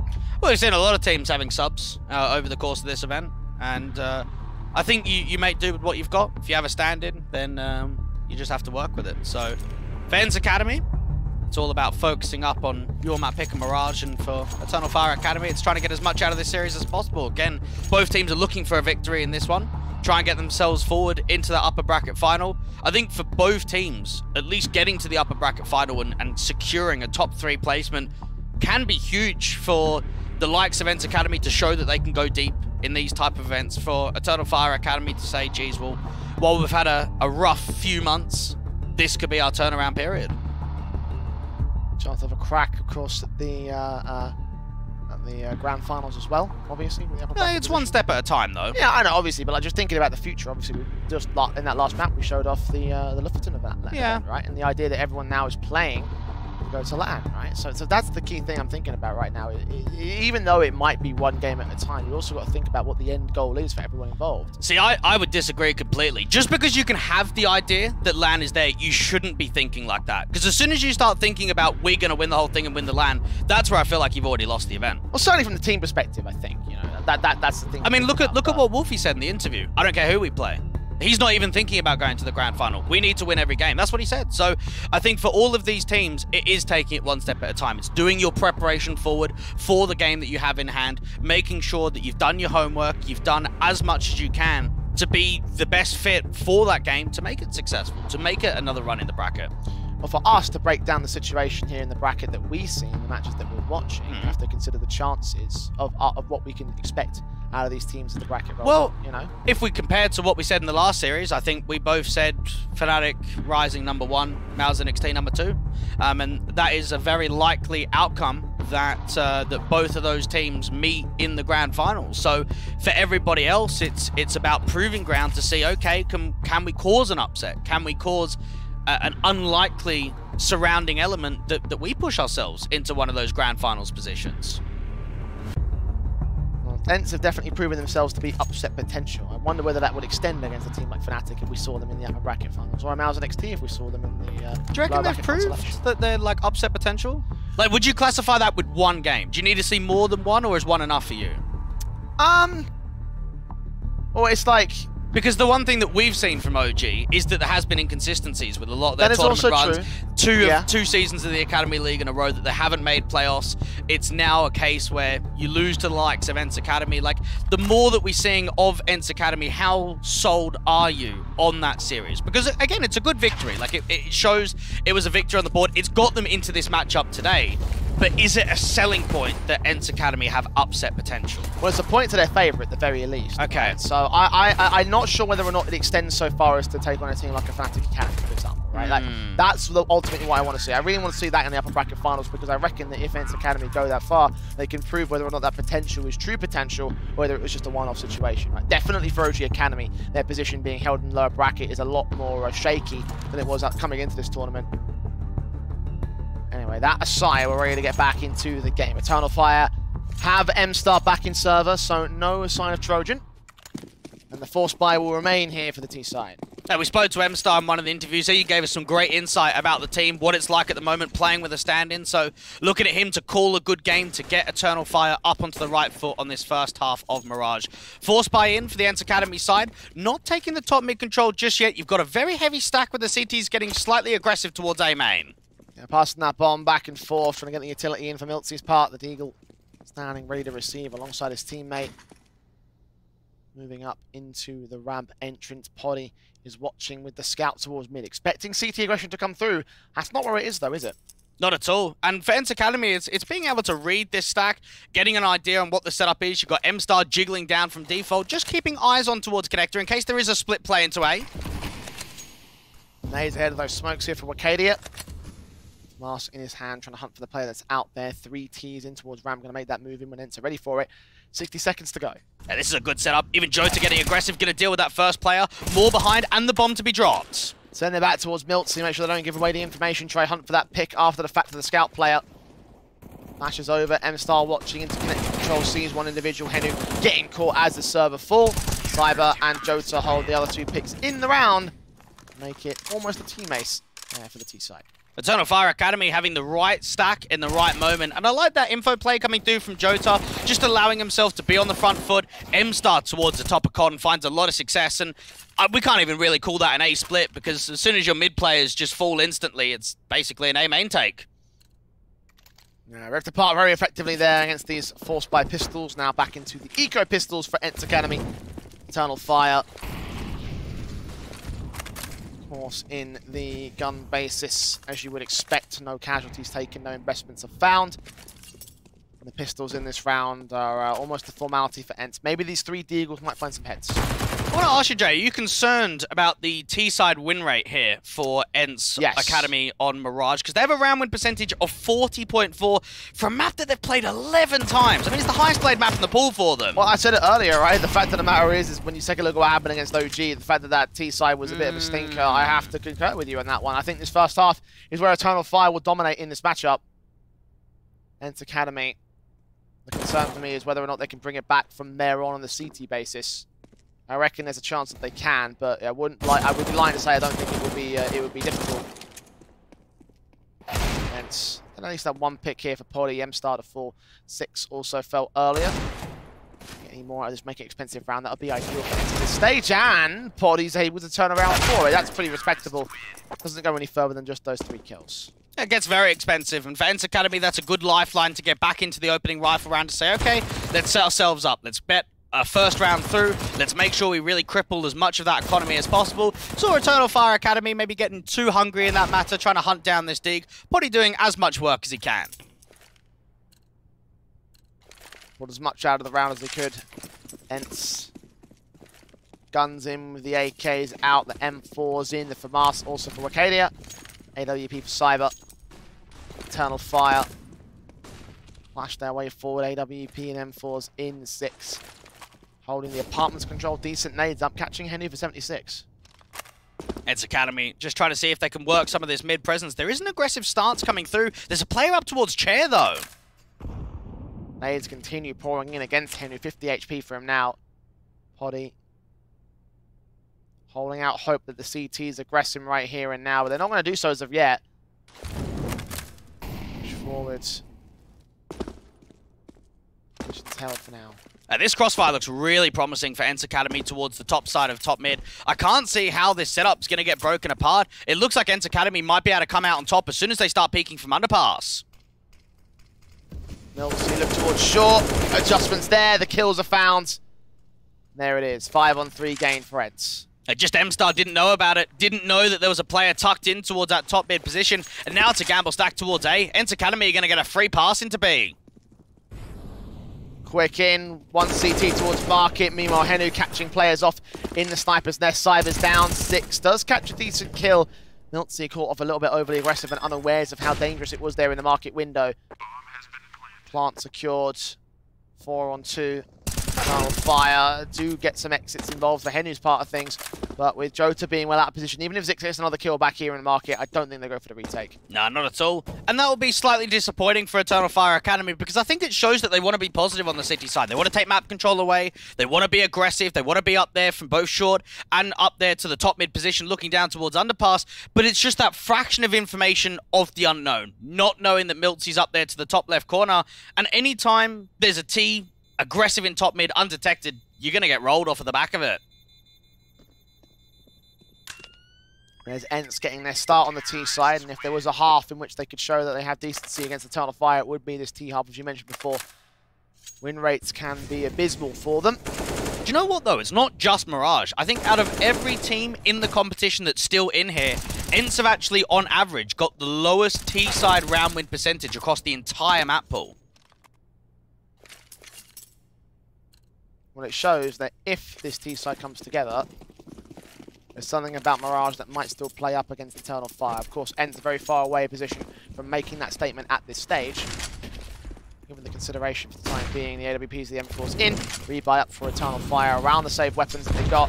Nades onto MOUZ, 21 HP. Again, the HE placement's been pretty good for Eternal Fire here. I'm liking this util coming through from the Turkish side. Even Cyber with that AWP, focusing his attention into Connector. He's got a teammate close by him. Smokes on the wall's bottom con though, suppressing vision rather than taking the fights here.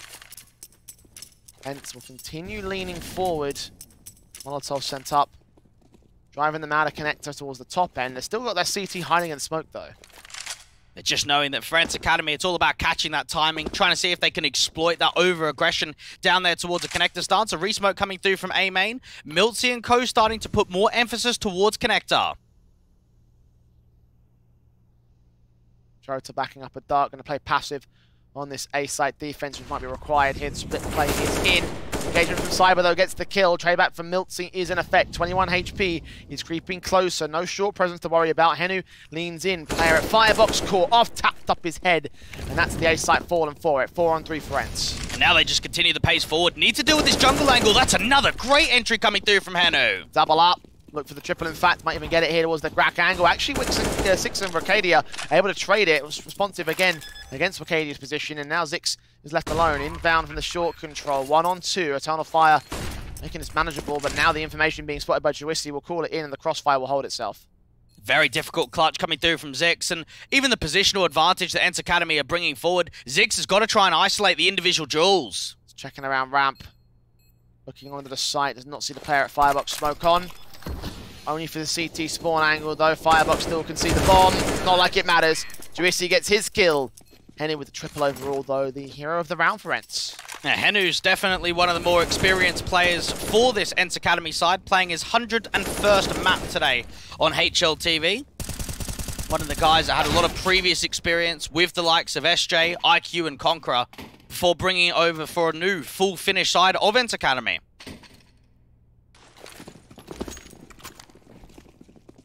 Making its experience work to its favor there in that round now. Eternal Fire are down to pistols. Much requirement for experience on the ENCE Academy side. The gun's in. It's completely Kevlar-less pistols at that. The Eagles P250s. USP for Cyber. M-Star trying to get that opening pick. Fails in doing so, though.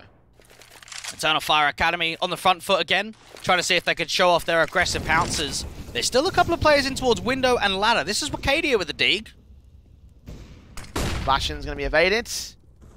Doesn't win that fight. Server gets it instead, but M-Star catches Juicy back at spawn. So 4 on 4.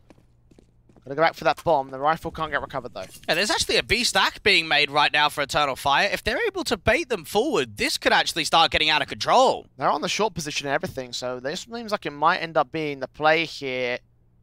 The Eagles are in for Jota. Orb in for Polly, catching M-Star.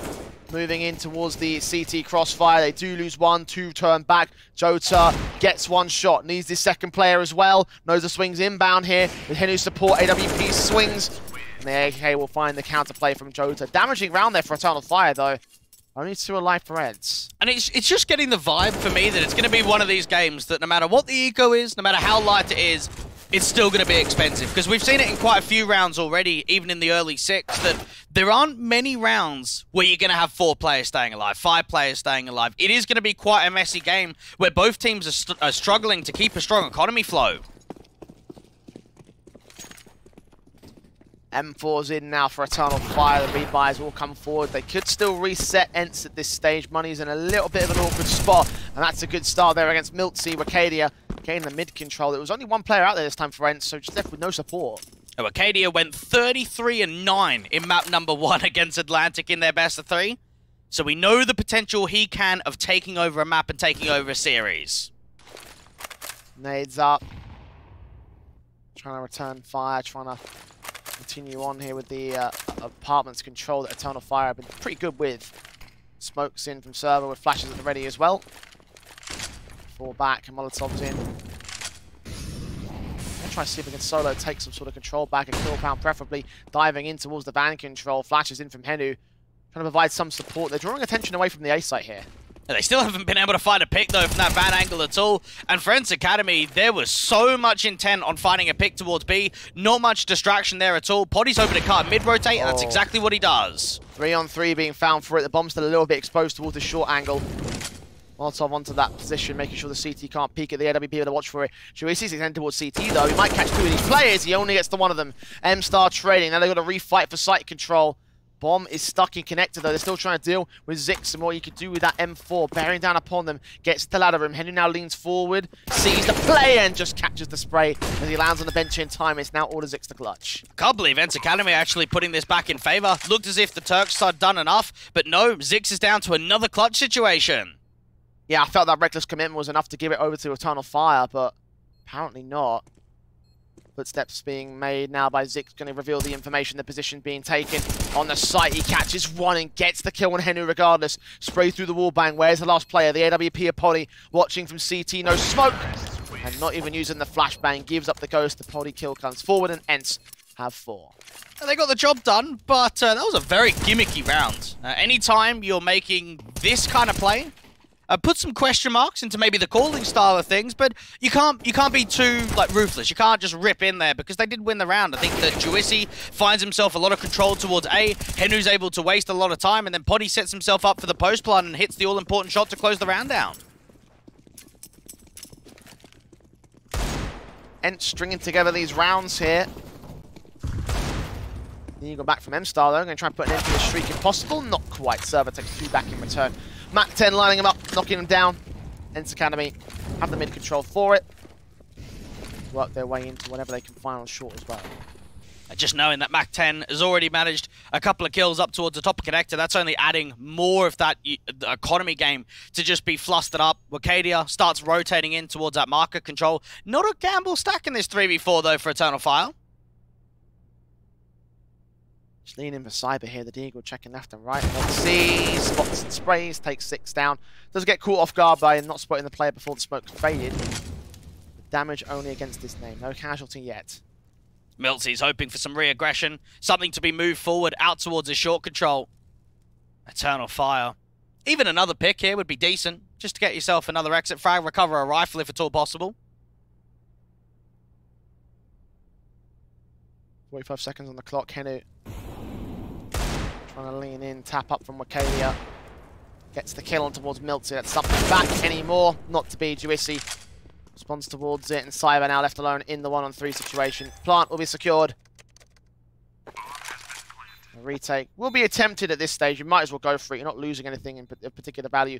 And with the damage that Eternal Fire have done in these eco and deco bases, you can imagine that they can continue to hold them down and try to look at the reset. Instead, Juicy just taps his head off his shoulders. So there's 3 players alive this time for ENCE. 10 grand as well for Poddy. And we always talk about fuel, right? For some of these players, for some of these teams, what is giving them that hunger to be able to get another win, to go further along the bracket? There's been quite a bit of news from the main Eternal Fire roster. The idea that Woxic has been able to allow to look for new opportunities, that Paz is no longer there, Major the same, the coach of Hardstyle. If you're one of these Academy League players, you're thinking to yourself, geez, we might have a chance here of getting promotion. I wouldn't be so sold on it personally. I certainly wouldn't get my hopes up. I'm not certain these guys are ready for that level. But it's fuel, right? That's what they've got to be thinking to themselves. It could be. It might be a chance. So let's show us what we've got to offer. Let's show it in this sort of event. We can't look that far ahead, though, because you yourself have said. Cheeky bugger. Using your own weapons against you. Whatever it can do to fuel the players, whatever it can do to fuel up some confidence. And for Eternal Fire Academy, just knowing that you've got a taste to play here in MistGames, you've got a taste of success in the opening game, it's about bringing that forward into the next one. As for ENCE Academy, they've lost the opening pick. They do respond in with a connector stance, though. Been pretty decent at finding the responses here so far on the T-side line. Eternal Fire is what's allowed this deficit to come through for them. MOUZ is on 10 HP, though, so that trade should come easy, assuming they can lock out the execution over towards the apartments. Yeah, ENCE Academy have done a very good job of slowing rounds down, just being able to bait mistakes, being able to find a lot of space and open that up. Even Server finds himself on an entry standpoint. There is a player out towards market window that they have to deal with. Volley's up, Orbozic's watching, shot misses, second phase. Will spot the man, MOUZ will end up falling, but Wakalia goes back in place of him, so 3-on-3 situation here. Mr. Molly out towards the back of the site. They will be able to get the bomb plant. Everyone rotating in from the marker position by the looks of things. Now back up for it, Eternal Fire. Not going to build a position, but they reveal the spray down for Server. Makes it a double, and that should be round right there. Jota, no kit, no util, no angle being given up. We'll go back for the AWP, save it. That is 6 on the trot for ENCE Academy. At least Server does get picked up, so that's 1 exit frag. But all in all, not bad for a team with a 40% win rate. I think it shows, again, the likes of ENCE Academy, they've got a lot of game time under their belt. They're very familiar with playing this map at this sort of level. And against Eternal Fire Academy, it's just working those defaults, working the standard control. And I even like that slight reposition from Server. He gets the bomb down, he's towards the back of the side. They've obviously heard some footsteps, and they're out there towards market. He's got a bit of confidence, you know, swing out wide ever so slightly, allows a couple of kills to be created. It's this kill here from MOUZ towards Connector. That was the difference maker. That at least allowed them to take the B side. And that was the finishing blow there for Server's part. At least Jota got a couple of exits, though, keeping only 1 player alive for ENCE Academy, continuing to keep the economical hurt against the T-side line. But not like they can come in and punish it with immediate effect here for Eternal Fire. The max loss bonus is all they're working with at the moment. Orpin for Jota, $3,400, $3,600. Half invest. Yeah, gotta be light. No buy on the table here. Wakalia agrees. So there's been a bit of AWPing change. We've seen Cyber doing main AWPing, we've seen Zix doing some, and now Jota. Does scream a little bit messy, I think. No, it depends on where you want to show it a lot of the time. If you want to put it in a position rather than to a certain player. Jota's got it for the time being, playing it all the way up towards the B site, I believe. Utility setting for the set piece. That's an awkward nade for MOUZ. Don't think it'll matter too much throwing into the pistols, and it's fortunate that they are just pistols on this site. Zix caught, taken down, nades up. Doing tag damage to Wakalia. Next gap in that smoke, the Juice is going to try and exploit against the team forces. Flash forward 4 at the 5-7 actually drives them away. So he gets a little bit of cold feet in that regard, but 5-on-4 French regardless. Even MOUZ is waiting to see if there's a slight overswing coming through from the top of stairs. Henry's going to be able to peek on the contact, and, well, you can say goodbye to the safety in AWP, because, well, that's already been picked up from Server. Double AWP set up here for the T side. I hope they don't do that. Oh, Acadia is taking some decent heads though. Poddy finally puts it back out of commission and Server to switch back to the AK-47. Speaking of sevens, 7 on the board for ENCE Academy. 7 in a row for ENCE Academy. Lucky 7 for them at the moment. I was wondering how you were going to wrap this up. You've just come in with lucky 7s, and I was like, there's got to be a segue here somewhere. There's always a segue with me, like. So the end result is just lucky 7s. Yeah. 7-3. Am I not wrong? I mean, yeah, but I thought there was like maybe something that was building on the 7. Wow. 7 kills for Server, maybe 7 deaths for Juicy. 7 deaths for Server as well, actually, to be fair. So. Yeah, 777. There you go. Yeah. From Norway. From Norway. So we're at right now. Void are probably sitting with them in the playground. Wondering where it all went wrong. Well, it's going wrong right now for Eternal Fire. Still yet to break this streak. ENCE have really mounted up the challenge on Mirage. And I was like, I don't have faith in this first half for ENCE. I clearly should have had a little bit more. Because this has been, not stellar. It has been close for Eternal Fire at times. They've kept the economy low, but they've got the rounds on the board. Cyber, again, will start things off. What's the bet that MOUZ comes up with a trade? Yeah, pretty good. I think the word you're looking for is they've been consistent. Across the board, they've shown us a lot of good performances in the mid-round. I think that's where they've been the strongest, is in the mid-round. Being able to get back into connector, out towards a short control. And it shows how many times Eternal Fire have got man advantages, not responded. Like you just said there with MOUZ, there's been a lot of rounds where ENCE Academy have actually come through successfully in 4v5 situations. 40 seconds on the clock. MOUZ make his way in with those flashes out. One T-side player trying to make his way in from connector, just runs into the triple man crossfire. 4 players overall to defend this site, and now they're getting picked apart. Juicy caught back. MOUZ does find that trade responsive. Flashes forward. He's just been faced by the firing squad. Bombs drop. Poddy's out of there. Got to save. And that was just a triangle of death up there towards the top of stairs, jungle and connector, and trying to brute force that open's always going to be a tough affair. Poddy saving onto the AWP. I would have liked to have him to look for some more exits, but I guess he thinks if I go down here, I'm just giving a free AWP to the opposition. Try to defend himself. Oh, just holds on to Acadia. Keep that AWP in play for the T-side line. At least a little something to carry forward. Of course, they got the buyback regardless of whether he kept it or not. He's got loads of cash as well, so he won't be affected from the money state. Yeah, for ENCE, that was finally an opportunity for Eternal Fire to turn it back, and obviously it felt a little bit more scrappy from the T side in that one. Eternal Fire Academy being able to bring some AKs forward going into round 12. It's whether they can actually muster up rounds in a row, have an aggressive B setup. You've got 2 over towards B and 2 finding window. Sprays through from M-Star doing damage up ahead of the smokes. Couldn't see any vision, but caught those players regardless. It's in the areas thrown up towards short mid control. Connector position, of course, being taken away from ENCE Academy. That nade tagging MOUZ to less than 50 HP. Again, the utility placement's been very good for Eternal Fire. M-Star letting one player walk past, sees that second man, lines them both up, sprays them down. Juicy does find the trade back onto Jota, however. 4-on-3 still sits for Eternal Fire, and Zix is looking for more here. And that's Trigger Discipline at his absolute best. Even Zix can focus the attention towards the top of Tetris and catch off Juicy. Bomb still looking to try and commit back here. Smokes in, flashes over. Defensive hell with Poddy watching and Henu keeping his eyes set. M-Star will drop. That's 1 pick found. Any more left? Incendiary is back towards back of default. Smokes in against the player, so he defends himself. Holds that position by being unscathed. I just know that Wakadia can peek on the contact. Everyone can peek off one another, and this is what's so tight about this 3v2.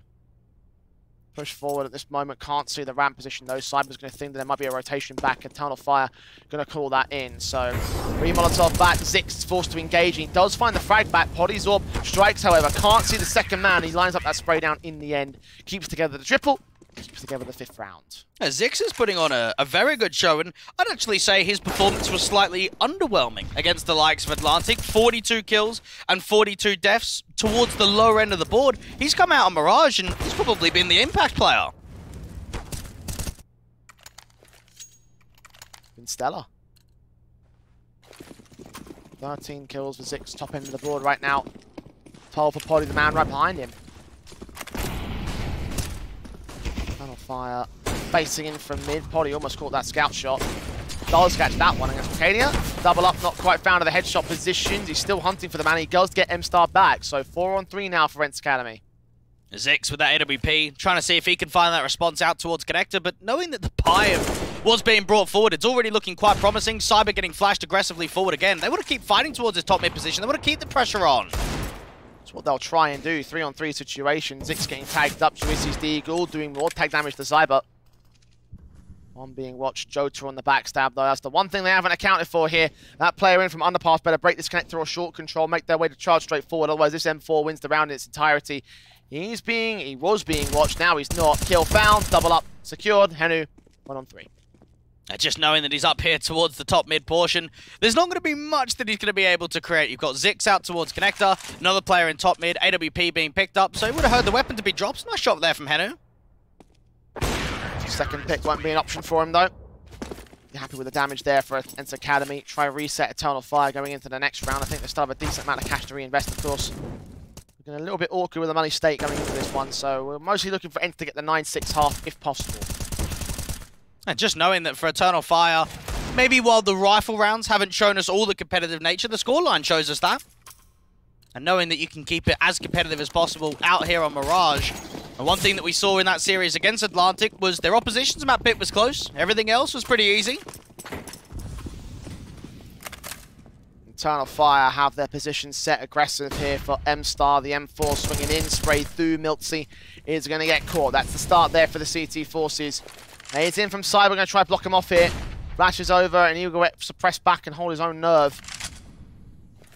Continues to fall away. They play a very entertaining style of Counter-Strike. It's always very aggressive. It's always on the front foot, and it means that you just can't get caught sleeping. You can't be relaxing in the default, because if you do, you're going to start losing picks. Swinging, Jota trying to find Juicy back here. M4 swinging.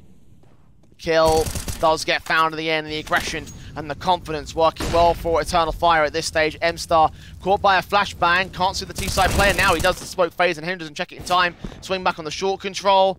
I don't think that player's going to get away alive for it. There's another second CT back in, smoke's clearing, and there it is. Poddy's down, server, last round left in the round. You just saw that round, everything being successful for them.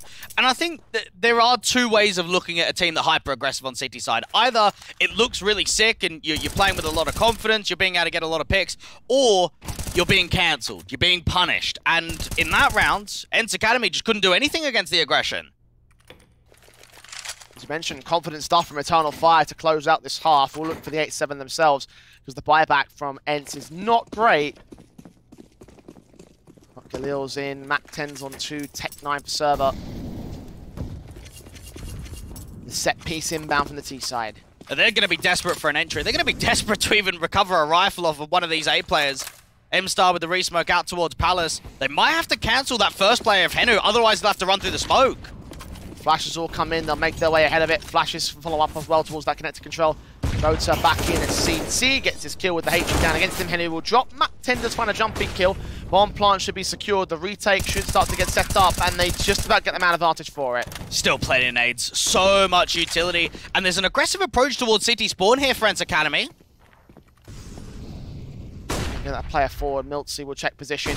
Counter flash turned away from. He does get blinded off. Hold back and ticket move for 2 line up. He only gets the 1 kill for it. M-Star with a response. He now has the information back. Wakadi is also caught off. Tagged up, sprayed down. They get the kills simultaneously.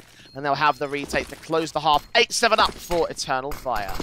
Now I want to ask you this about Wakadia, right? Because obviously he was a monster in the game against Atlantic, and he's one of the best players for Eternal Fire Academy. How do you look at it? Do you have a look at it from the ENCE perspective like, geez, we haven't seen a great game from him, so this is disappointing for us that we haven't got enough rounds? Or do you look at it from the Eternal Fire side and say, we've got 8 without our big man? This is giving us even more confidence, because Wakadia, mate, if you just help us out a little bit, we might be able to steamroll forward, because that was a very tasty streak of 5 rounds in a row towards the tail end there of the first half. In that particular point, I do look towards the favour of Eternal Fire in that, like, listen, we've got guys that are still doing like 15 kills, 13 kills, 13 kills, so you don't need Wakadia to go as high as he has done in the past if you have those kind of that kind of basis on the other players. I think my big concern is the rounds that ENCE Academy got, right? That 7-round streak, I didn't see that coming. I genuinely thought they would get more like 5 rounds in this half at best.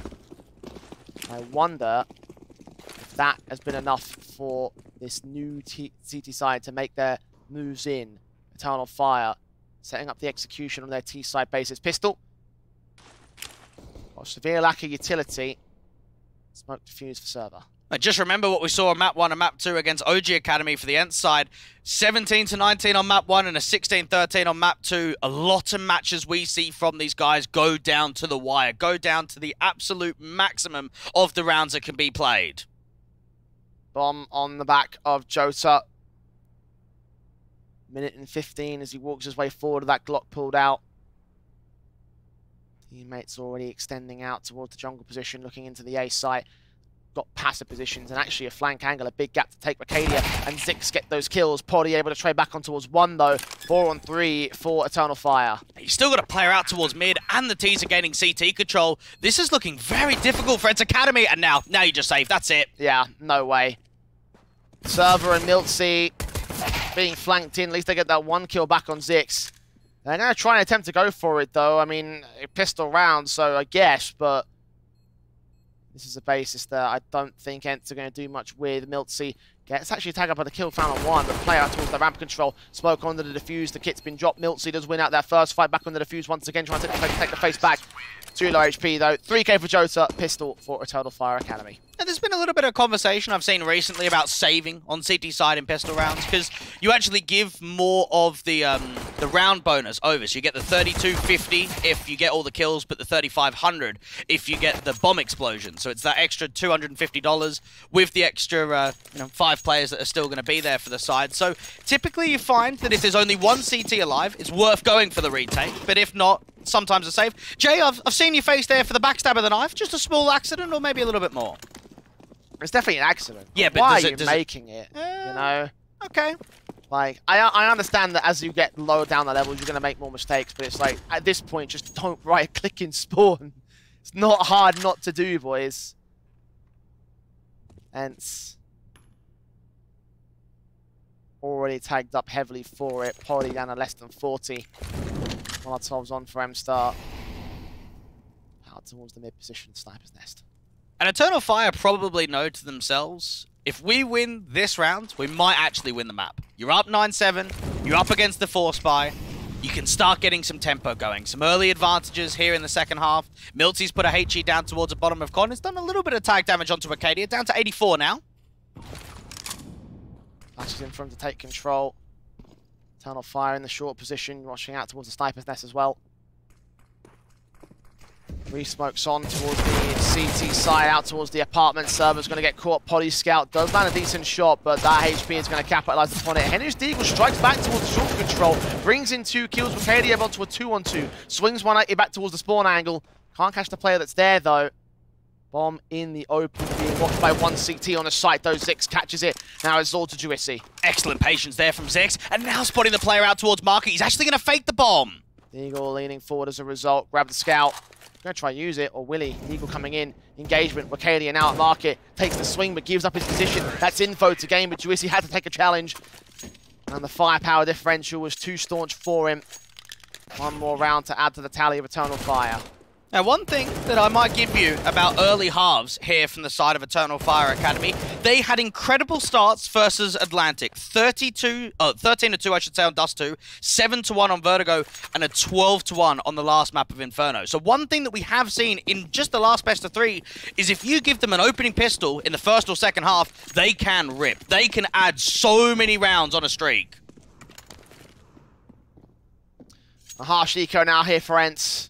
Do you reckon you're calling attack in the next round if you're ENCE Academy? I certainly am. What do they do? I mean, well, we'll find out. Shouldn't be too much longer before we get there as well. Set piece coming in very early, stack towards the B site for the CT forces. They just have MOUZ here to tap through those smokes, pray for a kill. Getting close to landing some of these tags. He does tag up 6, but the AK return damage against the player without Kevlar means it's so much more staunch in terms of return HP. Cyber, he still gets a kill onto Twissy, following up against the next man. 1 trade found by Henry. I think that's all they'll get here. Looks that way. They might throw themselves at it just to see if they can do some more exit damage. M-Star turning away from the flash. Player out towards CT has been seen by Zix, so just more follow-on pressure up towards the top of Connector. Success is being founded. 11 rounds now here for Eternal Fire. ENCE now to claim their guns in the first rifle round of the half. One that kind of really importantly needs to go their way at this stage, Dwig. Arrow, map, pick. Need to take the victory Start it with this rifle basis. AWP in 4M4s. And I think Eternal Fire are trying to prove a lot of people wrong in this event. I think a lot of people would have put them down there with the likes of an Avoid and Atlantic as some of the weaker end teams. If they're able just to put on another good performance on an opposition map pick, imagine the statement that that's going to make. Smokes up. AWP in for Poddy. There's the shot. M-Star to fall. Damage done to Cyber, but he gets the kill back on towards Jurissi. 6 meanwhile walking in towards mid, catching Henry with the spray bag. Advantage sits here with Eternal Fire. ENCE on the way back into the rotation. Server might catch this player off. Milty gets Cyber. Zixer end up falling. Jolter also dealt with Arcadia left alone. The shot from Poddy lands. 8 to the board of ENCE. They claim their first at the CT side. Just when it looked as if there was quite a bit of success being landed, you got Cyber with that early entry out towards A, you have Zix finding distraction and a kill in towards a Wiz mid-window. It's Server and Milty that become a factor towards that A site. Multi-frags and both of them allow ENCE Academy to end the streak early. The follow-up pause to take here. Eternal Fire, I can imagine the ones that are taking it. Money is a little bit shaky. Of course, no bomb plant bonus for them in the previous round. I imagine they'll still buy here. $4,000 on 6, and Jota shouldn't afford the AWP, but try bring the fight back and knock ENCE back a peg. ENCE Academy, all about being able to minimize the scoreline, try and get as close towards the action as possible, keep those 2 AKs in play if that's possible. 3 the difference at the moment.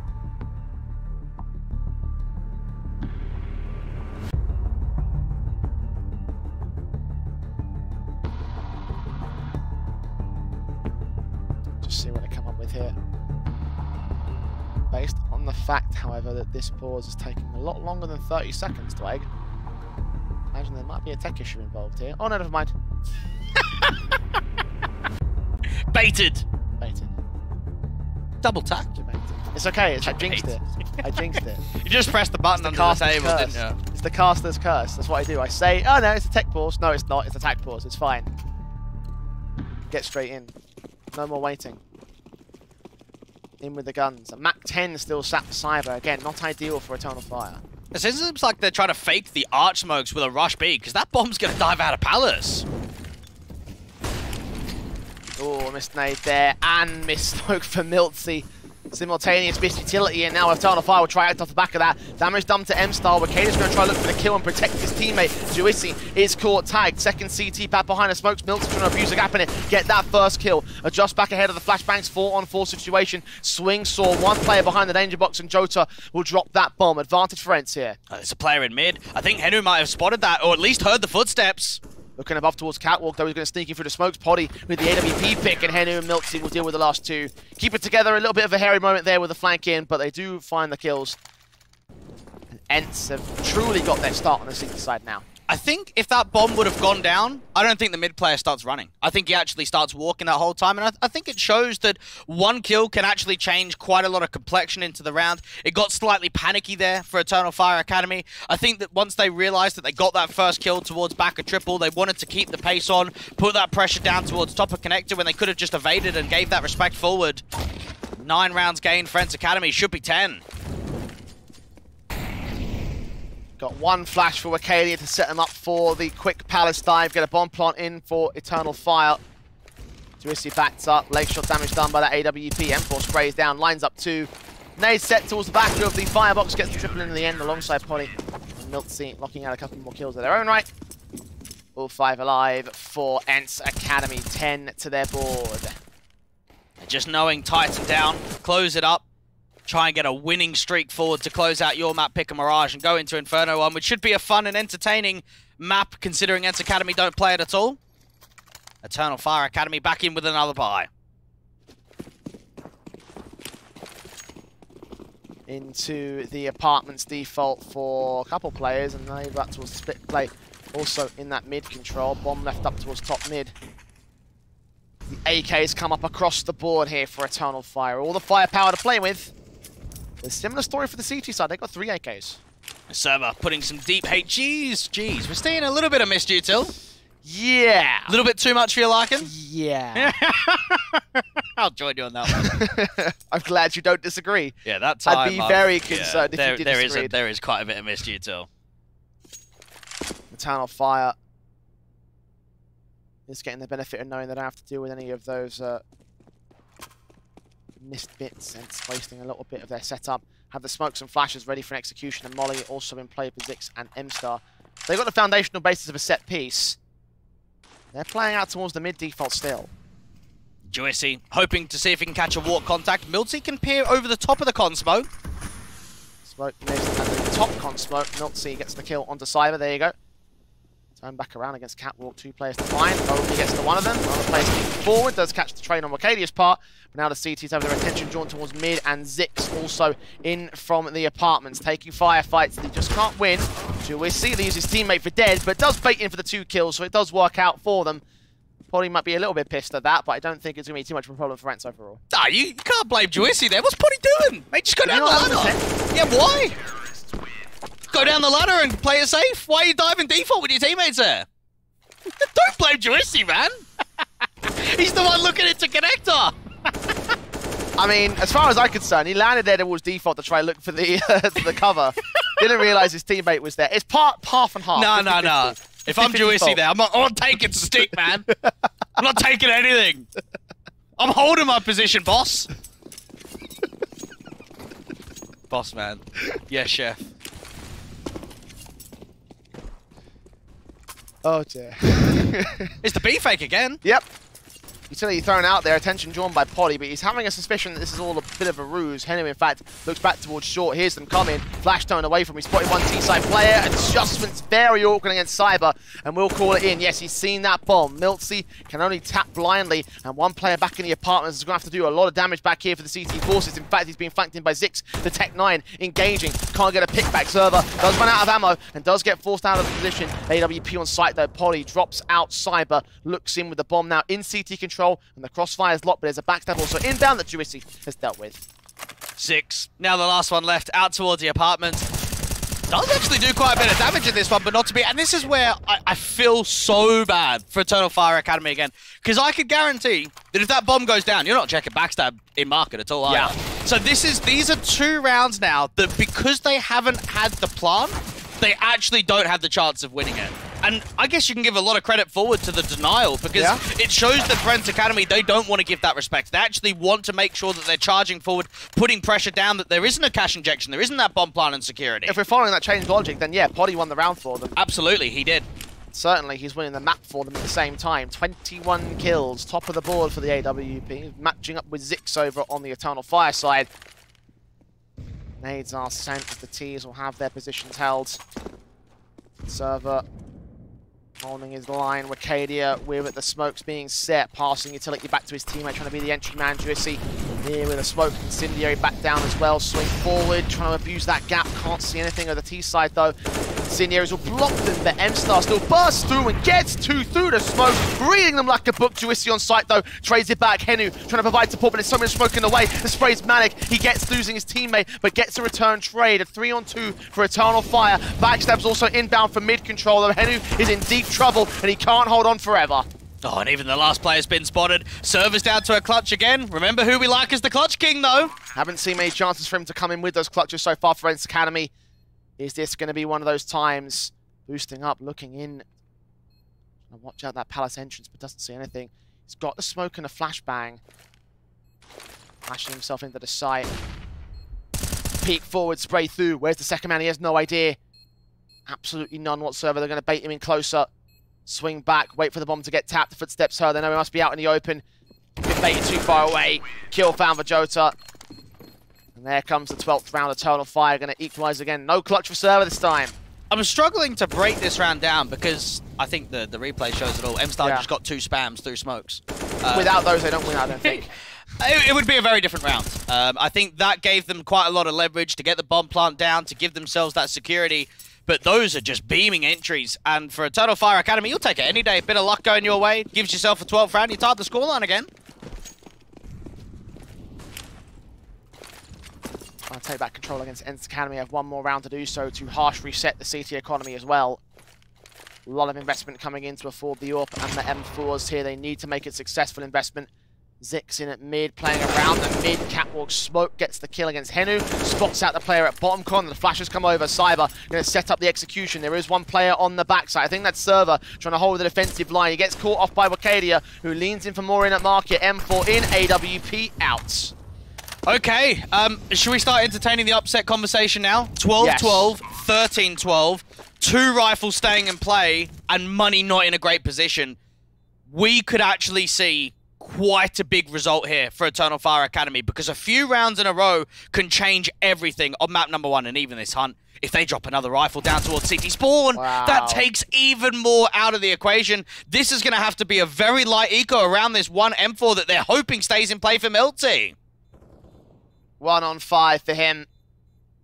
Backed up very far away from contact positions. Eternal Fire do lose at least one of M-Star. But MilTzy does get hunted. That's massive.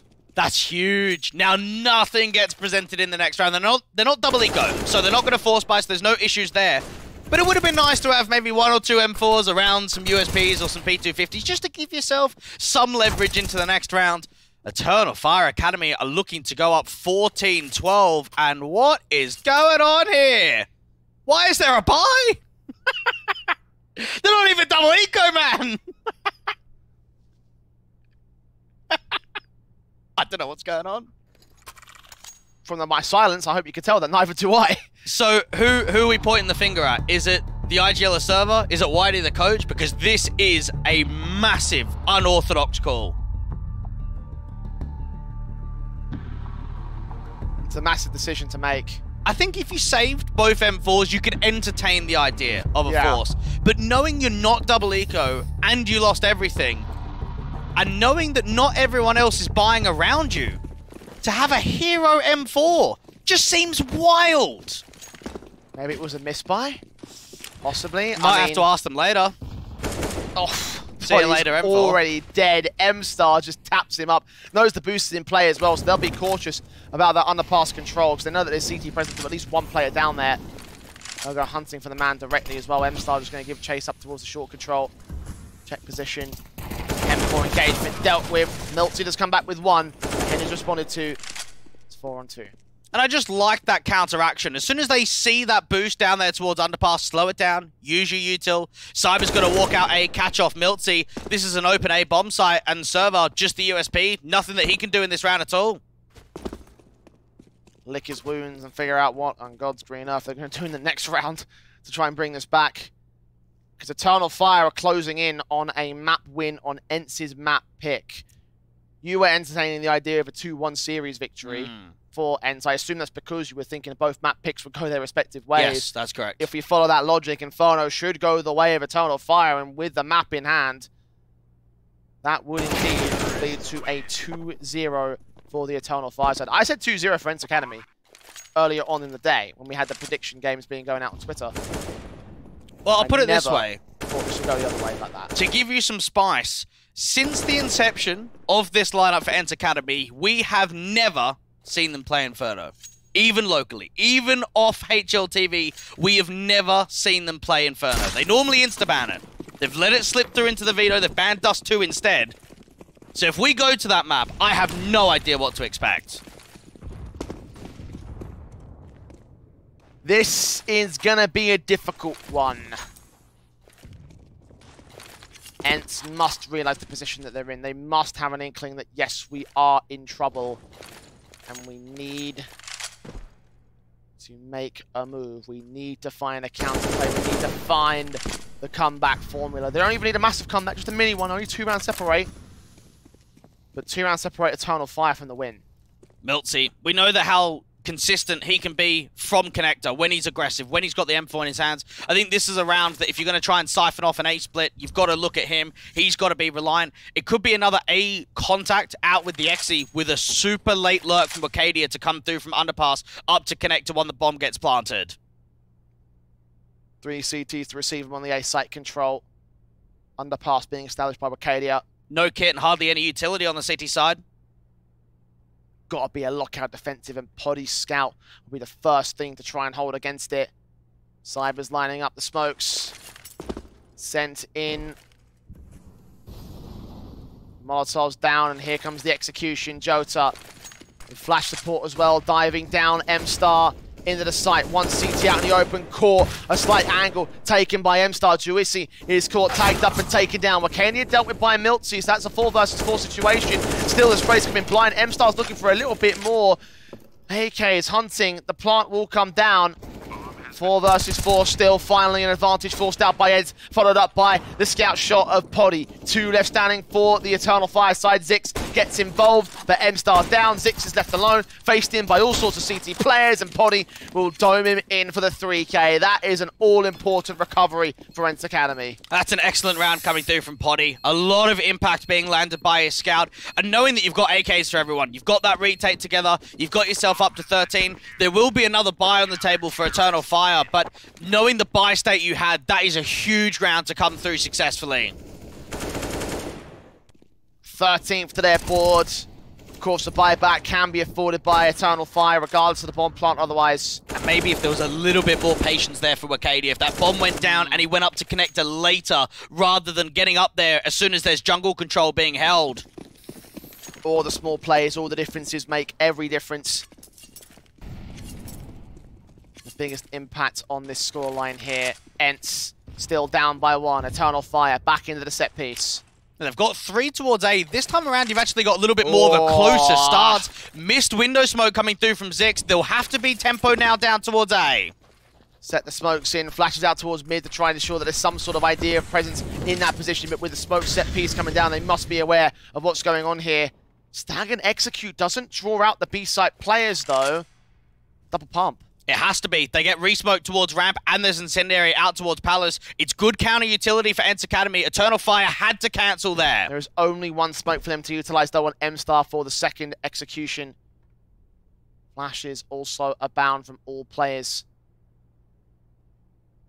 Apartment's flank coming in from 6, going to get set up towards the mid control, I can see. It's all a matter of timing. ENCE Academy have got players down towards underpass and out towards the position towards default. Wakadia has to try and get one of these Kraken entries again. Juicy holding. Eyes set on the B site, still thinks there might be something else going on. The smokes, however, coming in for M-Star. Molotov and flash in towards dark. Jota engages MOUZ, indeed captures that kill. Juicy unknown, Poddy's dealt with. Here combines alongside the spray, but Juicy whiffs it. 3-on-3 at stairs. Poddy's going to fall. Advantage for Eternal Fire in the 3-on-2. Henny's got to get a trade here. That's what he does. Doesn't spot the player going back out towards Tetris. Wakadia is so damn low. 9 HP versus 2. Smoke on the bomb will come up for Henny. That's the right call to make. Incendiary also thrown back. Wakadia's on the big old flank, though, and they're taking their time with this. No kit to work with. This actually might work out really nicely here for Wakadia. 10-second stick. Servers caught it. Wakadia leans forward. Sees the first lines and up for the taps. And that is Eternal Fire just stealing another one back from ENCE Academy. It's map point on Mirage. Oh, Wakadia. He's done it again. Another massive round from him. We thought we saw all the goods in that best of 3 against Atlantic. No, we're seeing even more. Mate, the confidence in a 1v2 to backstab like that, to have that wraparound on such low HP to win the clutch. 1 more round to go, and look at the buy, mate. ENCE Academy are up the creek without a paddle. Eternal Fire must recognize this. Zix in. Mid control being taken by the EF camp. ENCE Academy. The default's locked, but MOUZ wins that fight. That's an important start. Now it's going to send it out towards a BXE. All about the entries again. Flashes in with the smoke support. Henu going to get blinded off in towards the archways. Gets caught off by Wakadia. MOUZ trying to find a trade. That's what he does. Keeps it manageable. Doubles up. Looks for a bit more, but can't hold on. M-Star and Cyber trade it server. There with the SMG. It's the AWP versus 2. The bomb is on his back.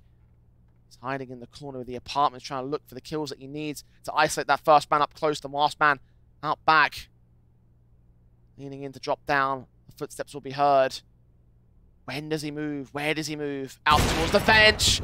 The van control taking tag up, seeing the last man. Juicy SMG at this HP can still be perfect. He's got to find the right angle at the right time and hold the line for ENCE. Massive rounds coming through for Juicy, and just when we've seen back-to-back clutches, one that goes the way of Wakadia, one that goes the way of Juicy.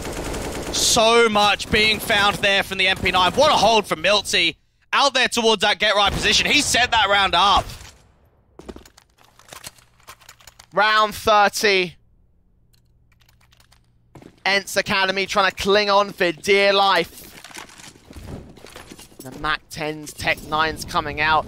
Smoke's being set. Fast plays up. I think it's a fast split. It looks that way. Get Jota straight in towards Connector. Get that MAC-10 flying. Counter smokes and flashes in Wakadia. Oh, Poddy's landed a collateral. Straight in towards Ram. Drops Cyber next. Makes it a quadrangle.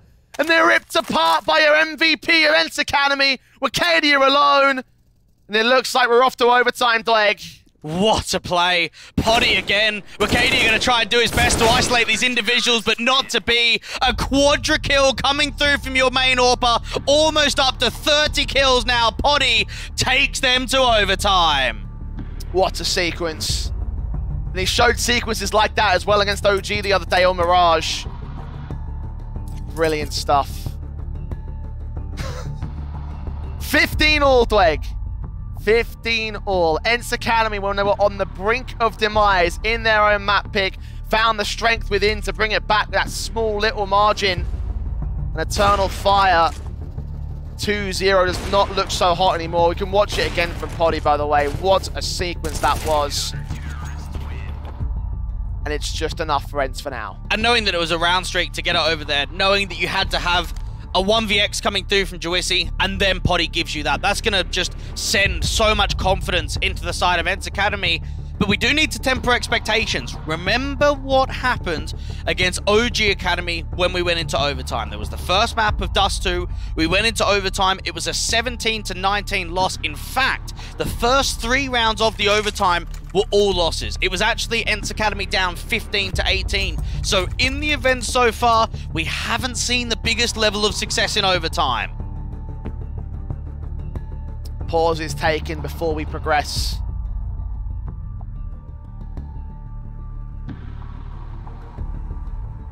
Poddy took a quick bathroom break, I believe.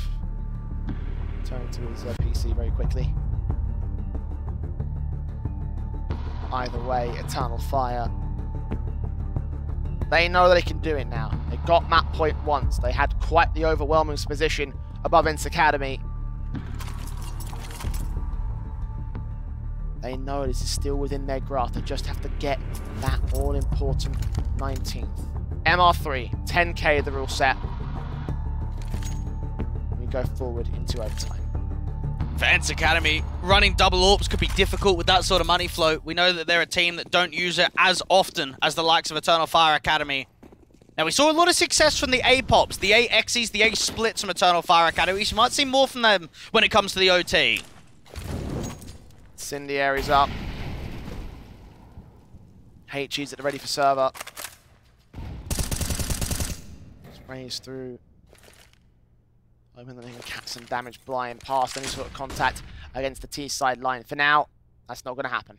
Now, you've got a slight lurk coming forward out from the Palace control. Ziggs is expecting quite a bit of aggression to come down towards that left-hand side of the market angle when it comes to the apartments. Not to be at all. Instead, you've got the AWP walking forward on a contact towards jungle.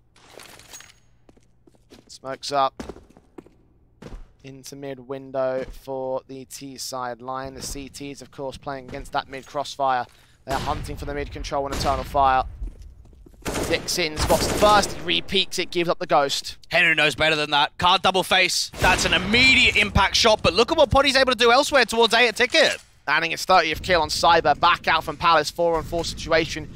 Bringing it back to evens for ENCE and allowing MOUZ a chance to take the advantage only for a moment. Juicy responded to 3-on-3. Wakadia still striking on server, aggressing in. Now out towards window. MOUZ back on the site. Unawares the player already crossed out there. Spray transfer, can't hold on to M-Star. And now it's all on Poddy. Backed up at CT versus 2 with the AWP. He's got to be magical again. And even M-Star, look at the way that he's not over-facing. He's not giving a sightline to that AWP.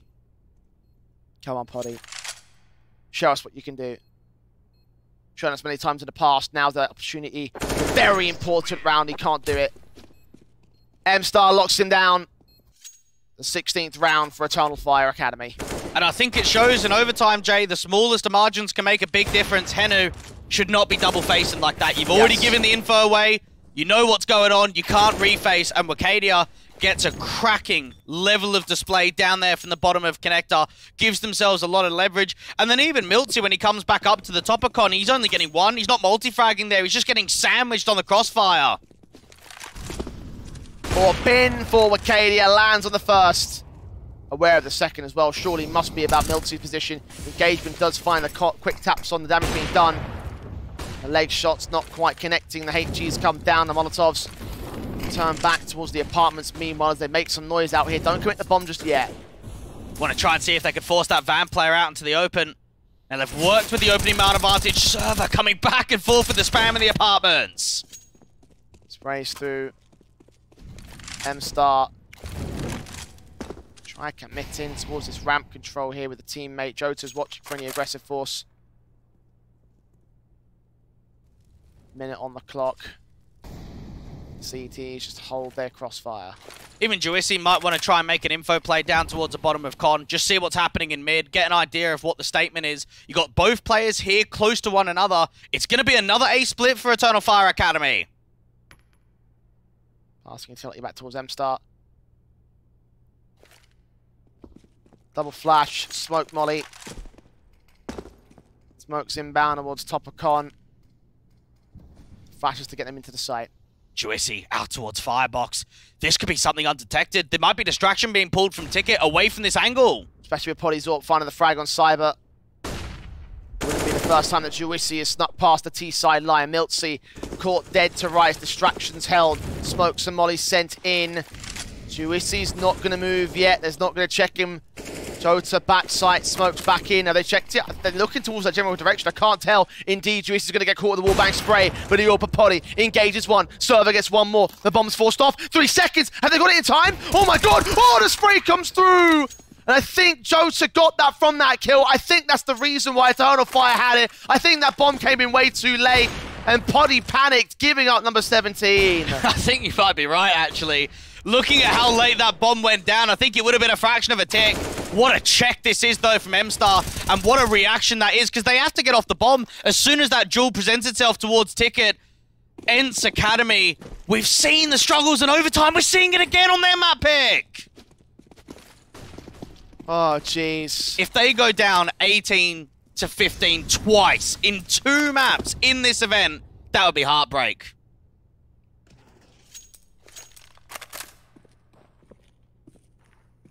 This buff will be too much for them. And knowing the buy, don't even have the AWP out for Poddy. 1 or 2 for Masters in for him and MOUZ. No kit, lack of nades, opening kill already in the apartments. Zix opens things up, Henu. Seeing the Molotovs get thrown back, counter nades it. But ultimately, that T-side player backs off. M-Star aggresses forward. Out of Palace as usual. Getting the kill on MOUZ. Juicy's forced forward and the Molotov can't get the casualty though. There's no trades found by ENCE. Great repositioning there from M-Star. I love the way that he just backs off, gives that respect forward. Poddy out here towards Connector. They've got to make a play. They're down in a 3v5. You've got to get aggressive. He's bursting past that smoke, hoping to get lucky, but there's no luck involved in this one. There is a bit of a ramp push coming in from the CT side, but that bomb will commit without resistance. Even then, a 5-on-3 with that counterplay, with that backstab, I don't think it's enough to hold the defensive. Poddy from Arsene sees the burst boom, spray down, gets a kill in this round. Now needs his teammate to come back in for that ramp control. Now it's plausible this backstab could still work out for them. 4 versus 3 here. Slow walks in, engagement towards short. Henry gets a kill back, and there's Juicy striking. 2 left standing for Eternal Fire. The Deagle stands for Acadia though. Picks up 1, Orp watches short. 2-on-2, Juicy moves forward the same, and gets his pick back. It's all the Orp now. Clutch again, Acadia repositioning out towards CT, and they know where he is. They want to try and put some hunt down with the pressure. Bombs down default, he'll hold his nerve. AWP being flashed against, Juicy providing support, and that man falls away. A re-smoke down, Henry might get in the way of the big green. Pistol pull to the Deagle, tapped once, Famar spraying back, damage done, swing for the kill. And ENCE Academy will hold it down there 60 to evade the 3-0 half. for Eternal Fire. It didn't look likely, not when you consider the idea that there was a double man advantage, a double entry coming through there from Eternal Fire Academy. I think the Turkish side will be miffed at that one. Felt like they would have deserved 18-15 with the start of that round not to be. A nice defense going down towards the A side, and it's a lifeline. It's a way forward here for the Finns. Just about. Their CT side has been disappointing so far here on this map up, and it's kind of funny considering we're talking about how dire the T sides are for ENCE. Their position barely held together by a decent player. Backstab that actually worked out well enough. And a bit of tenacity from Poddy and Juicy. Aiming them straight through the rest of the night and into the T side with a single round to make up against Eternal Fire. And Eternal Fire know they're in a very good position. Not even running the AWP in the first round of the second half of OT. Run and gun. M4s across the board. Arcadia. And his flashes up. The HE is also in hand. Going to be some support against the CT side. M-Star evades Henu quite significantly there with his own HE down at Underpass. The Incendiary is all driving back into Underpass though. A lot more tag damage done. And they've just missed that timing. You could see the way that your con player wanted to peek with it. Ziggs wants to put a little bit more pressure down onto Henu, but he's just going to hide passively here in Underpass. Flash in, molly out. Should send him packing out of connector control or send him forward into the smoke, actually. This could get a little bit interesting from that position. M-Star indeed does find a frag back, but he's returned by MOUZ. Cyber holds the advantage, and MOUZ can't catch the player on the short control. In his sniper list, he can see one decent head, struggles with that spray, but brings it together in a 3-on-3. MOUZ's very low HP, and now Juicy actually falls. MOUZ and Server now to make it happen. 2v3, getting onto the site. The bomb should go down. Retake should be on. Double HEs. Watch out for that on the retake if anyone gets into a cubby corner. MOUZ can't be left alone here. Server. Back off. Regressing towards default and try to hide behind those boxes. Keep us up at bay. Incendiary thrown towards Firebox. He won't get forced out by it, but he'll hold his nerve. The nade sent in a little bit deep against Server though. Holds the line, spray lines up, 2, only gets 1. MOUZ, 2 HP to hold on to it, gets that 1 kill, but no more than that. Jota holds down map point for Eternal Fire Academy. And it really has been a map of clutches. It has come down to so many 1vx's between both of these sides to get them to map point, to get them to overtime. But it's ENCE Academy down, up against map point this time around. Eternal Fire Academy, the final couple of bullets connecting onto MOUZ. Jota coming out on top. 1 more to go. And what a steal this could become. 2 rounds to make up. ENCE Academy have the buyback. Bomb plant bonus enabling the AWP to stay in for Poddy. The M forced it out for Eternal Fire Academy though, and Arcadia just mows them down in apps. Henu and Server dealt with Poddy, hoping for some sort of counterplay, but Cyber's leaning in to continue the aggressive play. As MOUZ falls towards the A site, this one's over, Dwayne. I reckon it's done. I can't believe they're pressing apartments. They're pressing mid with man advantages. They're so damn confident on this CT side. Juicy, the last one left in a 1v5, and what a way to close this down. That is from Eternal Fire, and this is the wackiness. This is the wild style of Counter-Strike that makes these guys so entertaining, because who would think about aggressing in man advantages like that to close a map? ENCE Academy are going to be well miffed to how this one went down. That was not the way they wanted that map to go. I can say that for almost damn near certainty, Dwayne. That really went awry from the word go. I hope that the T side was going to be enough, right? They had a decent T side. Basically, we're talking about that being the main weakness. It felt like they covered off those weaknesses. Then they got to the CT half, and just what happened there? It felt as if for ENCE Academy, they just weren't quite on the A game when it came to some of the late round situations. Because I think they actually played a decent level of Counter-Strike. I thought that they were making some good info plays. They were making some decent mid-round adjustments. But some of those clutches hurt. And when you do have a map that comes down to that many 1vx's, it shows that 1 round can sometimes just make a massive difference. You might have to check on Server's clutch record as a result of how that matchup went down there for Eternal Fire Academy at an overtime of 19-16. It still is a map win, and again, Dwight, we were addressing the idea that Inferno hasn't been played out at all for the ENCE Academy side in their entire lineup's history, right? So the fact is that we haven't seen a single official from them. Does that mean this is going to be a disaster run for them now? I've got to be brutally honest and say there should be not a chance, mate. Because you have to look at the veto. You got to be sensible with yourself. For ENCE Academy, they either ban Inferno or Dust 2. They've decided to ban Dust 2 because it's one of the best maps in the pool for Eternal Fire Academy. And the Turks have looked at this and said, mate, we've got a gift. We've got an absolute gift putting Inferno forward because it's a map that they pick in best of threes. It's a map that's very successful for them. And knowing that ENCE Academy haven't even played it locally, you can't give a lifeline and say, you know what, we've got evidence to say this is going to a third map. What evidence is there if it's never been played? That's the key thing, right? There is nothing to pull from there in that sense for the ENCE Academy side. The one caveat is the fact we don't know what they've been doing in practice. So maybe this is a secret map that they've got under their back pocket to abuse. However, we can't rely on that as a definitive thing to utilize, right? And just to build on that even further, the fact that Dust 2 is normally the perma, if that is the case, do you know what's always the next one? Inferno. So if they were leaving it open, let's say they never were banning it, but they were leaving it open and it just didn't come through, I think we could have some guidance and say, well, they don't mind floating it. It just hasn't been played. But no, these guys always ban it. Or get to find out how much that will affect things, whether there is any secret tricks up their sleeve after this short break. So do not go anywhere. It's map 2, Eternal Fire's pick in their best of 3 against ENCE Academy after this.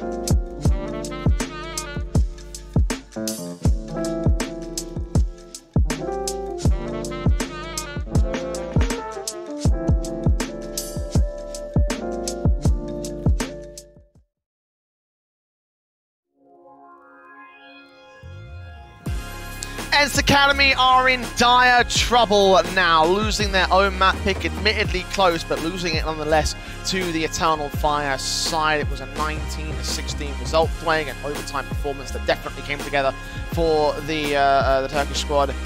I am very concerned now going into Inferno, because as you mentioned, Dweg, it's not a map that ENCE have ever played officially, right? And we can take all the theoreticals of maybe they've practiced it, maybe they've got some strategies, maybe they've got a bad point.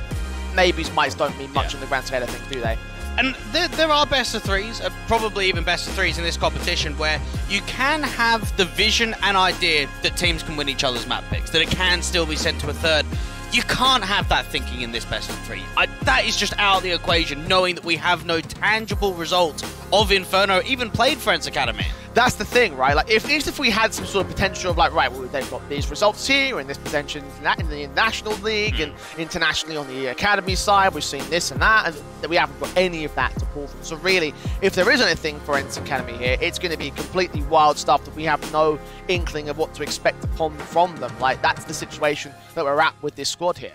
And remember, we spoke to M-Star in that game after Atlantic, and I was asking him about Inferno, because I was thinking, you know, it hasn't had a lot of success in Advanced, so what changed around in map 3? And he was telling us that they'd changed positions, that he was going back to A, one of his teammates was going to B, so it shows that they've had alterations on Inferno. And I think because they had such a solid result in that game, the idea that they picked it against Team MCE in main playoffs last season, they beat Titans on the map as well, they look at this veto and, okay, maybe Inferno isn't the highest picked map in the pool, it's a chance, and it's a very good pick as a punish going into this best of three. Well, even the idea that they've had some switch ups and change arounds for how they play things on the Eternal Fire side, the idea that they've had that opportunity to change up positions, you have to take a look at the research notes that ENCE Academy would have in a map like Inferno and the preparation they could do. Yep. A lot of it goes straight out the window because if you've been changing positions, what else could they have changed, right? The whole game plan might be different for them. They probably would have listened back to that interview. I mean, if you're clever and you're a lot of these teams playing in the competitions, oftentimes you can actually hear quite a lot from an interview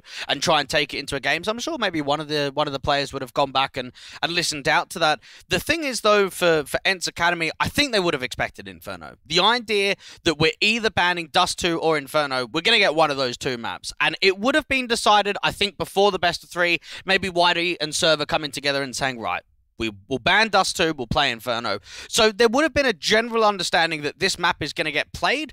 It's just that is a general understanding of knowing that it's going to get played. You don't actually have any experience to prove it.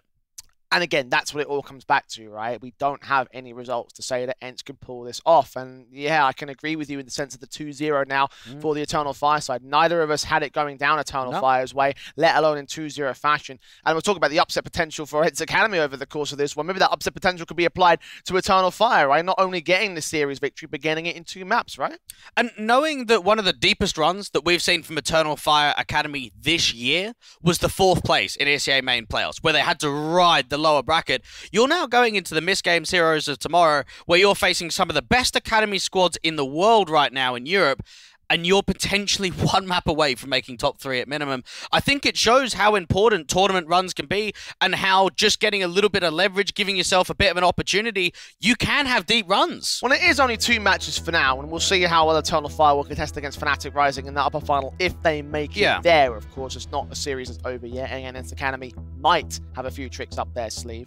And if they do, they're going to have to break them all out, right? I think it's going to be a case of pulling out all the stops on this map up to try and bring us to a 3rd one, because I have lost all faith now. If I could officially change my prediction, I would do it. I can't, obviously, so I'm stuck with having to go the 2-0 route of ENCE Academy. I have a feeling that this is really gonna fall apart. Yeah, just because these were our predictions, we can sit here and say there shouldn't be a way into map 3. There shouldn't realistically be a chance that ENCE Academy take it to 3. I think for Eternal Fire, they've shown us enough on Inferno. They only showed it in the last best of 3, and I even think back to that game against Atlantic, we saw a 12-3 half from them on T side. They were absolutely obliterating them. And everyone was saying that it would be ENCE Academy with this victory, right? You were saying it, Twitter was saying it, the office, the guys in the back were saying it, everyone was saying it. I've just realised, any time the 3 of us have all gone on one team, it always is a loss.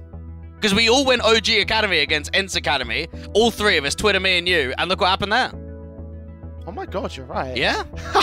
So but there needs to be some split decision, otherwise it's a loss for everyone. Right, well next time I'm going to just purposely pick against you so I can, so if someone takes a victory somewhere here that isn't on the server. But listen, right, like you are right about that situation. Taking a look at what we've seen so far in this series, we can only make an opinion based off of that alone, right? And that is the opinion that we have to come to. There's no real denying that ENCE are in deep trouble right now. And knowing that the way that Eternal Fire Academy played, I thought we saw some very good AWPing coming through from Cyber. I thought Wakadia was playing well, but not to the heights that we'd seen from him previously. I thought M-Star was calling a very good game on T side. There was just great dictation of pace. And I think what makes this team so difficult to play against is, look at that last round, the one that actually closed down Mirage. You got a 3v5 and they're just charging mid. They're charging in the apartments. They don't play standard Counter-Strike, and it might be catching these teams off guard. Yeah, definitely you can't take a look at the scoreboards and the numbers and find any sort of weak points on the ENCE Academy side or any particular strong points on Eternal Fire per se. It's all down to that tactical basis, that confident style of play. You're right about that. I think that's what's going to give Eternal Fire the main edge in this T side. On Inferno, our second map of the best of 3. ENCE Academy pushed up against it, down by a map in their own opponent's map pick now. Utility on Zix and M-Star for the Eternal Fire side. The fuse kit and smoke on server. In for Wakadia, gets that opening kill on Poddy. And that's just a sitter coming through from Wakadia. Opening damage being perceived down there towards the apartment state. And now a walk contact going into the B. Very silent here from Eternal Fire Academy. Jota going to get boosted up. Looking into the half-wall position, Juicy cuts down Wakadia with an instant headshot, though. A 4-on-4 now being found. Re-smokes back, blocks burst through the cat server, boss flat smoke in his own right. And Eternal Fire will gain the B-site access. And this is going to be a tough retake coming through for ENCE Academy. Bomb plant open too for M-Star. Gives themselves plenty of leverage and even to go aggressive towards construction. Leans out ahead of it, dives his way back in towards the Shire, sits pretty and waits for his Glock pulled out. Footsteps being made by Eternal Fire here. ENCE Academy are hearing those, but unable to recapitalize upon a peek in. They've got so much vision that they can gain. Juicy aware of one player to his left, at least one player to his right. Swing back towards Dark, sees the one. Player at New Box caught off. M-Star does get dealt with by Henry's taps to the headshot. Triple in for him, leaving it all on MOUZ now. Clutch attempt needs to be faced upon. He swings around that corner, gets that headshot in, but where's the defuse kit? Has it been dropped? Yes, it has. It's well out of position though. He can't get it in time. It's a pistol gain for Eternal Fire. Do you reckon if he got to that kit immediately and got back to the bomb, he would have been able to get it? Because it actually took him a little while to recognize where that kit was. I reckon if he went down the right side of the fountain and then straight onto it, then yes, possibly that would have been the case, but the confusion of where it got dropped and where it was specifically is what threw it off there for ENCE, and well, that means the pistol for Eternal Fire again. Well, I look back at Mirage, we ended up seeing 4 clutches, 1 to the Eternal Fire side and 2 to ENCE Academy. We said that it was a map of clutches, and so many of those clutches led on to so much more. Think about what happens on Inferno. First round of the game, there's another clutch. ENCE are down to the force once again. Poddy getting passed off that M4 with a scout in play for Henu. 3D Eagles in. It's so surprising as well to see an M4 this early from the team that lost the pistol. Just try and get as much out of Poddy as possible. Henu, even with that scout, don't see him using it all that often. You've got Zix being able to provide some distraction with util towards the apartments. Everybody else is regrouping towards Banana though. Made sent, the Eagle spam, dealt with by Jota. Utility set in with the Molotov, smokes down. T-side players making their way up and over. Check position. That's that spray. Juicy's dead. M-Star being able to put some more pressure down towards spawn. It's looked like it's going to be a save already. There can't be much here for ENCE Academy. Henu falling next, 2 left, Poddy and MOUZ. Holding their nerves, they fall back to position, hold on to that M4 in particular for Poddy. Get it into the eco round. And we have seen 2 losses on Inferno in recent history when it comes to their advanced season. But again, I think it's more so that it's a punish pick than a strength pick here for Eternal Fire Academy. And that they probably will only pick Inferno in this best of 3. They probably wouldn't do it against another side. They're going hunting as well for Poddy. Smokes in. Hiding back here at the library. Sprayed down by Cyber. Swing forward from a teammate. The MAC-10 is what gets that frag. 3 M4 for him. 2-0 for Eternal Fire. And for ENCE Academy, The whole idea for them today was, if they beat Eternal Fire Academy, this will be one of the deeper runs that we've been wanting to see from the Finns. They've proved it locally. There's no doubt in that at all. We've seen them in a grand final position to play on LAN versus Harvu in a week's time. But in the Academy League, we've never seen them get to the gauntlet before, always going out in groups. This seemed to be the event where it was like, right, this is going to put ENCE Academy on the map in the international scene to prove that they can be a team that goes deep. Be proof for Eternal Fire in this case. Again, they're on to win the series at this moment. And think about confidence for Eternal Fire Academy. The idea that you were on a 7-game losing streak on HLTV, you've beaten the likes of Atlantic, you've now gone up against ENCE Academy, you've beat them on your map pick. Things are just turning around on so much more of a successful boat, and the players are going to feel that.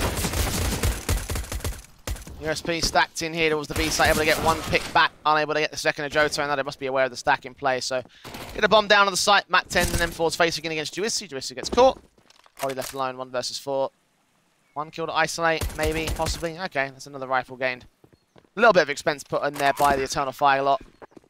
But ENCE won't get that gun out, won't hold anything left in the round. And this is another stylistic point of view, which is so different for Eternal Fire Academy. Normally, if you see that quad boost out there towards Dark, mate, you just fall away. You just don't even commit to the firefight. But I think Eternal Fire realized from that point onwards, let's not give the respect. Let's not give him a free AK. We might as well hunt him down. And that is the difference in style of play that these guys bring in comparison to every other team in the comp. Well, that gives you a nice little momentum boost, and confidence boost. The fact that you've wiped them out in that sense, that's allowed anyone to stay alive there from ENCE, even though they had the jump on 2 of your players. Trades are good. Guns are in now for ENCE, as you would expect. 3-0 start for Eternal Fire, building back into the M4s. The AWP for Poddy. No AWP for Eternal Fire yet, but that might be more than fine here. I think he's going to be pivotal on this CT half. Flash around the corner for Henu. Catch off M-Star. No one else in trading positions, even out from the boiler control. He's pivotal to that particular kill. Flash assist from Poddy there. You are right about looking towards him, however, on the ENCE Academy side. Because he's the man we're watching out for. Because he can get the trades like that against Cyber. In fact, he was the top player on the board for ENCE in that last map up, so 33 kills for him. Looking for similar numbers right here and now. 4-on-3 for the time being for ENCE Academy. And not a lot of map presence as of right now for Eternal Fire. You've got the lurk out from Boiler. You've got a couple of individuals coming through from second mid. Server up on the contact towards the long control. Got another player playing in close towards the site, towards that short control. It's all about whether they can try and get an entry, because it's going to be difficult with Bucadia down low. Spray back, MOUZ is going to catch 6. 2 left standing now for Eternal Fire. Bucadia and 10, of course, still we're going to isolate Server, take his own teammate up. A Poddy gets the AWP pick, doesn't matter how tagged that player is. Kill found on MOUZ as well. Gun save, the AK's in, and the first round gained by ENCE. And any time I've seen the likes of Eternal Fire out on a map of Inferno, I think M-Star is normally one of the guys to always keep an eye out for. Bucadia, of course, we know him was very consistent out there on map 1. We know that he's a player that can turn a map in favour, and you've lost your first round, you're looking to respond back in. The money is not ideal there for Johto and for M-Star. Everybody else is pretty good, so there will be a buy on the table. Money in the bank, savings invested into. Reinvest to stop this from getting out into ENCE Academy's second and making a streak happen for the CT basis. That would be the opposite of what Eternal Fire want at this stage. Dominant victories would be ideal, especially on this map.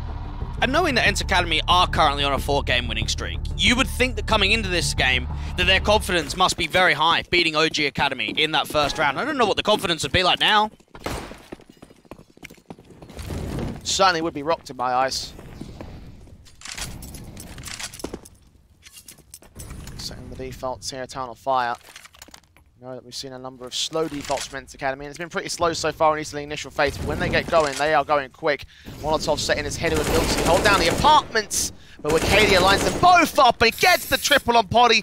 Barely spotted him. That bomb's going to commit either way. Server gets in the way of one more, and M-Star does get caught back for it. 2-on-2 situation. That bomb goes down at default. Not only is Bucadia still alive, he's on 100 points of health. He's done so much into this round already. He could be on for the ace. Smoke flash combination as well to get him back out of the way. Reposition against the bomb plant position. His teammate Jota watching at the brackets entrance, now seeing there's nothing in there, so he gets something to abs back again. It's all about playing the time, working off one another. ENCE Academy have got to draw these fights. Tucked down behind the smokes, juicy leaning forward. There's the swing. Juicy can adjust, spray back to do some damage, but take a lot more in turn. Now Jota is up to task, watching still. Incendiary's on. Server's going to get caught. No ace for Wakadi, but he's certainly on for the quadra, and he lands it perfectly. What a round from him. And I actually think that Wakadi has got the biggest X-Factor potential out of any player in this competition. The only player that comes close to my mind is maybe a Jimfat. One of those guys that could just have pop-off moments.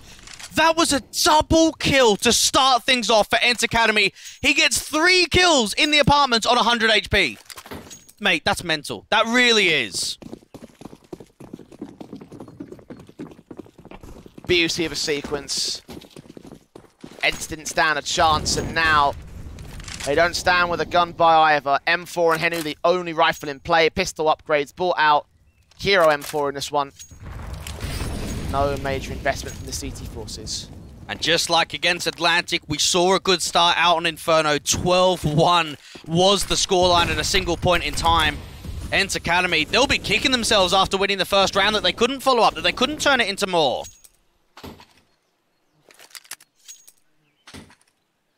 Weapons back and forth, giving server Deagle back to his teammate.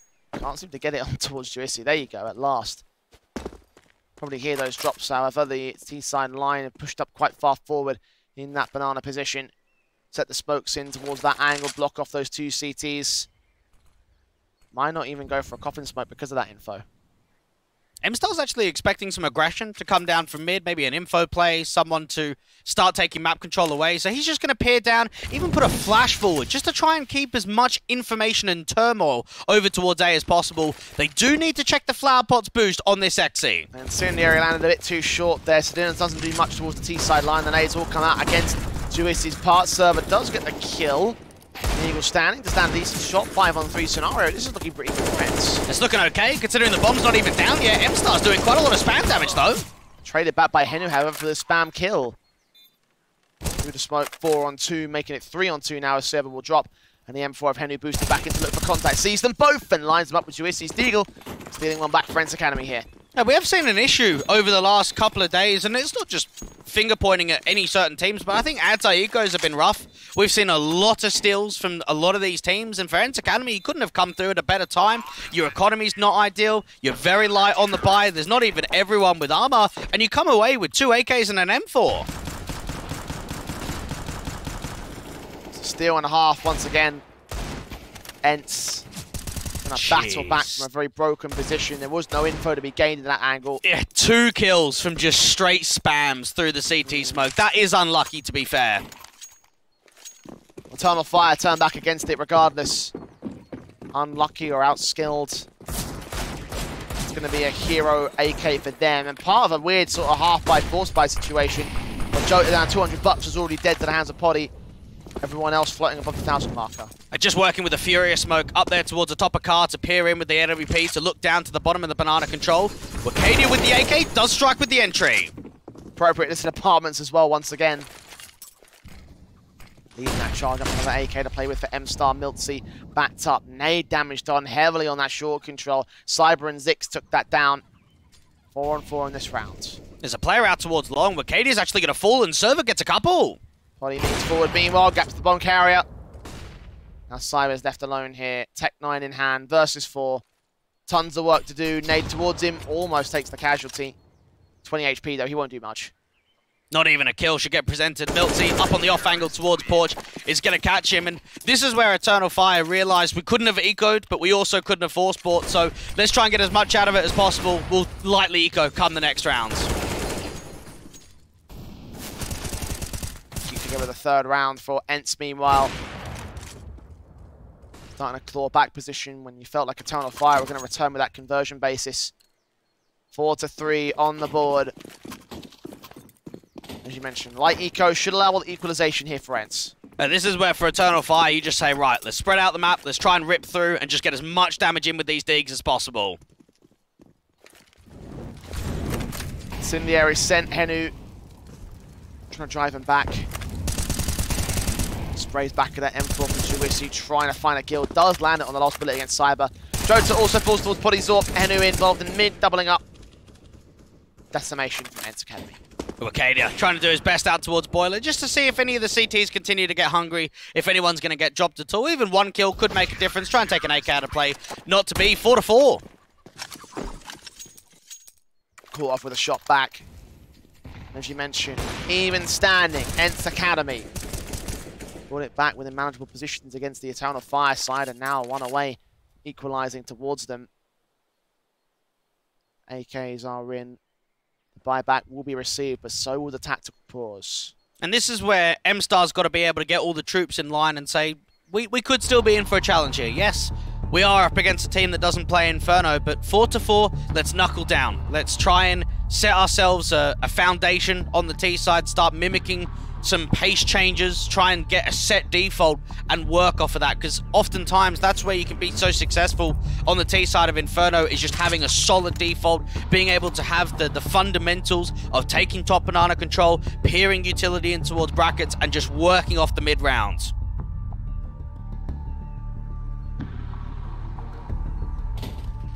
Four apiece for now.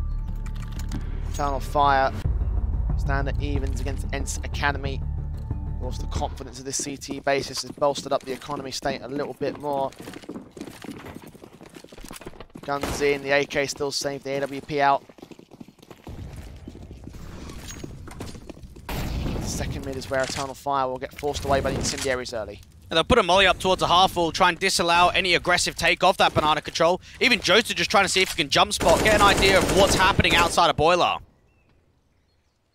See, watching, spray up against 6. Kill found of the round, start again for ENCE. Starts falling back quickly, even re-smokes off towards a brackets control. Make their way in towards long instead. Henu going to try to receive him here with the M4. Flash forward to the lineup, and he knocks him down like dominoes. Makes it a triple, in fact. Switching to the AK for the Quadra. Can't quite land that one. But Cyber's known and dead to the hands of MilkZ. Confidence now on the board for ENCE. It's just good utility usage there from ENCE Academy. You get the opening kill out towards the apartments. You realise that it's going to be a quick adaptation towards a long presence. And Henu just receives a perfect flash in there from his teammate of MilkZ. So many players completely blinded. Yes, Cyber's able to get that trade back, but it's too late. It's not a situation that becomes winnable at all. And ENCE Academy, they're starting to spiral some rounds in a row, start getting a good round streak together.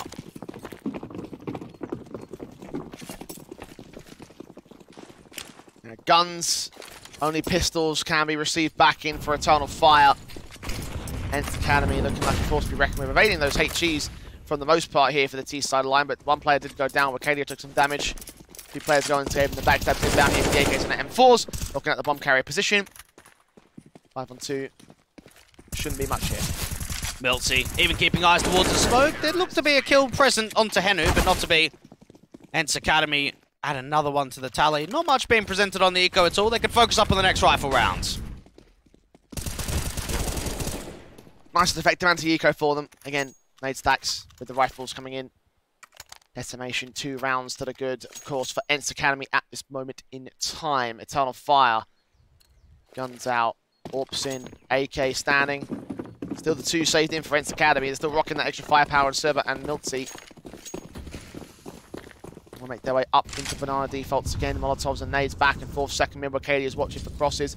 Nades come out. Jota flashed into around the corner. Sees the one. Adjustment towards Juwisi. Second player's forced to fall back. Lovely entry there from Jota. Even Acadia might catch the mid player. Oh, the timing. He doesn't actually spot him at all. He's going to start retreating away. Does take a lot of damage down onto Henu.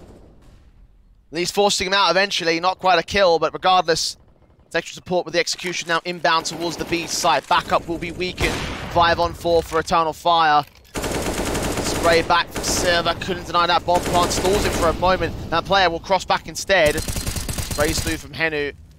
Going for a warband towards that top of the boost position, but that's not going to happen for now. They still haven't even got the bomb down. Player out wide. Does get caught from M-Star. Now you've got to send it. I think you've got to save now. Incendiaries and HG's being baited by the T side, playing with the timer still. Plant will come down, back a fountain, no sprays to receive. The CTs might try it a little bit late. Cyber's going to get out of the way in time. And now it should be a save call, friends, but they're in too deep at this stage. They've actually got a lot of money, so I think even look for exit kills. Try and keep the round expensive. Sending flashes and smokes forward. Poddy or Pin can't connect his shot back. Second face, still can't get it. back at Newbox, he knows where he is. M-Star and Wakalia get those casualties, and there's nothing gained for ENCE there. They'll be happy about that one. That's a confident round from Eternal Fire Academy, and I think it just showed how much presence Jodes have found off of this. What a reaction over there towards the right-hand side. And then M-Star, notice the way that he peeks just before that smoke goes down. That actually gives him quite a bit of control in that firefight, and once you've got a man advantage like 2 in that situation, you know that round is secured. 1 round that are good now. AK's Orbs in, M4's out for ENCE Academy, Eternal Fire. Enough damage done towards Poddy at 19 points of health to start. Aggressive bracket smoke once again. M-Star waiting for some aggression to go down for Banana, not to be. You've got a player up towards the top of the half wall. M-Star's going to put some pressure on. Nades come out with flashes over. Counter flashes in, server sees one, backs away, spray, engage, M-Star down and out, continuous swings, trying to come through against them. The T-side line, tag up across 3 of the 4 players that remain. Now 1 more man to fall in Cyber. Server flashing against him. He still holds his nerve, blind as a bat with support, but Zix and Wakalia go back and forth with Poddy's Orb. Wakalia now, all that remains here. M4 on him.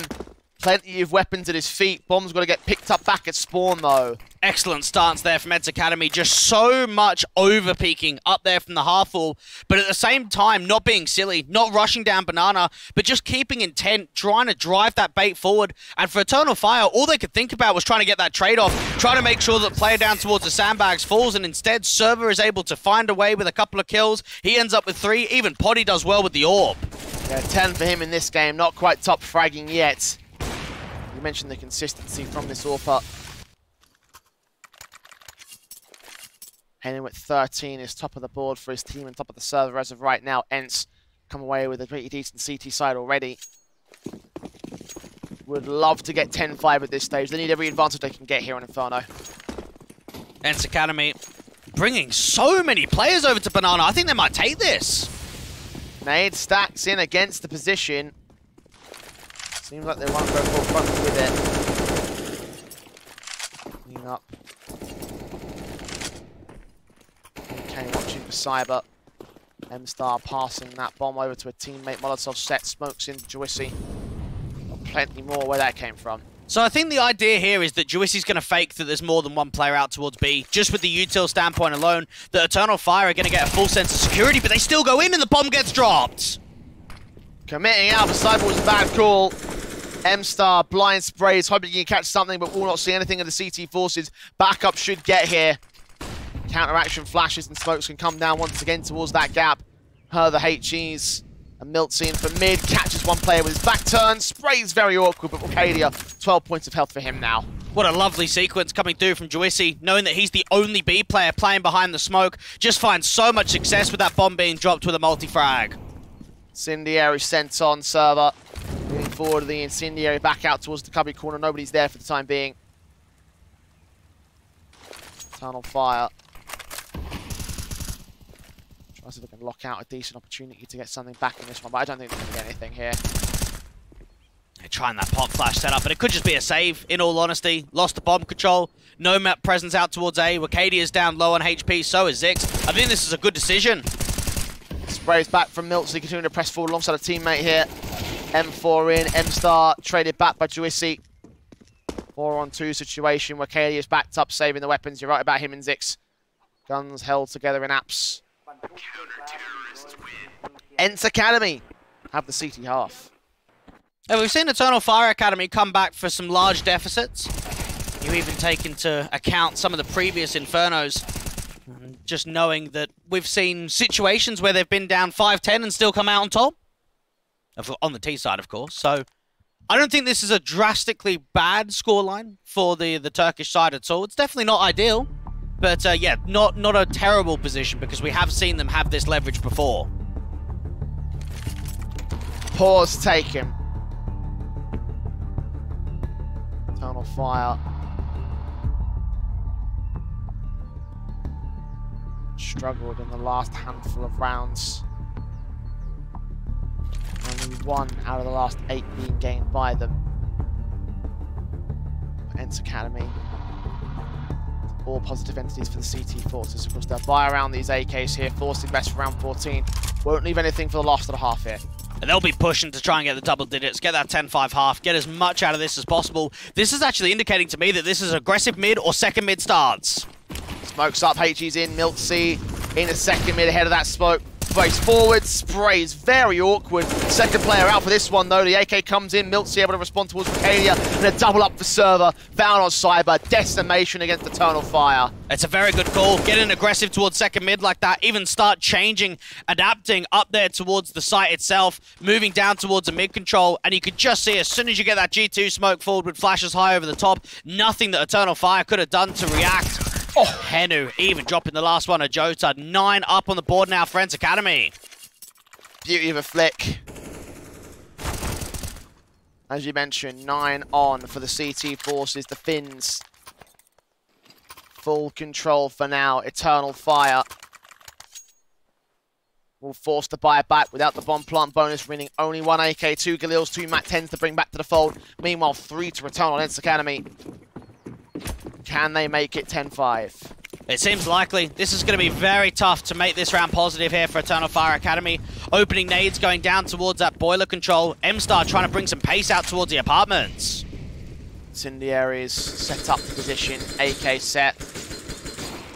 Smokes in.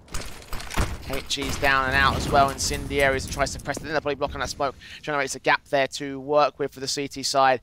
But it's the app pop that's going to be the big concern here. And this first player out towards the boiler angle and out towards the balcony, that could actually bring quite a lot of attention forward.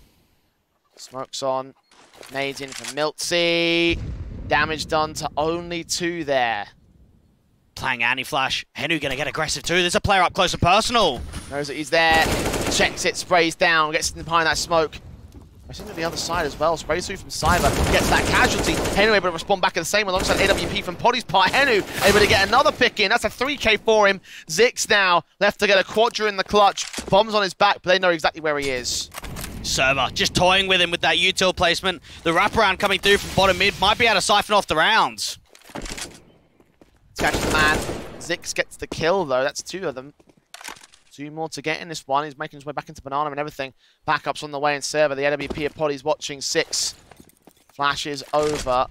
Trying to engage pretty aggressive and everything. Look towards CT. Server now back out towards the coffins. Bomb plant. Opened up. Denied. 10-5 for ENCE Academy. That's a very solid performance coming through from the Finns, and knowing that you were 1-4 down, the way that you've been able to respond, the round streaks that they were able to 5 in a row and 4 in a row without even giving many bomb plants over, this has been them putting on a decent showing on the first half. 5 rounds to the good for ENCE, now going into the T-side half. Things could still get dicey. Now, again, we talked about the T-side statistics, about how ENCE Academy are one of the lowest ranked teams left in the competition with the T-side bases. But you look back to that last map, and T-side was arguably better on Mirage for ENCE. So what do we make of this one now? It's still a difficult one to call because we don't know what they're like on Inferno. I think that they've given themselves quite a bit of a leverage, of a scoreline differdifferential. And it is still very possible that we go to a 3rd map just with this scoreline, but it's still going to be tough to close it. I'm in agreement there. ENCE. A solid start to get things going. The pistols pulled out of the pistol round. Double flash smoke in for Server. Smoke flash in for Poddy as well. P250 brought out by the man and all. Cyber tapping his way through to tag him up to 5 points of health. So you've got quite an aggressive stance of information outside of boiler down into brackets for Eternal Fire Academy. They've got 3 on B, not giving anything away. Not hunting out there towards the half wall, up there from the car position. In fact, it's actually very deep. They want to try and bait them into the stack. Passing that pistol off to MiltZ here. The P250 with the raid boss in for him now. Poddy does the flash and smoke. Cyber. Watching position. Going to wait alongside the crossfiring at pit. T's will allow brackets control. They try and take back CT control towards this banana position. USC isolates 1. Perfect kill. There's still 2 players out towards CT spawn. Server's been able to get a pick towards A. And look at the insertion through from CT spawn now. M-Star trades back to Juicy at this point. The backstab's inbound though, so they're converging on that B site, and it's all on M-Star to do all the heavy lifting in this defensive line. Stands and fights, but will fall towards Henu as ENCE will look for the pistol victory. And it just shows misdirection of information. You go aggressive with that flash towards the half wall, you don't see anything, and then just when you start rotating players off, just when you think that there's no one there at all, you've got Juicy just around the corner. Catches a good timing, there's an incision going down towards long. ENCE Academy up to 11. Zix only able to get one trade, and that post-plant tried his hand at it because it was the pistol basis. That is indeed a all-important pistol gain for ENCE Academy here. 11-5. It's Eternal Fire. Now start to look down the aisle of that third map for the time being. Not quite there yet. They might have a gun buy before we get to that position, but ENCE on to take a very one-sided second map, and against all odds and all, Dweg. It would be a statement, that's for sure. Eternal Fire Academy looking to try and answer back in. You got 3 players up towards the top of Banana. Spams are good for Juicy for the opening pick. Gets Wakadia. Nades down and all, trying to dish out some damage. The smokes are back in. The MAC-10 will try and charge forward for it. HG's in for Juicy, landing pretty close to Jota. And that MAC-10 gives chase slowly. This might actually be a gamble stack now for Eternal Fire Academy. Cyber peeking back in towards the brackets control, does get away with one, but now the BX is coming through and Juicy's there with the trade. This is the round ripped over. Yep, smoke deep, 1v3, Cyber very far out of any sort of contact position. Will catch off Henu instead towards the A site. MAC-10 wins the fight. AK saved on 2. 12-5 for ENCE. Yeah, we saw a lot of Inferno being played in the previous season of the Academy League for Eternal Fire Academy with this lineup. A map that, again, gets played quite frequently in best-of-3 contexts, but a tough showing against ENCE Academy here on their map pick. A few more rounds to go for ENCE to do the job. Try and send it into that third map of Overpass. Deco for Eternal Fire, again looking towards the guns in round 19. And now Liberty is taken with ENCE Academy. Oh, Cyber does get that one good shot back. That's it, just the occasional kill on these Deagles. And I'm wondering when I'm going to see the wild Wakadia, because yes, Yeah. we've had some big rounds for him, but he's been sitting on 10 for quite some time, and he hasn't found that level of impact that's won rounds like we've seen from him previously. I'm with you there, actually. That might be the limiting factor here for Eternal Fire, or at least the one thing that they're missing at the moment for this squad. MAC-10's bursting through from server. Kadia backs up with the deal in hand, takes his fight, trying to win it out, does get Polly in the end, so they're holding their nerve, but they're not holding the round. He's got to try and get another pick back towards his A side, but it's all about distraction right now. ENCE Academy still haven't got the bomb down. MOUZ just trying to see if he can drive some of these rifles away. Leave one back towards mid, perhaps. There for the CD side again, a little bit of extra firepower for the next round. I've got one player posted up at the C2 spawn, but smoke up against him will leave MOUZ. Not allow any sort of possession against the cross. Flash over as well. Bomb. Now get planted. Player's been seen. Yeah, there's no chance for Eternal Fire here. Might as well look for exit, see what presents. Of course, there were some rifles down there into the brackets control, so be able to pick up one of those. Jota is expecting a slight push of acceleration to come through from the city spawn angle. Kanye is checking position, found a MAC-10. And there was an AK drop there towards that top mid position again in brackets entrance.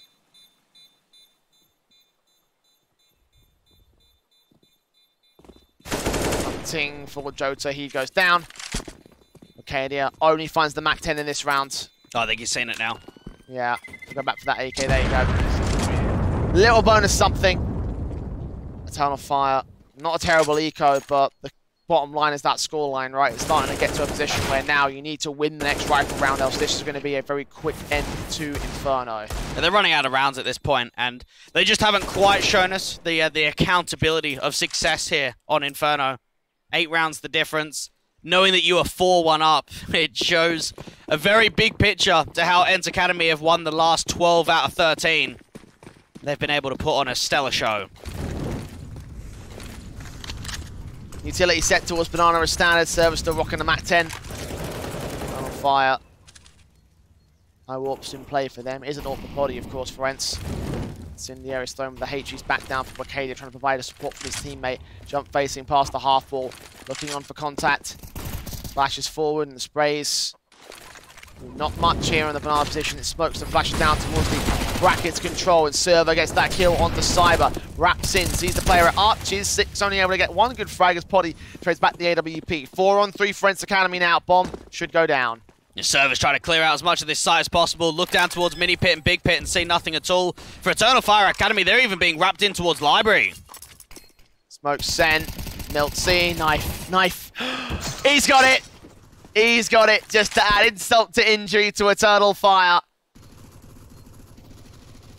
His last two CTs backed up at Banana. No chance that they're going to do anything in this round.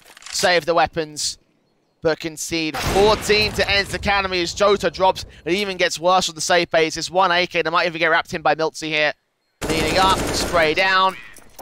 No one alive in this round for the CT side. And this is going to put a very sour taste into the minds of Eternal Fire Academy. The way that they performed so wonderfully on map 1 to get the steal of Mirage, to go into Inferno, the punish pick, and to come out on top to try and get a 2-0, to move forward to play Fnatic Rising in the upper bracket final. It hasn't happened. Instead, you've been getting pumped. You've had a super difficult time to adapt to the playstyle. And for ENCE Academy, keep it simple. The players are performing. Henu's putting on a good show across the board. It's been very much a strong kill distribution. And just the rounds continue coming. Force back in for Eternal Fire. Desperate to cling on to anything at this stage. Molotov's out ahead of the engagements towards Banana. Not a couple of bits of utility in towards that boiler position where there was a player that was trying to prod out from the ENCE side. Oh, that AWP perfectly primed. Arcadia falling. And now they make their way into the B play. And knowing the B side's completely opened up, yes, M-Star's able to find a pick towards Boiler and aggress down from mid. Jota responds out from Keo. Okay, that's a little bit better now. 4-on-3. Eternal Fire. Plays in with the smokes coming down. Bomb's going to get sent over as he backs off. Orpa leaving it. Plant will be secured. Eternal Fire Academy have got to get in quick for this retake. No kit to work with. Ivan out of the way. Smoke it ready for Jota. Passing that off. Sending it up and in. The flashes also inbound and all. M-Star leaning in with the SMG on the side. Spray through. Swishy and Poddy have it locked. 2v2, making it 1 now. The AWP now caught off. Sprayed down. Got to get a pick back through the smoke. Can't land it though. Rescope back in. Can't connect it. Defuse to 10 seconds. He can't get it. He still can't hold it. Covered off by Jota.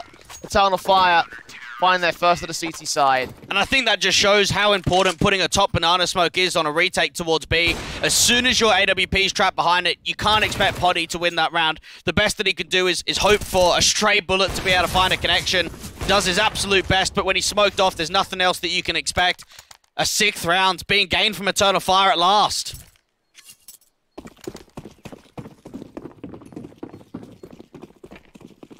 That's all important for them to stave off the map point for ENCE Academy. Start to build in the comeback. Try still take this 2-0. It's still on, even though it is very, very unlikely here. Only a couple rounds for Ed to take Inferno. But Eternal Fire, as long as they've got life, they'll keep on fighting. Cyber in particular, aggressive at low HP with that AWP. Won't see anything at the banana entrance. He'll fall back. They might need a flash from Coffins if they want to try and take and put pressure onto the half wall. ENCE Academy have got a lot of map presence. This could actually just be a B pop. You've got a late lurk still in second mid, so you can afford to waste the time. Here's the aggressive top banana take. And Poddy's caught side with the reface. Trade from Jota, going to swing a little bit further forward to this one. Doubles up for it. The AK Twissy trades it. Gets ahead of the smoke, looks for the one man, but Arcadia forced to get traded back by Server instead. 2-on-2. Bomb's going to get picked up from back at Banana, but it might not commit to the B side still. There's a player aggressing down from mid, and this is a perfect position to be in. Nice pulled out for one. Server going to check it. They hear the footsteps. Engagement, swing around the corner. Server wins it, but Henu gets the TK. It's down to a 1-on-1. M-Star now has all the info he needs. Oh, he's going to fake the A side, go back into Banana, but this is where M-Star's coming in from. He's going to wait for it. Hear the footsteps, stand and deliver. And he delivers. 7 for Eternal Fire. Building their way back into this game. This is where you start double bluffing yourself. You get it into a 1v1 clutch. You think about, okay, I'm going to put a smoke down towards that A side, try and drive that rotate over, but not to be. M-Star allows himself to be into the starts, get that all-important kill, and it's another survival round. It's a massive one at that. Start to limit the economy quite significantly for ENCE Academy. No bomb plant bonus. The AKs will come through, but the Deagle starts to show the cracks and the money starting to show. MOUZ, 11 HP to start things off, but the engagement's down mid from the AWP and the M4. And the nades return to Henry to do even more. It's one round at a time, and it's all about confidence. Opening start onto MOUZ on solo HP.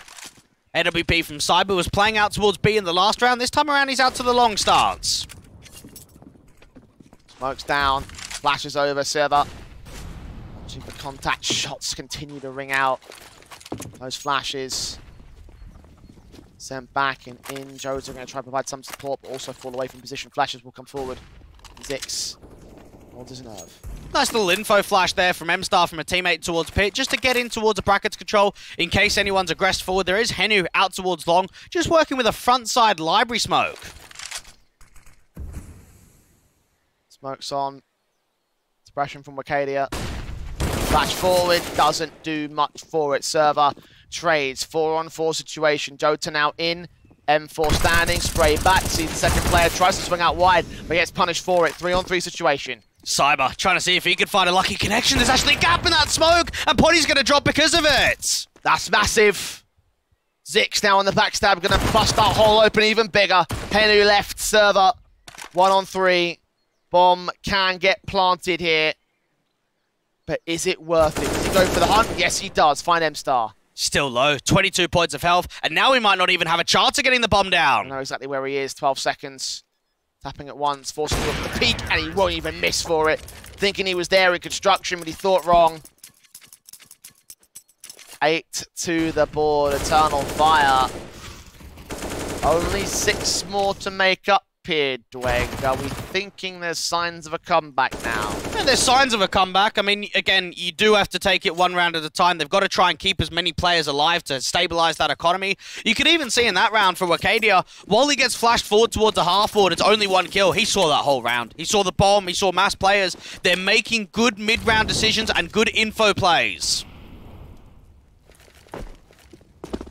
Vico in now for ENCE. Oh. That's getting very frustrating to watch now here. Missed utility from Eternal Fire. At least they have the one out towards the apartments on lock. Sprays through. Wicadia tapping on towards Juicy as well. Him and MOUZ tagged. No kills yet. M-Star just jiggling down out towards a brackets control, but also to just peer in for a pixel peek towards that boiler control. HE going down. No one there. ENCE Academy are actually proper passive on this eco round. Kind of to their style of play, though. We've talked about how slow they can take these T-side defaults at times.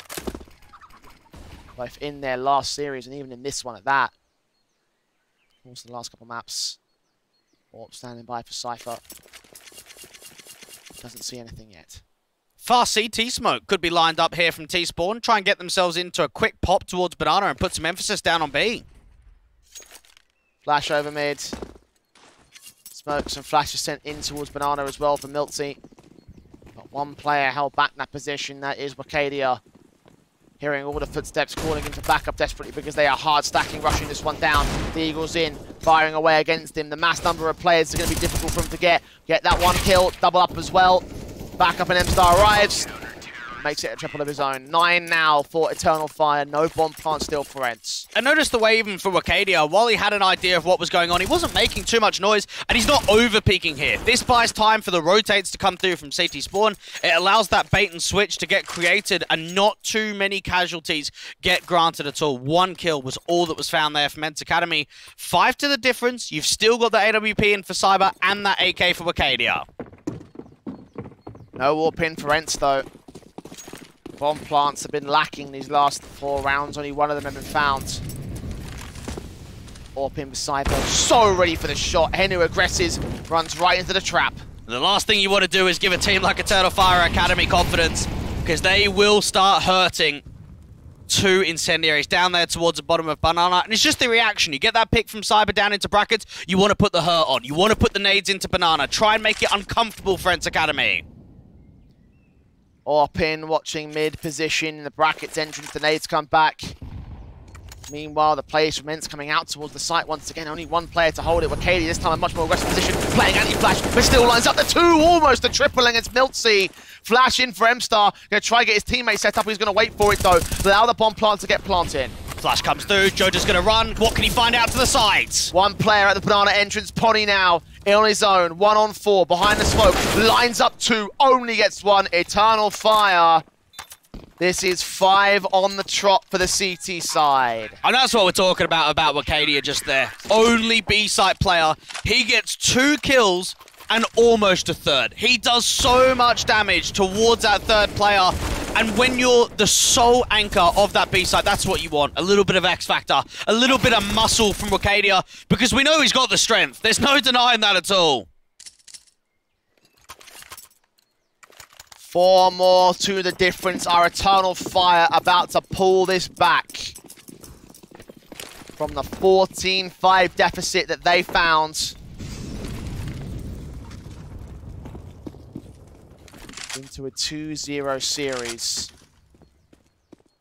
Again, the AKs are out for ENCE, bolstered by that bomb plant. Eternal Fire running low on the cash amounts on the basis of the fact that they've been taking so much damage in these rounds. But at this point, you're buying every round. And this seems to be a fairly decent read. Re-smoke off the boiler control. You've got Cyber looking down in towards brackets. There's 4 and 8 to defend against this A push. Incendiary sent.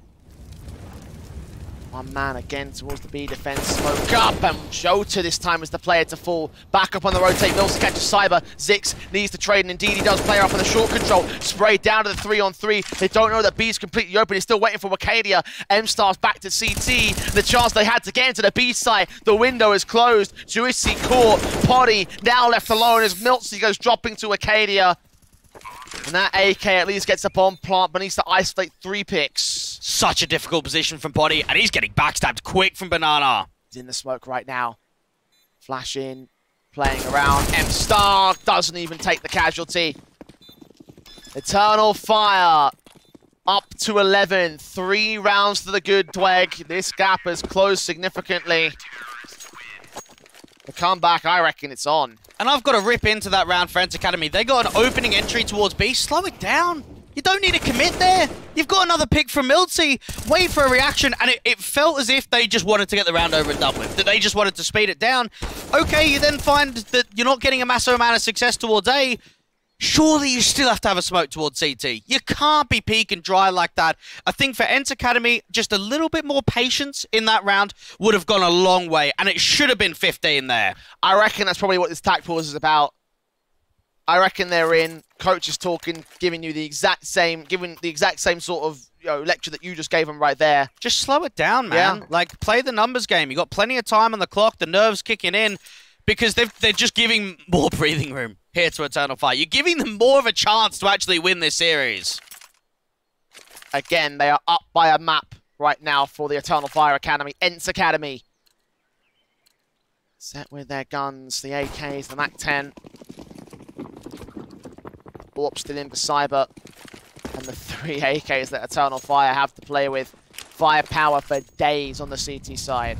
And they're getting more and more of those AKs as these rounds go on. First, it started with just Wakadia, and then we're getting more of them. Eternal Fire Academy brought 3 towards Banana early round with the nades, but are sending a 3rd player back to A. T-Side going to set it up, smokes in server. Flash off to the short control, MAC-10 in, M-Star backed up in Cubby. Unchecked, spray down, gets 2. Trying to hold on to the 3rd player, a little bit too cautious for that. MOUZ adjusts again, 4-on-3. Eternal Fire have only 1 player on the site defense of the apartments right here. It's all about this balcony angle. All about how much success can get granted. He holds his nerve, backed up, sprays through. Poddy gets the kill on 6. Cyber with a trade back through the smoke. Counter smokes in, incendiaries that are ready. The bomb should go planting here. CTs are coming quick. There's already a player out towards the short control. Jolter spray back. Poddy catches Wakadia 2-on-2. Backs off the same. And looks towards the edge of the smoke. ENCE locked in the position. MOUZ waiting, holding, playing around for the headshot angles, checking the sight with his teammate Poddy, blocking on Jota, side with the trade back, but Poddy holds the line. Quadra for him at last. as ENCE finally gets a map point. Oh, just close it down. After giving 6 in a row over to the Turkish side, MStar did so much work. MOUZ with the trade. Cyber denies the bomb from going down, but Poddy gets up on top of the balcony, allows himself to play on the railings, and Cyber does not win the clutch. One more to close now for ENCE Academy. And if they take it here, you have to wonder if MStar had held his trigger for a little bit longer, whether a third player would have offered himself up with all their backs turned to that cubby corner, whether that would have been an ultimate spray down to lock it in. Matt 10's in the server now, taking out 2. And Eternal Fire have capitulated with that streak break. Rakadia is going to be the only B defender. No one might rotate in. He's actually going to get aggressive. Vigo's got to win every fight because they're winning everyone on ENCE. Zix caught Rakadia, burning fire around him. And Cyber's alone in the 1-on-5. It looks like it's not to be today. No 2-0 series for Eternal Fire as ENCE hold on to their lead and keep it together. 16-11 on Inferno against the odds. Despite never having played an official match on it, we're off to Overpass. It was a tough affair towards the tail end there to close it down, but a win is a win on this map. We are going to map 3, and unfortunately there for Eternal Fire Academy, they just didn't give themselves enough breathing room. When you're up 4-1, you're not expecting to get a total of 5 rounds in that first half. And then when you're down 5-14, what are you expecting? Like, yes, you can start mustering up some good rounds, but one mistake, one clutch can make the difference, and we saw it towards the tail end there. Yeah, again, you have to ask the question if that trigger discipline was held, whether they would have actually held themselves a lifeline, whether we'd still be playing this map at this very moment in time. But at the end of the day, this is the result we have. Again, we were asking if there were tricks up the sleeves of the Eternal Fire side, and I have to, ENCE side rather, I should say, and I have to ask, were there anything special that they did there in that map up? Not necessarily. I think that they just played a very strong, cohesive default style of game. We saw them just being able to work off one another, to be able to have consistency across the board. And I think for Eternal Fire Academy, they just struggled to find where the gaps were. I don't think they were quite getting those entry fraggers to open up bomb sites like they have previously. Rakadia was struggling at the beginning. It wasn't until a couple of rounds towards the end that we started seeing more from him. So for Eternal Fire Academy, it's just a slow start on that map, and when they eventually showed us what they had to offer, it was already too late. When you're taking a look at numbers like 22 frags for Henu's server and Poddy, it might not be stellar numbers per se, but it certainly is a great foundational force towards the top end of the board, backed up by 20 kills on MOUZ Chuisti with 17 himself. Massive impact from all those players as a result here, Dwayne. Again, that's a big victory for ENCE Academy because I didn't think they were going to take this map up. I thought it was going to be a 2-0, and against all the odds, they have held together this series. We're going to be off to our third and final map of this matchup, and my final map of the day here for the MistGames Heroes of Tomorrow. Overpass between ENCE Academy and Eternal Fire Academy will be up after this break. Don't go anywhere.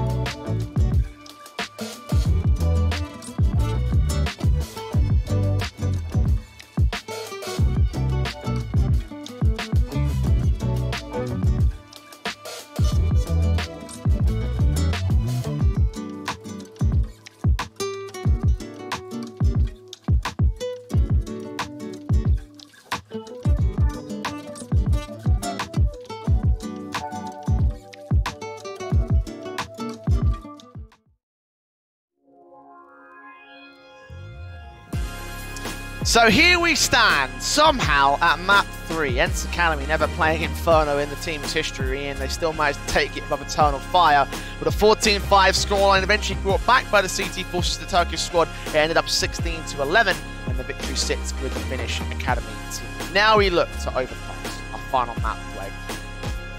Where do we begin to analyse this one? Because we were, let's sit in this thinking to ourselves, there's no way they win Inferno, right? We shouldn't even be thinking about Overpass, so what gives? I think for Overpass, we know that this is an incredibly good map for the Finnish side. It's their highest picked map in the pool. When it comes to best of 3 contexts, they've found a lot of success on Overpass locally. So just looking at the veto process alone, I was very impressed to see the likes of map number 1 and map number 3 come through for ENCE Academy. The idea that you've got Mirage, the idea that you've got an Overpass. So for that reason, I think ENCE Academy have got a lot of favoritism towards the tail end here. Certainly so, when you consider what Eternal Fire Academy have done in the recent history on this map up. I know that obviously, like, I'm not paying attention much to the regional results, but I know that in the CCT, for example, they had a 16-1 decimation loss to Los Gagutos there, the only map that they have on record on HLTV.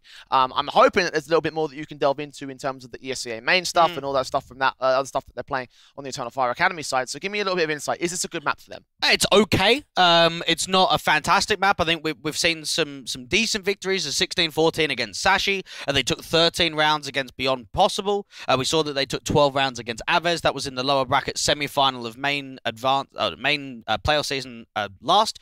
So we've seen it. We haven't seen a massive amount of wins on it for the Eternal Fire Academy side. That's concerning already, because as you mentioned before, this is a fantastic map for Eternal Fire. The idea that they've got the depth of ENCE, see, it's 2 E's, right? I keep getting that messed up, but no, fantastic map for the ENCE side, of course. And the idea that they have this now, having gone towards the 3rd map in the best of 3, Inferno being that one standing, you can't help but think, Dwayne, that was a missed opportunity there for Eternal Fire. Yeah, it is, and I'm sure that they'll look back at that, but that will be looking back at it in hindsight. You don't look back at it now. You go, okay, all right, we didn't have the best of performances on Inferno. We didn't get to play our map. Let's go into Overpass. We know it's going to be a strong one, but they've floated it. They've allowed it to be map 3. So come with confidence, and it's not over, even though there's a lot of positivity that strikes the way to ENCE. And that's the key thing, right? The idea of when we're sitting here in this desk trying to figure out who we think is going to win this matchup with everything we've seen so far. You mentioned a lot of the positivity for the ENCE side. If we have so much positivity in that one, then do we believe that this is where it's going to be taken over now by the Finnish side? Yeah, I did. I mean, I did from the outset, going into this game, from the veto process, after seeing what I've seen on Mirage and on Inferno. I think it takes a lot of mental determination for an Academy side at this level to lose your map pick in the way that you did, to be able to come back on Inferno and put on that kind of performance. I mean, anytime you 14-5 up on any map that isn't yours, it shows that that you've bounced back well. Certainly so. I have to agree in all that sense, right? You can't deny the fact that how that map went down was such an incredible showing from the ENCE Academy side. Again, I'll reiterate, they started up 14-5 before Eternal Fire really brought back their comeback. I mean, there were some concerns when you consider the fact it was just comeback that ultimately ended with 11 rounds at the end of that. But at the same time, you think about the fact it was still a victory for the ENCE Academy side with that dominating startup, of course, turned over in the end. And that really is the bottom line for them, right? And I think for Eternal Fire, some of their star players showed up a bit late. Yeah. I don't think we saw a lot from M-Star. I don't think Wicadia was able to find the form consistently. Even Cyber wasn't getting impact with the AWP until those 6 rounds towards the tail end on the comeback. So for Eternal Fire Academy, it's about mentally resetting, coming back onto this map of Overpass and just putting on a good show, putting on a competitive affair. Key things to keep your eyes on in this matchup, Blake? I think for ENCE Academy, it's going to be strategic prowess. Again, it's a map that they play quite a lot. It's a map that is the highest picked in best of 3. So we know that they're going to be structurally very sound. So the tactical depth is going to be an important one. I think for Eternal Fire, it's going to be exploiting that tactical depth, being aggressive, being on the front foot, making info plays, making aggressive maneuvers. I think that's going to be vital for them in this map. Okay, then. I mean, definitely for aggressive positions on the Eternal Fire side seems to be exactly what's given them the success, especially on that first map up here. Whether or not we'll actually see that is yet to be decided. Eternal Fire will be over on the CT side start. Final thoughts on this matchup, Blake? First time we've seen a best of 3 of each other's teams picking the maps and not being successful. So with that, there's a lot of question marks out in the order. I think we're going to have an exciting last map of Overpass. ENCE Academy now with a chance to redeem themselves, get back in, take this series victory and claim their spot in the upper bracket finals. The pistol round is live. USP's versus the Glocks, as you would expect. The flashes in, the smokes around. Juicy taking challenge out here for the ENCE Academy side. No bullets getting landed until finally Cyber takes some damage to the firing squad, but gets those first 2 headshots immediately. milZ and potted down. Juicy falling towards MStar. Henu with 1 decent trade back, but there's only the last player left. His teammates don't last long. Eternal Fire, crossfire into Monster for the pistol round. You can see Zix there. They were happy about that one. Very excited, getting off to the right foot. And just look at the display of the pistols. They have a flash that comes over towards that Monster position. You think, okay, that's the first flash. Bang. There comes the second. And Cyber, that was playing towards the surf wall, up there towards the grill position, he came through with a massive amount of success in that pistol, coming away with a triple. Big stuff. ENCE Academy. No bomb plant, therefore no buy. Harshariko inbound for the second round. Glocks up, flashes in, that's it. Now, we're talking about the T side. We've spoken about some of the weaknesses, and this is the second lowest in the map pool for ENCE Academy when we come to round win percentage on T side on Overpass.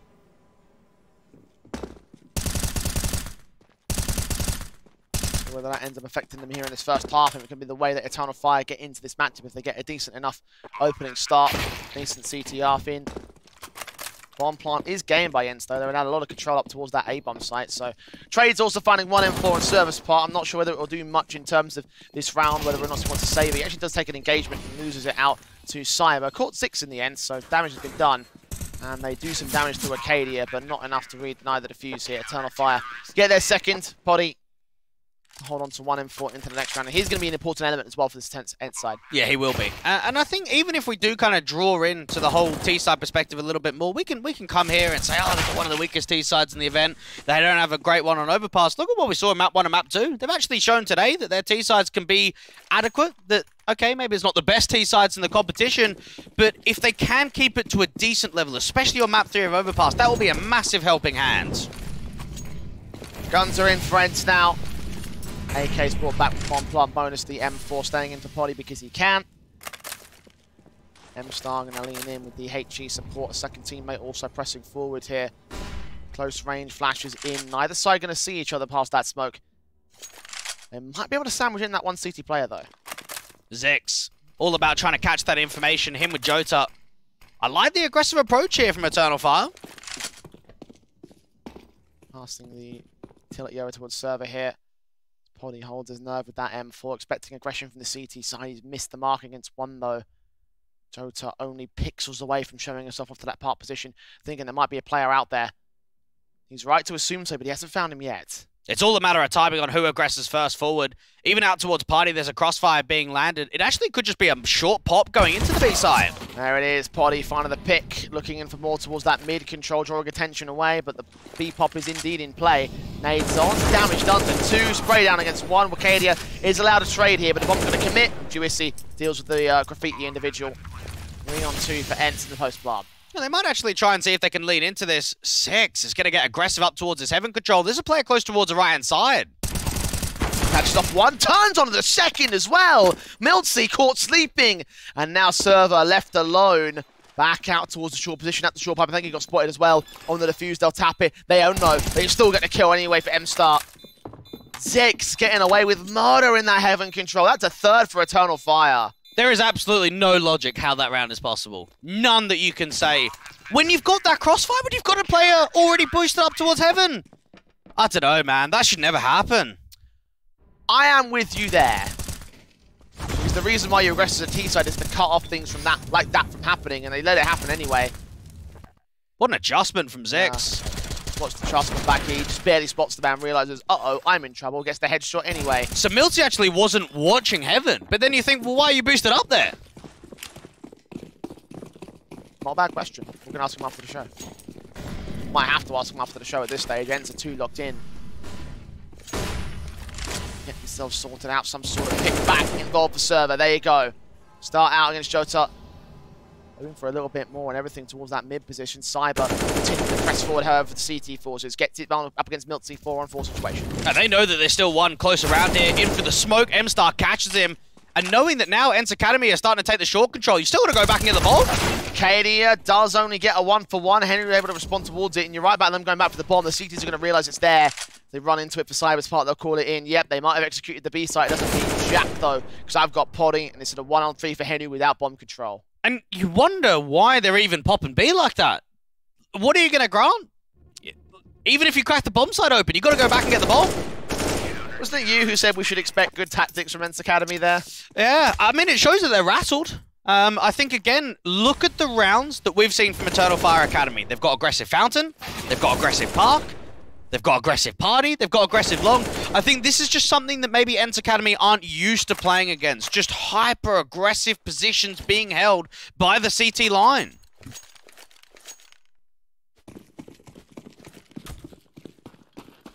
Well, if they are rattled, you have to ask the question as to why. They were the ones that were able to take that last map. They have the theoretical momentum swinging in this series, and yet they are down by 4 rounds yet to start here on the T side rather. CT side is of course completely flying from Eternal Fire, and you just described it right there, the sheer amount of aggression they've taken in this matchup. Made stacks in to try catch the player on boost, doing damage to M-Star, not getting the kill though. Arcadia up against it, spray down, gets 1.5 kills. MOUZ, low HP on the Tech 9. The Tech 9 force forward from Poddy, also trades backward towards Jota. Smokes in, Henu catches M-Star. Advantage sitting with ENCE Academy. Rifles in hand of 1, but Cyber puts them out of commission. Trying to double up, but can't get a kill. It doesn't want to extend all the way because he doesn't know if there's another short individual that could be there waiting. Now, they're even thinking about rotating Zix back up towards A. This is a good read from Eternal Fire Academy. Not B, tunnel vision towards B. ENCE trying to get as much out as they can. The Tech 9 for MOUZ. Passing that AK back to Poddy because he's low HP, no flash in. Easy kill, second player up. Spray through from Zix doing a little bit of damage. Poddy now known. The backstab's also inbound from Cyber. The kill foul, but Poddy thinks it might be in the back of bank. He's wrong to assume so. Turns towards Connector though. Sees the man. Spray through. Does not get the casualty though. Falling back to get a safer plant. Even Cyber's going to think about repositioning. He thinks it's about a double bluff. He's going back over to B. Wrong to assume so though. That plant coming down, and now he knows. Poddy repositioning in towards bank, in fact. Backed up Cyber all the way in towards Long. Gonna check out APC, keep his eyes on the prize. Even then, Poddy's made his way center of the site and all. Backed up towards mid. I think he heard the footsteps as well. Watching from the Long entrance. AKI set. Tap up with the headshot with the spray through for the first round for ENCE Academy. Poddy's won quite a few clutches over the course of this best of 3, and I think he's been the one to get them out of trouble. I think back to Mirage with the 2 clutches being won there for the ENCE Academy side, 1 out on that last map, and now an all-important steal when it comes to what is only a half buy. Maybe Cyber just overcomplicating things there rather than thinking that it's just going to be a charge up towards A, thinks about the double bluff and goes over to B. ENCE Academy, it's a start on T side. Smokes down onto that monster control here for the CT forces. ENCE Academy out into the underpass. We've hit the smoke bug, Dweg.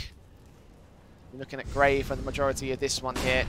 Eternal Fire. Actually going to see force forward ahead towards that monster pipe, so they'll try press up in towards short control. Try and grab some contention here against the T side line. There's the spray through from Henu though. Jota goes falling.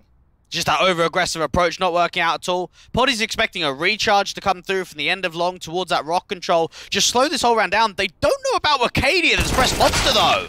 Gets that 1 frag from M-Star. You're right about Arcadia. Actually gets the kill towards MOUZ, so advantage sits with Eternal Fire, with Cyber also chiming in. Juicey's forced to trade it. 2-on-2 situation. Poddy going back for that bomb. The AWP concerned about how far forward that CT really is. I think he heard a footstep though. He might have done, but it's how they can still address this duel. This is very tough for the AWP to hit the shot. Got to think about that bomb plant as well. He's got it on his back. He needs backup from Juicy, who's so far away. Mate, this bomb's not going anywhere. As soon as he starts making the room over towards A, it's going to get heard. Got to win a fight somewhere. On Long control seems to be the likely case. Scope in, and he misses! I thought he caught the kill, but no! Zix gets away, barely alive, but now flanked in towards the side. Juicy gets that frag at last, and that will be the bomb plant. And that's just really unfortunate timing there from Zix. I think if he stays in the Long bathrooms, he actually wins that round, drops that bomb. Doesn't quite happen. Juicy's the one to drop him eventually. Arcadia going for the clutch. Had contention in this round, thought he might have won the round at one point. Now he sees the swing from Poddy, the AWP to land the casualty, and ENCE to take their second round. Bit of a wild one. You've got aggressive approaches pretty much everywhere. That first pick coming through from Henu. There was Arcadia out towards the monster control. Juicy, though, some important frags from him in the mid-rounds. Particularly that one right there and towards that long position. Dealing with Zix. Forcing out a tactical for Eternal Fire. ENCE not gotten away with sheer confidence, not decimating rounds in these two, but they are rounds for them nonetheless. And just knowing now for ENCE Academy, how you're going to be able to respond with more, how you're going to start building on this T side.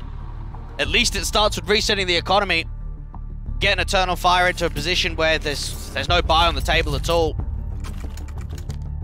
Very limited to what you can bring. Maybe a gamble stack.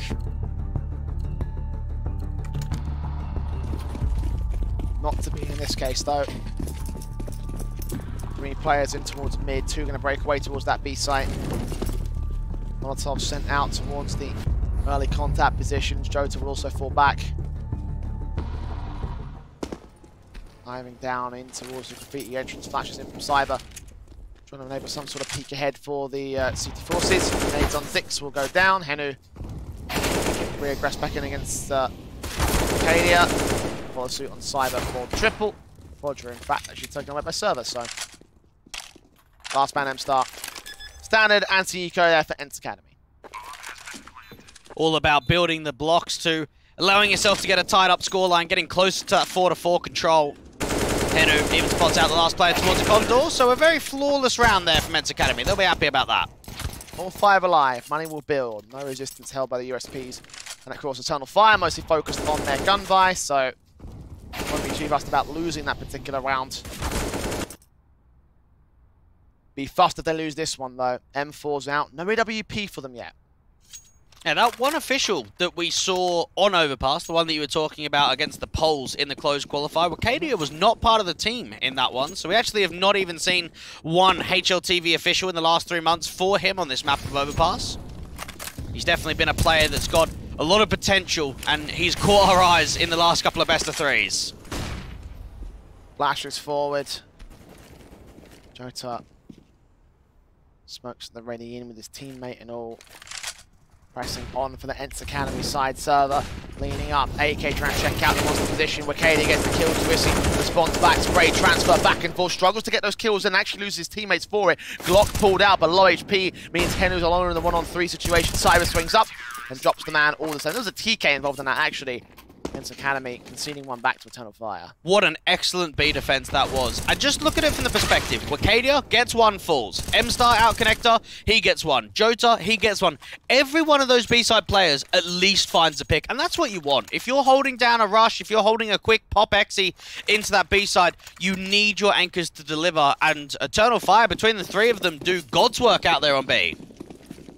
Now they do. ENCE Academy losing out control, the AWPs, the AKs in, the nades for Arcadia. Then trying to open up the connector door and tap through towards Henu on the short position. Damaged up, smokes in, Molotovs. Actually that smoke completely extinguished the flames, so stalled for an extra second. And that smoke's actually just to make sure there's no coverage in from the door, no sight line from the top of con down towards short water. Staggered a little bit on putting the Molotov out anyway, but we're alright. Stopping any vision. Stalling the CT side. No contact established.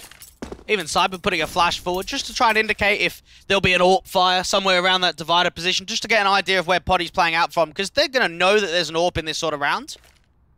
ENCE Academy, smoke off the front side of the bathrooms. Very defensive on A. There's actually only 1 player close towards Dice. Everybody else is 4 stacking on B. Henu catching Jota. Swing back from Arcadia, getting some damage in, but not quite finding the frag back. Second phase will give it up, though, for Henu, thinking he wouldn't reface it, but no, it's Arcadia. He thought wrong. Even Poddy with this AWP out towards a long control. Might be able to catch a jump spotter. Anyone over towards APC, just spotting over towards that long control. M-Star's going to slot himself into the pizza corner, and Server's going to pick the bomb up and take it back to A. 30 seconds remain for the execution here for ENCE. This is going to be very slow. 3 CTs hold their nerve, but 2 start the rotations back. 1 already on his way in, but he gets back to position. I think the husband steps. Engagement for MOUZ. Wins that first fight. Second CT backed up. Long control not established. Spray through Cyber. Dealt with MOUZ and Juicy combine. And they get their bomb down. Hang on. They just get it in time. They're just getting it in time, I think. Oh. Skin of their teeth stuff. Arcadia now standing alone at 19 HP. Won't be able to clutch this, I don't think. Will try his hand at it. Dink down onto Poddy. A backstab's inbound and surely should not press forward. Just trying to get out of this one. Save on to the M4. That was a very close round. And for ENCE Academy, they actually come through very successfully with the entries. You consider the idea that the time's low, that there's 3 CTs to defend up towards the A site. That round looked locked. Now Juicy will lock this in. Kill found, all 5 down. One mistake might have cost them though. If ENCE had hesitated an extra second longer, or even less than that, that probably would have been around for Eternal Fire regardless here. You can see that bomb, how it was dropped there by the player in a dumpster. ENCE do clap back. I think it just shows that even though there was a crossfire with quite a few players, it was weak. I mean, there wasn't a lot of damage being done on that round. Whether the time's low or not, denying the bomb, you need more kills when you've got 3 on A. Anytime you've got a presence towards Bank, Divider, and Truck, you should be shutting that round down. Not to be. ENCE Academy starting to get closer to tying up the scoreline, and looking at the buy on the table, it's going to be very limited onto an eco. ENCE Academy, perfect opportunity right here, going into round 10 to make it 5-5.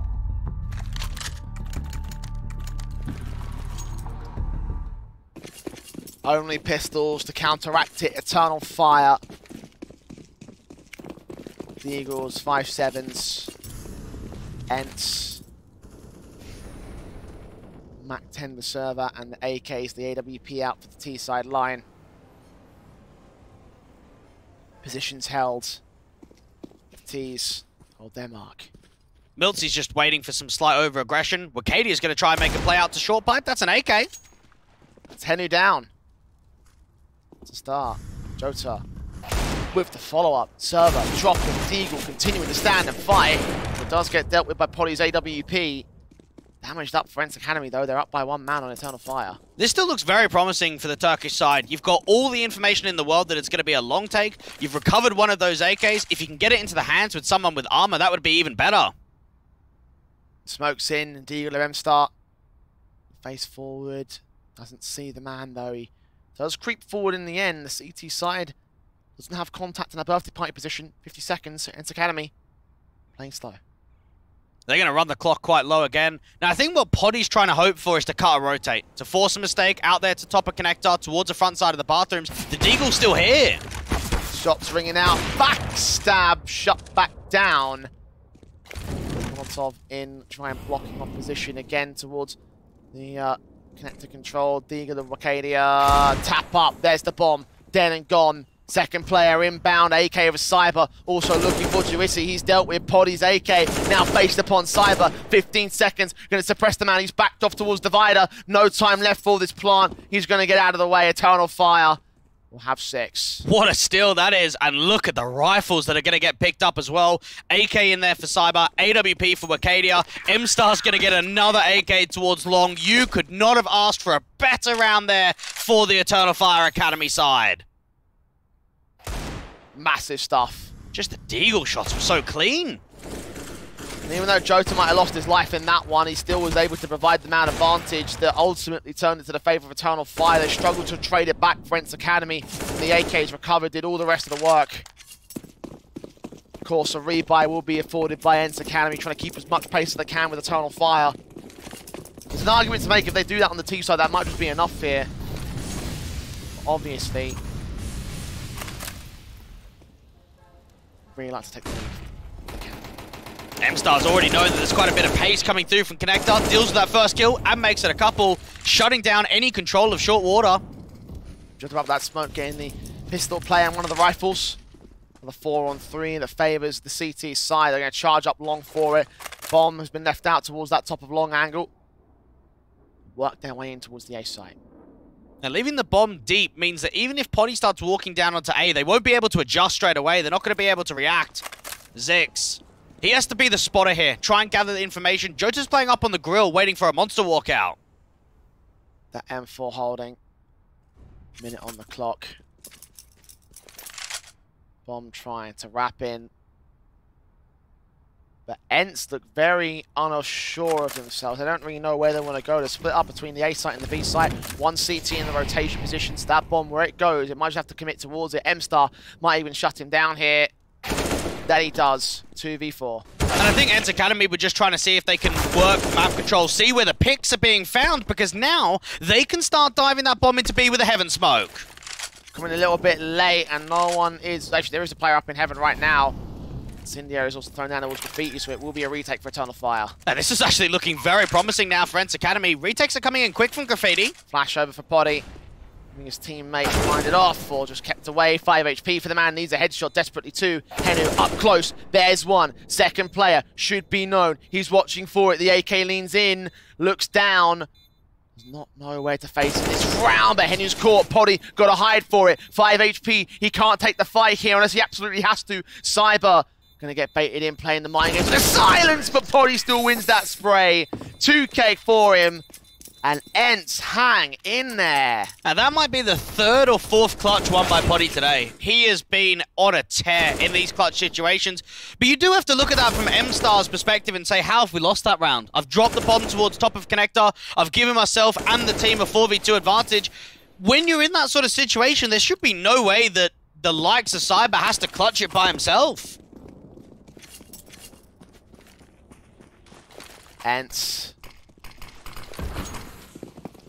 Gun set, MAC-10 in the server. Smokes at the ready to go down into that monster control. Molotov's also sent very fast plays in from ENCE Academy. Out of the gate, into the open. MAC-10 charge down, gets the kill towards Jota, doubles up to Acadia. Triple at long range might be a bit more difficult, and they will get a kill back for it. Cyber engaged upon by Henu. The bomb will get picked up and planted. They're down by only a man. M-Star found a trade in the backstab. Coming through quickly from that monster control, and even Zix is going to have to try and work on the contact, try and come through from Graffiti. M-Star has to be the damaging man. Zix has a pistol. He's going to grab a rifle in the end. Look up. Not spot them. Creep closer anyway. Will he see them now? Yes, he will. Server, core, 2-on-2. 5-7 leaning in. Juicy puts him back in his place, and M-Star's made his way up towards the site. Caught up on a headshot angle. Juicy domes him in. 11 kills for him, with Henu also alive at 13 on his board. Those are the two big men at the moment here for ENCE Academy. And that's an excellent call coming through from Server, because you've got to look at the position, right? The idea that you've just reset the money, there's going to be a buy on the table, but it's going to be wrecked. It's not going to be great, and I think that's very good management of your opposition's economy to make that call. They realize we're not up against the best of buy. Let's B-pop it. Let's get aggressive, and that MAC-10 just opens up with a double entry, doing so much damage on the initial site here. ENCE. AK's leaning in. Acadia getting tagged up. Flashes will get sent over. Poddy riding a bit of support. Jota tucked away with the P250 in hand. Back to turn towards them. They don't check the toxic barrels, but Henu is just towards it alongside Miltsy catching M-Star. These pistols, while they had a lot of potential, won't do much in the exchange. Zix in a 1-on-4. So we're starting to see the confidence flow when it comes to some of these B hits from ENCE Academy. Start being able to dictate a little bit of pace. You've got the passive slow rounds. You've got the quicker hits too. And it's all about who's going to be able to hold on to the lead, because it is shifting back and forth from tied games to a lead of 1 or 2 rounds. Eternal Fire Academy will get another buyback. M4's in. ENCE. Still rocking the AKs, the AWP as you expect here for Poddy, round 14. Buys involved. The default splits have worked so well for ENCE, be they fast or be they slow. Nice nade in. Damage done early to Acadia. Jota is the first casualty to Henu though. A straight spam through that short position, but Server goes forward, and actually another spam comes up. Caught the player in the back, that's 2 for 1, and damage done to the third player. Might have lost Jota, but they've gained an advantage regardless. And now they can put the pressure on. Re-smoke down! Acadia gets another one through a spam! And a Quadra, he almost landed that on Poddy and everything. It's 50 HP for him. My God. ENCE weren't feeding him on purpose. He was just spammed through smokes on the most part. That one kill aside. Juicy and Poddy, 2 players that have been highlight individuals of this side many times over. Now with all the work in the world to do to try to bring this clutch together, burst through, trying to get through smoke kills themselves. But Nay's doing damage, and eventually Zix should be able to get this casualty in. Shouldn't last much longer here. We've seen them work 2v4s before, but not in this sort of position. Juicy playing around the smoke, player on the other side, might be able to get an entry, that's a start. Second player, back sight, flash support in from M-Star, will try and give me a bit of assist. Swing back forward, Poddy's going to get caught in the back, Juicy drops also just as quickly. Doesn't matter anyway, it would have been a bomb be out towards that mid position anyway, so wouldn't have worked out. equalization again for Eternal Fire. And the guns should return for ENCE to close out the last round of the half. And I'm going to look at that round and be sensible about it. You had an opening spam coming through from Henu. Why are ENCE Academy walking through that? Okay, yes, you get some wild spams, but you do have to look at that and say it all started with a massive mistake. No flash, very dry. They just ran into it. Felt like overconfidence to me. Maybe it was. This is going to be a rush tactic instead. A reason to walk straight through that smoke. Incendiary, head of it for Cypher, trying to hold on towards that short position. Get the kill on Poddy. MStar and Joe to get the trades back as Builtsy's one frag is the only thing that counts. And it looks like it will be the only one that they get for ENCE Academy. Spray through from Wakadia to close out the half. 8-7 up for Eternal Fire on the CT side. I've got to be honest, I don't know who's going to win this game. This has been quite close and contentious first half. You could maybe look at it from Eternal Fire's perspective and say 8-7 only with a 4-0 lead, but at the same time, I think that they proved themselves to be fairly solid in the rifle rounds. Both teams will be fairly happy with that first half scoreline. ENCE, again, considering their T-side basis and what we've had in the past, is something to be happy about whatever T-side you get here. As long as it's a good one, it might be good enough. Again, I think back to how the CT sides have gone over the course of the day, however, and I have to question whether or not it still will truly be enough in this matchup. USPs, Glocks, pistol round, the last one of the day, last half of the day. Overpass. Look towards its conclusion, but very far from it at this stage. And we've seen a lot of B-pops coming through over the course of this first half at least. And going forward into the second, it seems like there's going to have one short player, but the swing out for Monster again. Smoke Molly combination for MStar. It might be just a dry walk instead. Bomb on the back, a Jota in the back lines, and there comes that Smoke Molly combination. Molly out towards the toxic barrels, and Juicy gets caught. Advantage sits in with the T-side line, but not for long. Henu trades back to a 4-on-4, swings out towards Short. A server looks in from heaven, gets his kill alongside Poddy. 2 versus 2, making it 1 as he taps down MStar, and Jota is left alone. Bombing his back, faced in by Poddy. Crossfire should lock out, but Poddy can get the kill on his own. 2K to his name, ENCE with a pistol win. Now, while Wakadia was able to get a beaming entry with that Glock towards the toxic barrels, not getting that bomb plant meant that it was very awkward. I like the way that Henu puts that distraction in quickly because, yes, they've been able to come out of Monster. Look at what Henu does. He just flies out of Connector and puts pressure towards the short sandbags. Makes it very uncomfortable for Eternal Fire to think as if, yeah, we can get the bomb down. Because if you do get the bomb down, or at least attempting it, you think Henu might swing us. He might be able to deny it.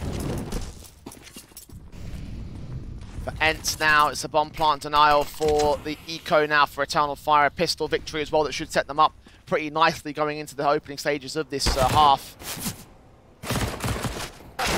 Burst through the SMG and Milt's trying to farm the cash, getting things up in his own right though. Doesn't take 2 kills with him. Dealt with by Jota in the end. So far, for an eco round, this is actually pretty good. It's alright. SMGs drop mostly here for the CT bases, and in the end it looks like all 4 players should remain alive. So nothing major lost here for ENCE. Now, can we just touch on the MVP level performance that Poddy is making right now? 55 kills and 35 deaths across map 1 and in map 2. Out Mirage, he dropped 33. Out on Inferno, he dropped 22. So he was the highest of the board of map 1 and in map 2. We're going into map number 3, the most important map of the series, to claim it as a victory. And he's towards the higher end again. He's 15-7. With this map included, that's 70 kills across the series. It's quite a lot. And it's exactly towards a similar numbers of what Wakadia was able to do in that best of 3 against Atlantic. The boost ups here for the M4s. Incendiary Stone. Henu will try to lead that charge. Smoke down against the T-con position. Boosts in to try and hold contention.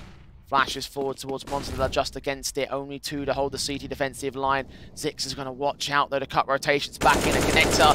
Underpass dominated by him. Poddy down. Henu taken out. Miltsy does trade to a 4-on-4. Oh, Zix! How have you done that? The trades continue for the CT side though, and they hold the site as a result of it. Jota to a 2-on-2. Server looks in, and Henu drops. He's low HP though, and Server can hold the line. 13 HP versus 83. AKV M4, and the AK wins it out. Zix with the triple. A styling one at that, one that brings in 9 for Eternal Fire. Bro, he is cracked, man. What is this? How is that a kill? Juicy's got every advantage in the world, and he's actually come through with the clutch. some of these rounds, it's just so difficult to describe what we're even looking at. All I have to say is Eternal Fire Academy. I've got nothing to add, honestly. It impresses me that ENCE were able to hold down the back line there and continue the trades. They couldn't quite hold the advantage forever, though. The lack of firepower in that bonus round. Now leaning towards the deco. Quick plays in of these rifles, the MAC-10s. Catching the CT side off guard. They'll still try and hold some damage being done here. Molotov sent towards Server, who does force back out. Nade towards the position. Caught by the aim punch in the middle of water. Bomb will commit and get planted. They haven't been able to find the player over towards bridge just yet. Juicy actually denies the bomb from going down. Oh, MAC-10 of M-Star traded, but MiltZ holds his own with that MAC-10 kill on towards Jota. Trade from M-Star comes up good for a triple in the end. And everyone else saw 4. Not terrible. Okay, they didn't lose one of the AKs. I thought they might have done there, but upgrading from the MAC-10s. Money also gained on those SMGs, but it was a deco there for ENCE Academy. And just to even dive on your point a little bit more about that B-side, I mean, you feel for MiltZ. He found, I think, 2 or 3 kills out towards that B-side, but I think what it shows for Eternal Fire is they've proved it in the game against Atlantic, they've proved it in the game against ENCE Academy, that I think they've got more X-Factor. I think that they've got more players that can show up in big rounds and have huge moments that can change the dictation of a map, can change the dictation of a series, and it's rounds like that that's a prime example.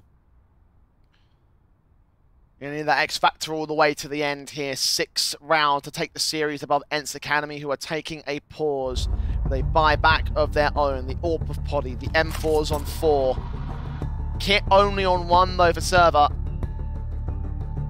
Offensive might be everything to them. Yeah, oftentimes on Overpass, you don't normally run that many kits. It's one of those maps where, I mean, almost you can cancel retakes, whether you have a kit or not, just with the way that the map and layout is presented.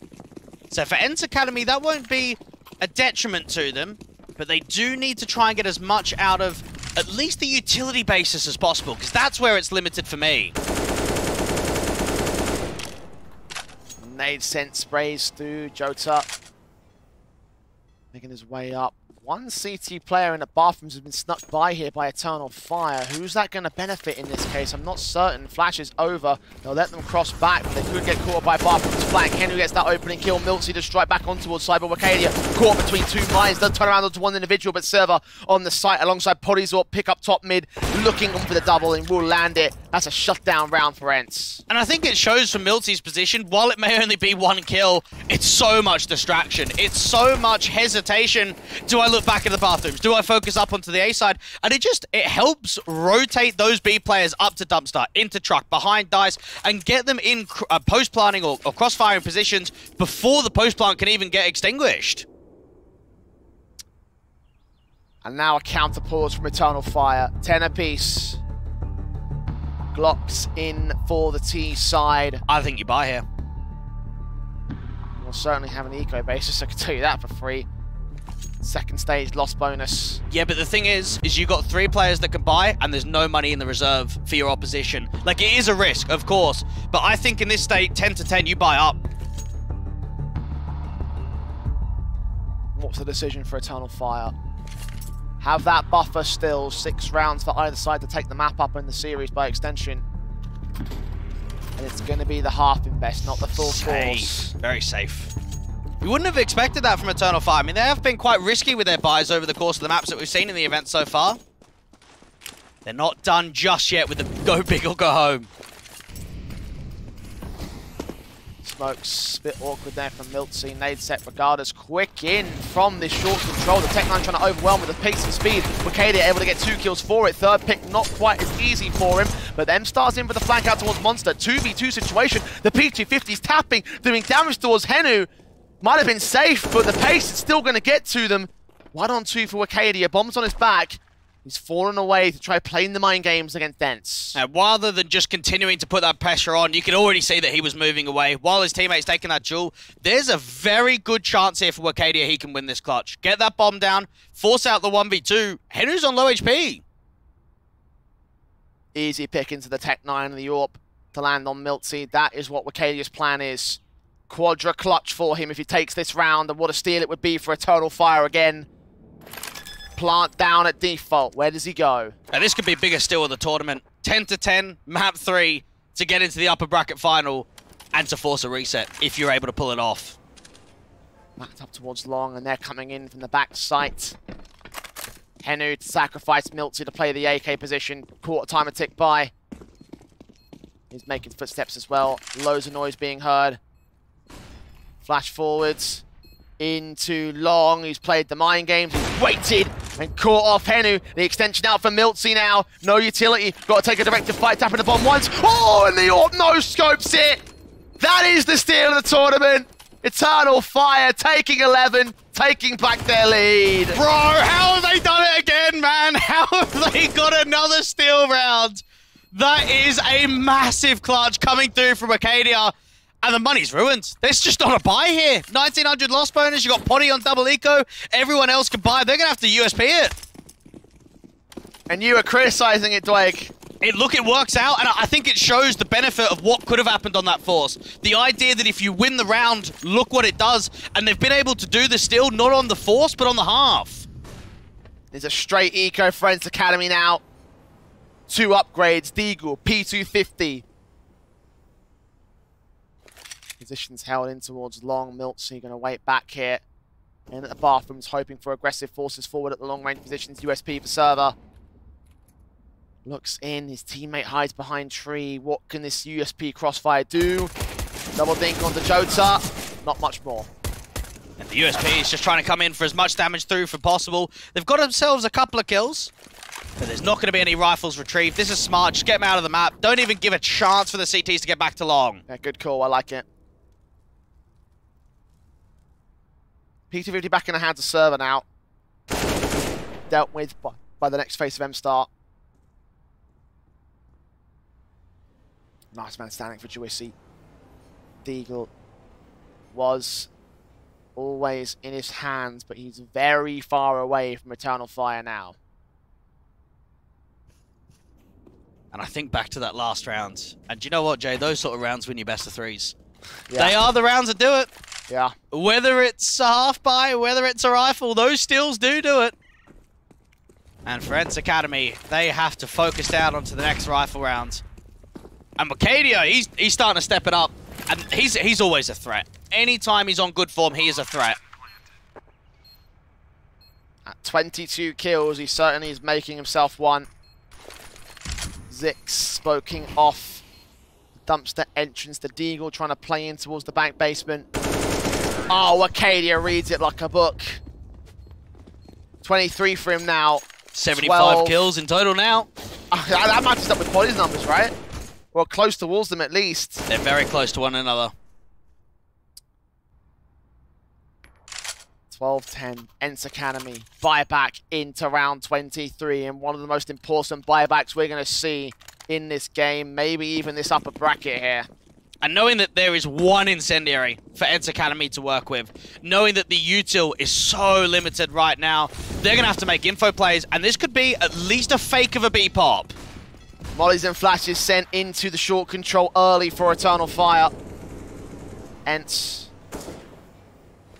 Boost up passive, nade sent in towards short.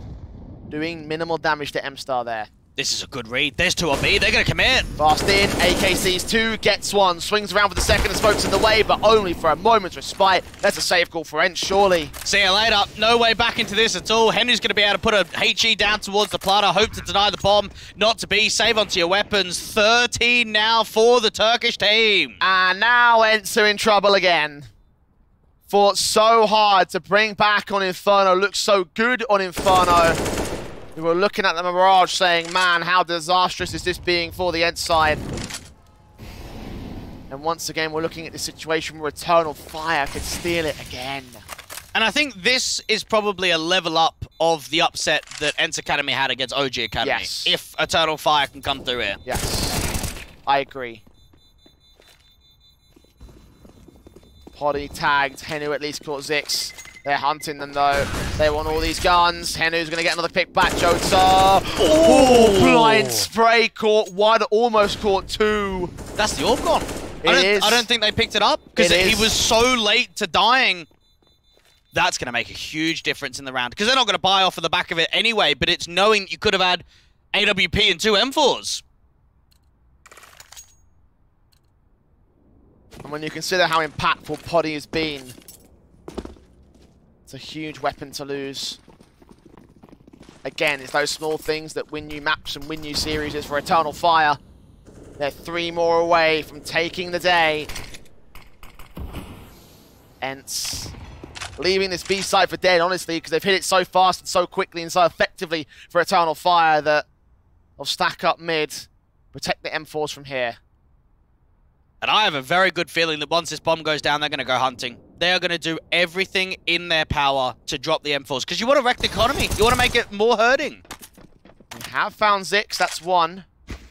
AK in the hands of one. The boost up's going to be counteracted by the T side line. 5 on 4. ENCE are forming up here. Try and see if anything will happen. Poddy outside of Monster's got another pick. Uh-oh, This is counter winnable. steal. We're on for the counter steal in Counter-Strike. M4 boosted, spray down, 5 on 2. ENCE have this, I think, but Wakadia snuck his way into jungle, making it a 2K, but Poddy has taken Cyber, the last man standing. The defuse is on, he's being suppressed by Juicy. Swing for the P250, gets the kill together, and ENCE will get back into it. 3 AK saved, denying 14 for Eternal Fire. What an incredible steal that is. And I love the way that as soon as that frag presents itself towards Connector, you can just feel they're going for that. They're actually putting themselves in positions where Poddy can backstab, get in towards a short pipe, deal with that monster entity. The boost comes up for a second time. Remember, they did it the first time, it got cancelled. MOUZ went up a second time. They weren't ready for it. ENCE have their guns back. Eternal Fire will reinvest. Molotov sent, flashes over, fast in towards short again, extinguishing those flames with the smokes down. Will they press on towards the site with it as well? They might pop. We've seen it happen before. Look at how many CTs are already down on B, though. 3 there. Jota just spamming through the monster position. With the number of times they've gone for it here for Eternal Fire, don't blame ENCE at all. Flash in, here they come. Juicy lines up the spray, gets 1 and 2, drops that bomb. Plenty of backup around him. Damage being done to his back lines, and he gets his triple in the end. Locking out Eternal Fire with a quadra and all. And ENCE, they just bounce back every single time. We want to count them out. Cyber left alone. We'll catch Juicy, trade the man, get a second and a third.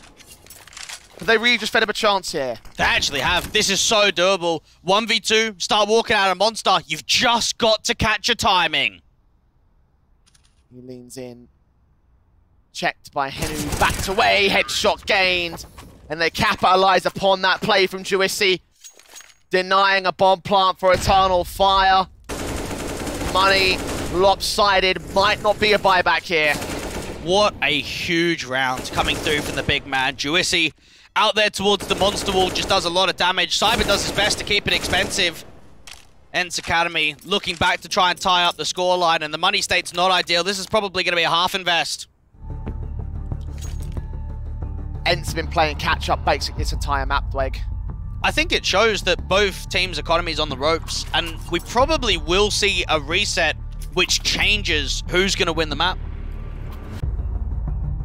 Hero AK in for Cyber here.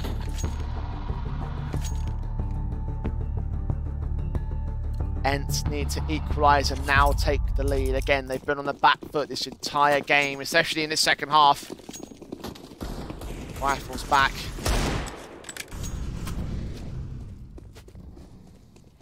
Spread out default this time. Server going to try and see if he can take some fight back towards them. Straight through the smoke. Cyber's down. That's an opening start that they're all going to be wanting for. And even this AK, get it over to the hands of M-Star. You just want to take weapons out of play. Help yourself out going into the next rifle round. Oh, what a shot. Henu goes. Deagle was also heard, so they're aware it might be a hero rifle setup. They're in the short control for Eternal Fire. Juicy open up. That's a chance. They're even thinking about now showing more presence out to the A site. Wakadia jiggling down, looking out, and at least pre-firing all of the common angles towards the front side of bathrooms. The M4 of MiltC watches on. Waits. Jota. His Deagle backs away from the CTs. Oh, then wrap around to grab the bomb. B commit. Looks likely. Even Juicy's up here towards a grill position, so that bomb could get trapped. Milty's making an info play. He's heard the lurk. He's seen him as well. He hasn't seen anybody else in that short and mid control. Incendiary's back, spotting them, forcing them away. 26 seconds, Eternal Fire. Being time pressured, and Juicy's going to try to punish that even further. Swing back, flash in, spray down, one player to fall. Great info play, and that denies any accountability for the AK now. Six has got to pick it up without armor. 15 seconds, sprayed down by Server, doubling up to drop the bomb. Wicadia does catch one pick. That's what Poddy's there to trade. 13 apiece, ends have equalized. But now comes the challenge to Wake. Now comes the buy. Now comes the lead to get picked up by ENCE Academy here. And I'm smelling another OT. 13-13. You look at what happened out on map 1. It's a very contentious game here of Overpass. Both teams don't have the strongest of economy floats at all. There's another buy back in. They'll present no AWP in from Cyber. In fact, it's going to be a Galil down to his sake. And for ENCE Academy, it's whether they can continue these round streaks. Defaults again, B-centric for Eternal Fire. A lot less presence on the CT side. One player's aggressing though. M4 in for Henu. Behind the smokes, waiting in the corner, going that dink. Spray back makes it easy alongside Servers, taps on towards Cyber. 5-on-3 game. Juicy's got direct line in towards Monster, takes the kill against M-Star, and they've dismantled everything on Eternal Fire in this round. And that's an incredibly positive round from ENCE Academy, shaping up of aggression out there towards the short pipe and towards short water. Juicy doing the same out towards Monster. Henu even fighting forward. A chance for more AKs to get recovered. 1 AWP for Poddy and 4 AKs to back it up. You could not have asked for a better weaponry situation for ENCE Academy to go into round 28. 14-13, ENCE have an eco, a half buy to contest with, the pistols. Fast send into B site, I mean it's worked well before. This is where you close it though if you're ENCE Academy. With this sort of weaponry, you should not be losing rounds like this. Incendiary Stone, nades back up to default positions. They've also got counter Molotovs in from the Monster entrance. They've got the smokes and flashes, and Molotov set for Eternal Fire. Going in for the XE, the flashes come back. They evade the nades. Jota, first man in. Engagements to be found. Incendiaries down on the short control, and flashes sits from Henu. The Silver ducks out of the way. Spray combining alongside Juicy, trying to make it. A triple runs out of ammo. The USP is pulled out, but now they rely on Henu to make his moves in, and transfers back and forth between both players. 15-13. It is map and match point, semi-final point for ENCE Academy. They've got to be so happy knowing that there's one more to go, but you still got a job. You've still got that mission of that one more round. And for ENCE Academy, they did lose a couple of AKs, so it means that both Juicy and Server are going to be down to M4s.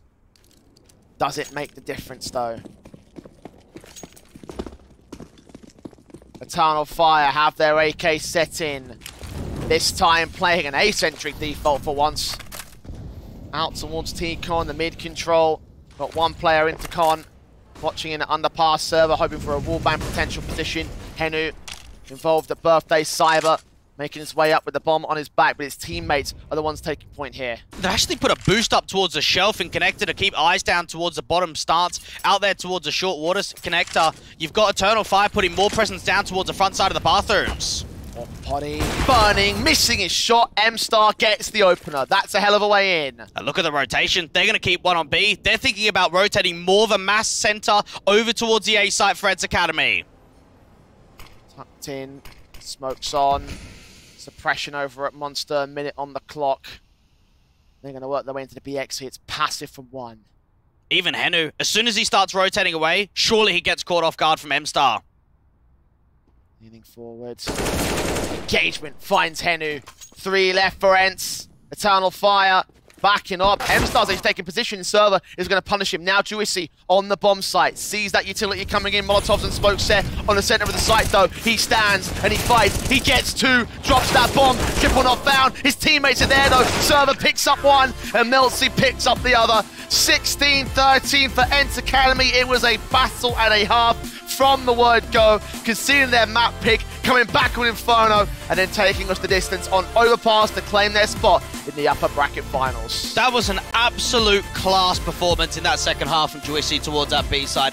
That may be one of the best B anchor consistent roles you're going to see all tournament so far. He was multi-fragging, he was putting on X Factor, and Juicy was the difference maker to closing down Overpass. An absolute beauty of a game and 2 banger matches that we've had today, Dweg. What a ridiculous time we've had so far, and certainly a hell of a way to close out the day here in the MistGames Heroes tomorrow. And a hell of a man to join us as well for this one. Server is on the other end of the line with the perfect man bun as well. Congratulations, my friend.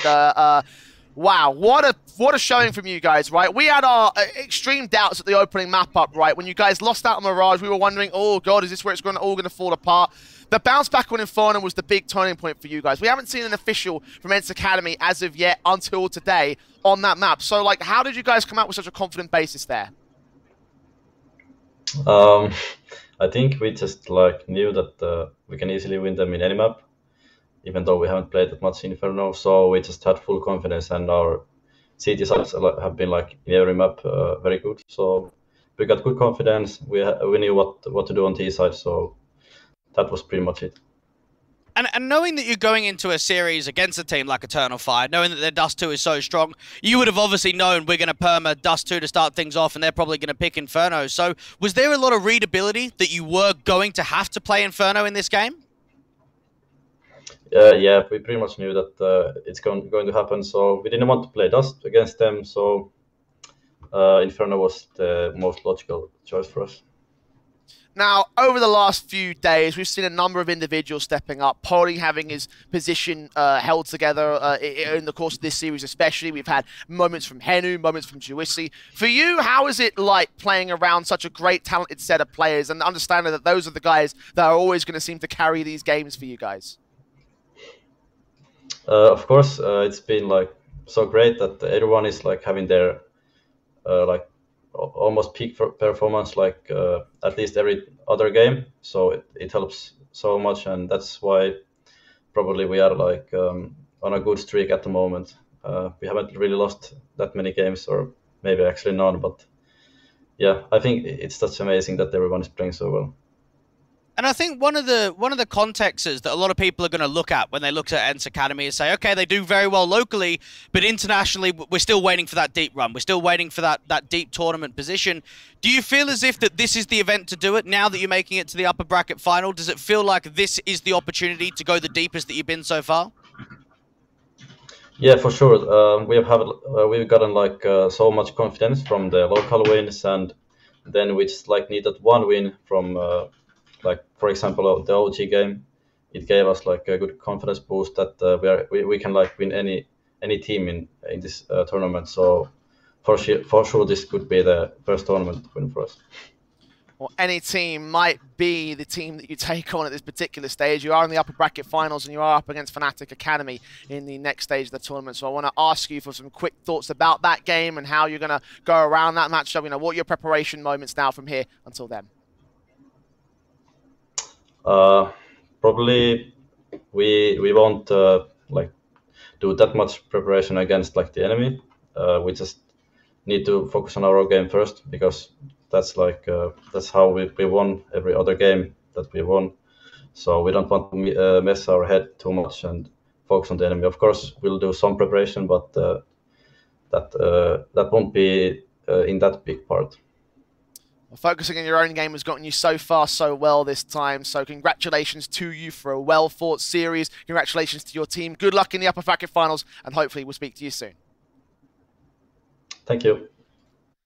Well, Dweg, focusing on your own game seems to be the meta style right now for the ENCE Academy side, and certainly I am, you know, I was a bit disappointed that things didn't work out on Mirage. Having looked at how Inferno went, you could have seen the opportunity for a 2-0. I guess that's by the by at this particular point. They got the series victory at the end of the day. So certainly going into Fnatic Academy, Fnatic Rising, I should say. You know, I understand there's logic there from the interview.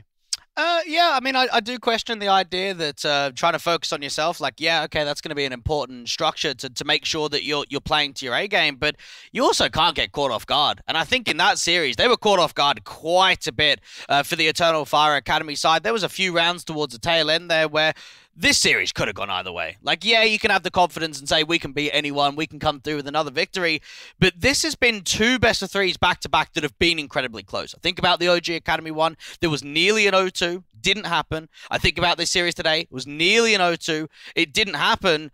That can't carry on forever. You can't nearly be losing a game and coming out on top, because when you start playing tougher competition like a Fnatic Rising, oftentimes you'll lose and you'll go down. Well, Eternal Fire definitely battled with their own supremacy and their own individual star power to try and bring the fight over against the ENCE Academy side. And star power is ultimately what gave them the edge for ENCE Academy themselves. Your MVP pick, Dwight? I think it just has to be Potty. I think he's been an individual that was the most consistent across all 3 maps. Again, I was thoroughly impressed with Juicy's performance on that city side out towards B on Overpass. But I think for Potty, knowing that he was the top fragger on map number 1, knowing that he was the top fragger on map number 2, and he found consistent form on T side with AKs and the AWP on CT side, it's a no-brainer for me. It has to be him. Yeah, I mean, I can't disagree. You're right about that. Like, dropping 78 kills in an entire series, that's pretty mad of his own right. The fact that his AWPing potential has really come alive in this tournament here in the Heroes of Tomorrow. I'm excited to see what the future holds for him, because if he keeps this up, and if he keeps taking his MVP rewards that we keep giving out here, then he's going to be a force to be reckoned with any team that faces the ENCE Academy side. Like, I think for ENCE Academy, I mean, of course, like, the numbers are going to look very great, but the reason why they are looking great is look at how long the maps are going. We had an overtime in map number 1. I thought we were going to go to overtime in map number 2. So for ENCE Academy, it's coming down to the wire in so many of these maps in best-of-3s on just how far they can go. I don't think any other team in the competition is being dragged out as far as maybe an ENCE Academy is. It does show to me that difficulties might provide themselves in the next round against that Fnatic Academy side. You mentioned, of course, the issues of struggling might be there for them, but that is all to focus on when we get to that matchup. For now, of course, it's a loss for the Eternal Fire side, and on their side of things, it's going to hurt a little bit, but probably not the unexpected result, Wake.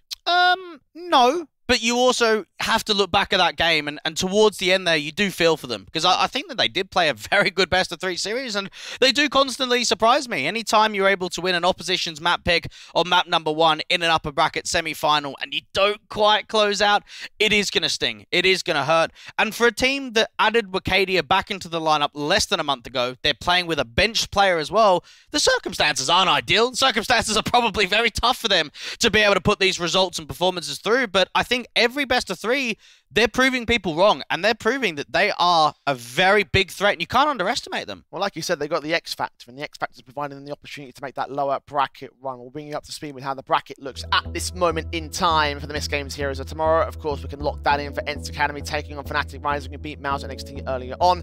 The lower bracket will see Eternal Fire taking on Flames Ascent, and it will also be MOUZ NXT versus OG. On that side of things. So give me some thoughts about those lower matchups. Well, I think for Eternal Fire, they'll probably be the favourite against Flames Ascent. I think that that's a decent opportunity for them to carry on their run. For MOUZ NXT and OG Academy, I think we're going to get a very tight game. Knowing that we've seen the head-to-head only a week ago, knowing how close and down to the wire it was then, both teams fighting in a survival position once again, could be one of the best games of the tournament.